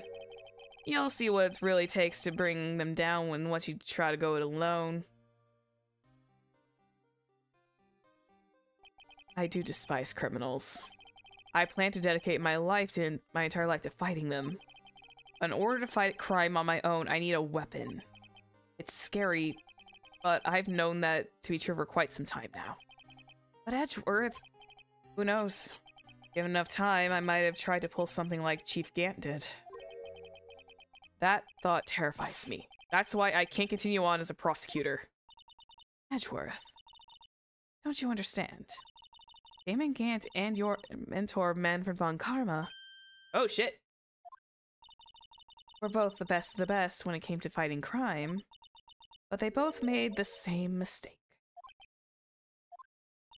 You said, in order to fight crime on my own, I need a weapon. That may be true, but think back to the day's trial. No, we're getting a Von Karma back, though. You weren't alone. Yay, friendship. You were working together with Mr. Wright, and because of that partnership, you were able to present evidence that otherwise would have gone undiscovered. Isn't that right, Mr. Wright? Huh? What? Oh, yeah. This is a pop quiz. Come on, Mr. Wright, show 'em what Lana is talking about.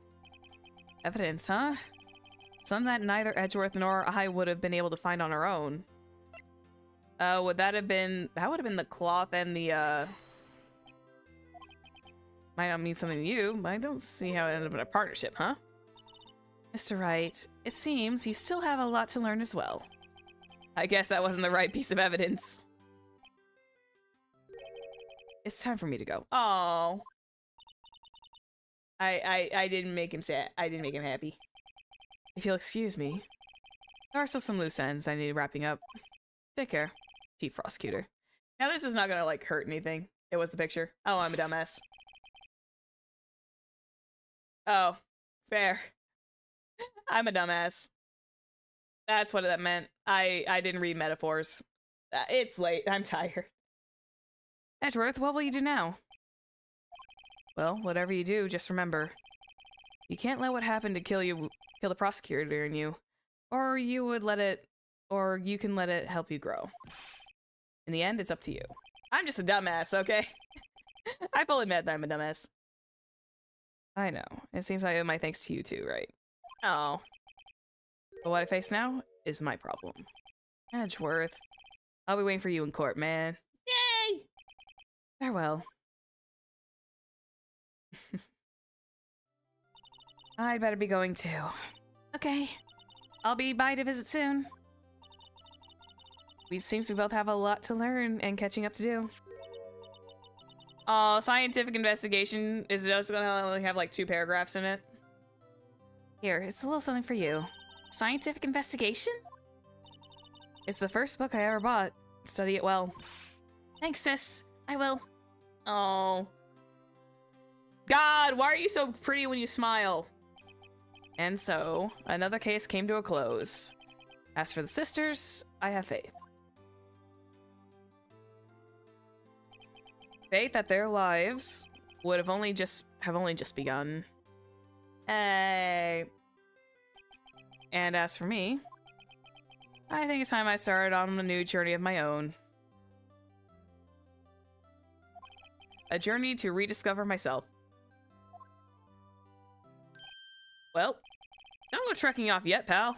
Huh? What is it, detective? There's just a little matter to be resolved about the chief prosecutor. You see, she isn't supposed to be out of jail like this. But I thought you said it was okay. Yeah, well, that might be okay with me, but the folks at the prison are a different story. Huh? Basically, I had to bribe a guard in order to sneak her out for 30 minutes. Believe me, it wasn't cheap either. Huh? Way to go, detective. I didn't know you had a wild side. Oh.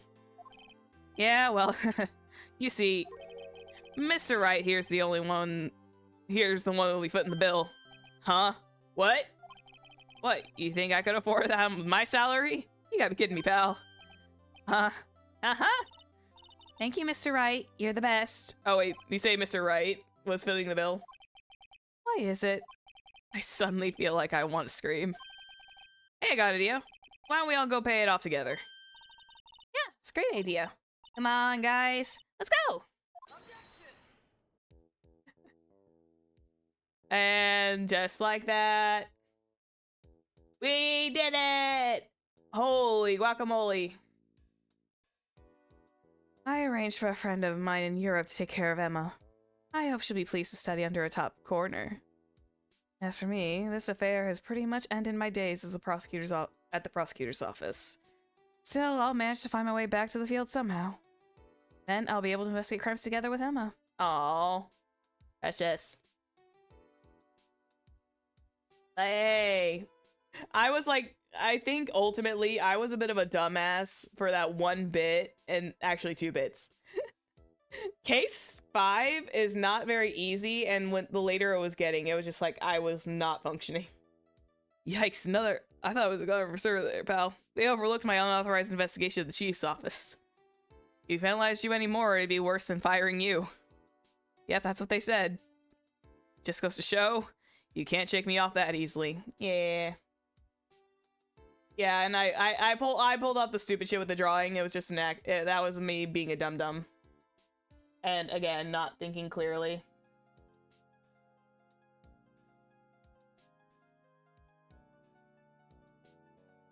Some of the evidence is a bit tricky because you start getting ahead of the arguments. I kind of do. My new mission is to guard the main entrance and take care of Billy. Can you believe it? I've been demoted to security guard. My partner's keeping an eye on the entrance for me today. I'll show them, though. Someday I'm gonna make a detective. Ah!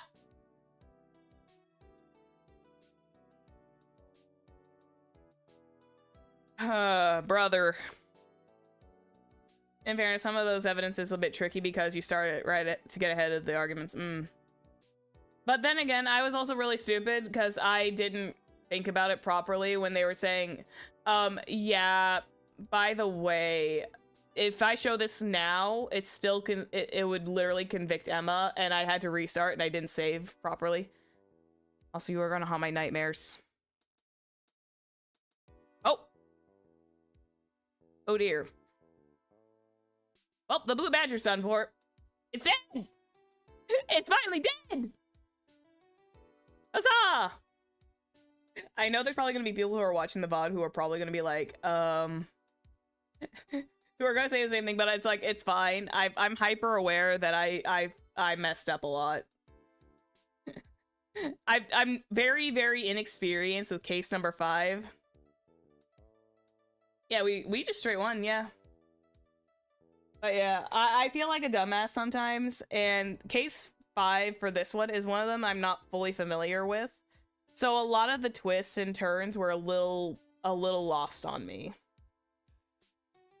Looks like we won't be seeing each other for a while.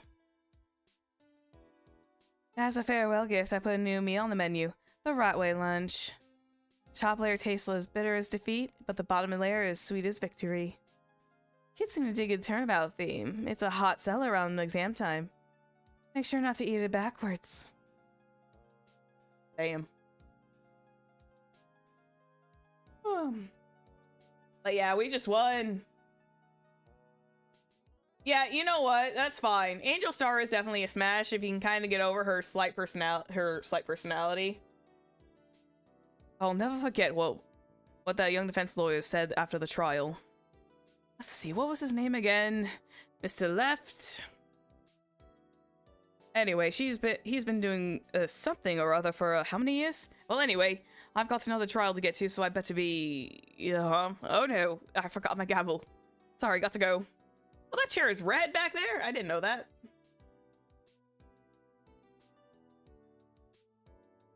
I only intend to stay up for like maybe 4 hours tops. And then if I didn't miss that little bit, I probably would have like not thought about it. Hey, it's Maya!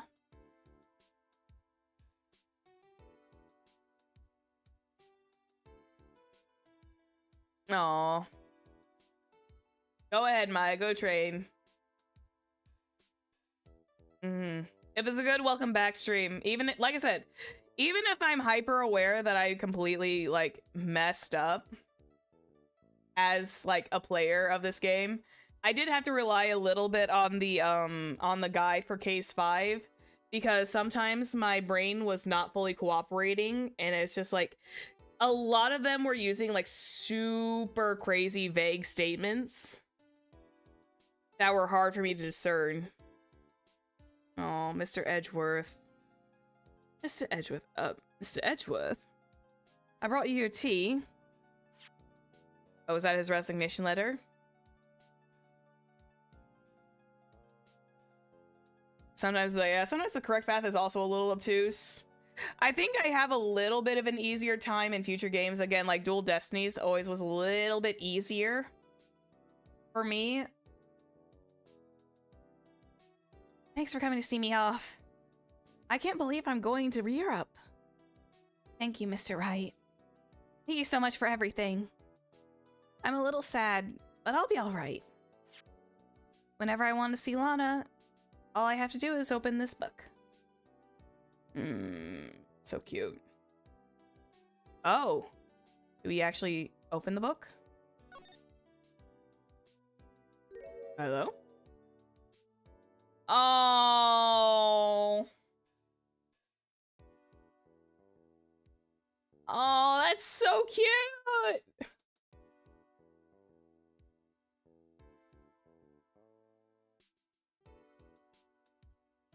Oh. That's so cute. But yeah, we finished case 5 of the original Ace Attorney series. We still have like a lot more to go in the series lineup, but I'm going to take a small little wee break from Phoenix Wright, and next time we do pick up, we're gonna do game number 2, which I believe is Trials and Tribulations.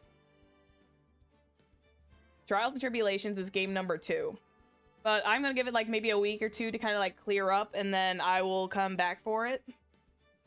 But yeah, thank you for sticking with me throughout this entire first game out of actually technically 8 if you want to count the Miles Edgeworth investigation series. There's like 8 games in total. Oh wait, nope. Pardon me. Oh wait, pardon me, that's 11 games. I forgot the Chronicle series. There's like 11 games in total.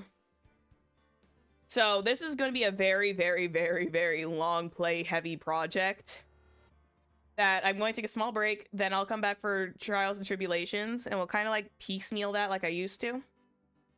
And some wild rides, some very obtuse some very dumb Zephyr moments, which getting that guilty verdict was the most dumb thing I had. But oh well. I live and I learn. Note to self, if there's gonna be a long case, I need to break it up. Oh my goodness, my cat. My cat literally just decides to be like the star of the show and just like come across the desk. You good, sweetie? She's fine. Anyway. But yeah, I'm going to make sure... You are walking back and forth across my desk again. She's being so silly. She's actually walking across my desk tonight, so it's like, okay, I think it's getting to be that time where she's gonna be nose pokey. So I'm gonna. I was looking at my Discord. I was getting the wrong thing. Okay. We're gonna. What am I doing? Zephyr is being stupid again. Zephyr's being stupid. Okay, you know what? It's getting really late at night. I think that's my cue to go. I'm making like weird voices and noises, and I'm just like, I think that's the time Zephyr needs to like go to bed, you old woman. Let me find midnight real quick. Hang on. Here we go. Okay. So instead of doing the usual hashtag familiar summon, if you haven't already, time to stop before I go into beatboxing. That is very true. But yeah, I'm gonna drop you guys over to midnight. If you guys have not already, time to give her the biggest happy birthday to the lunar goddess, because it's only fair that I give her at least a little a little welcome in raid. Because don't forget, I do owe her a little bit for coming to my birthday. But yeah, go give my lunar goddess. So I call her my sister. She is still my lunar goddess sibling. A nice follow. Her outfit looks really pretty too. But yeah, you guys have a great rest of your time. I will see you all on Wednesday for coffee talk, where we just have a little bit more of a chill vibe. And yeah, I'll catch you guys then. Okay. Bye bye. Bye-bye. Bye-bye-bye-bye. See you Wednesday. Bye. I'm out.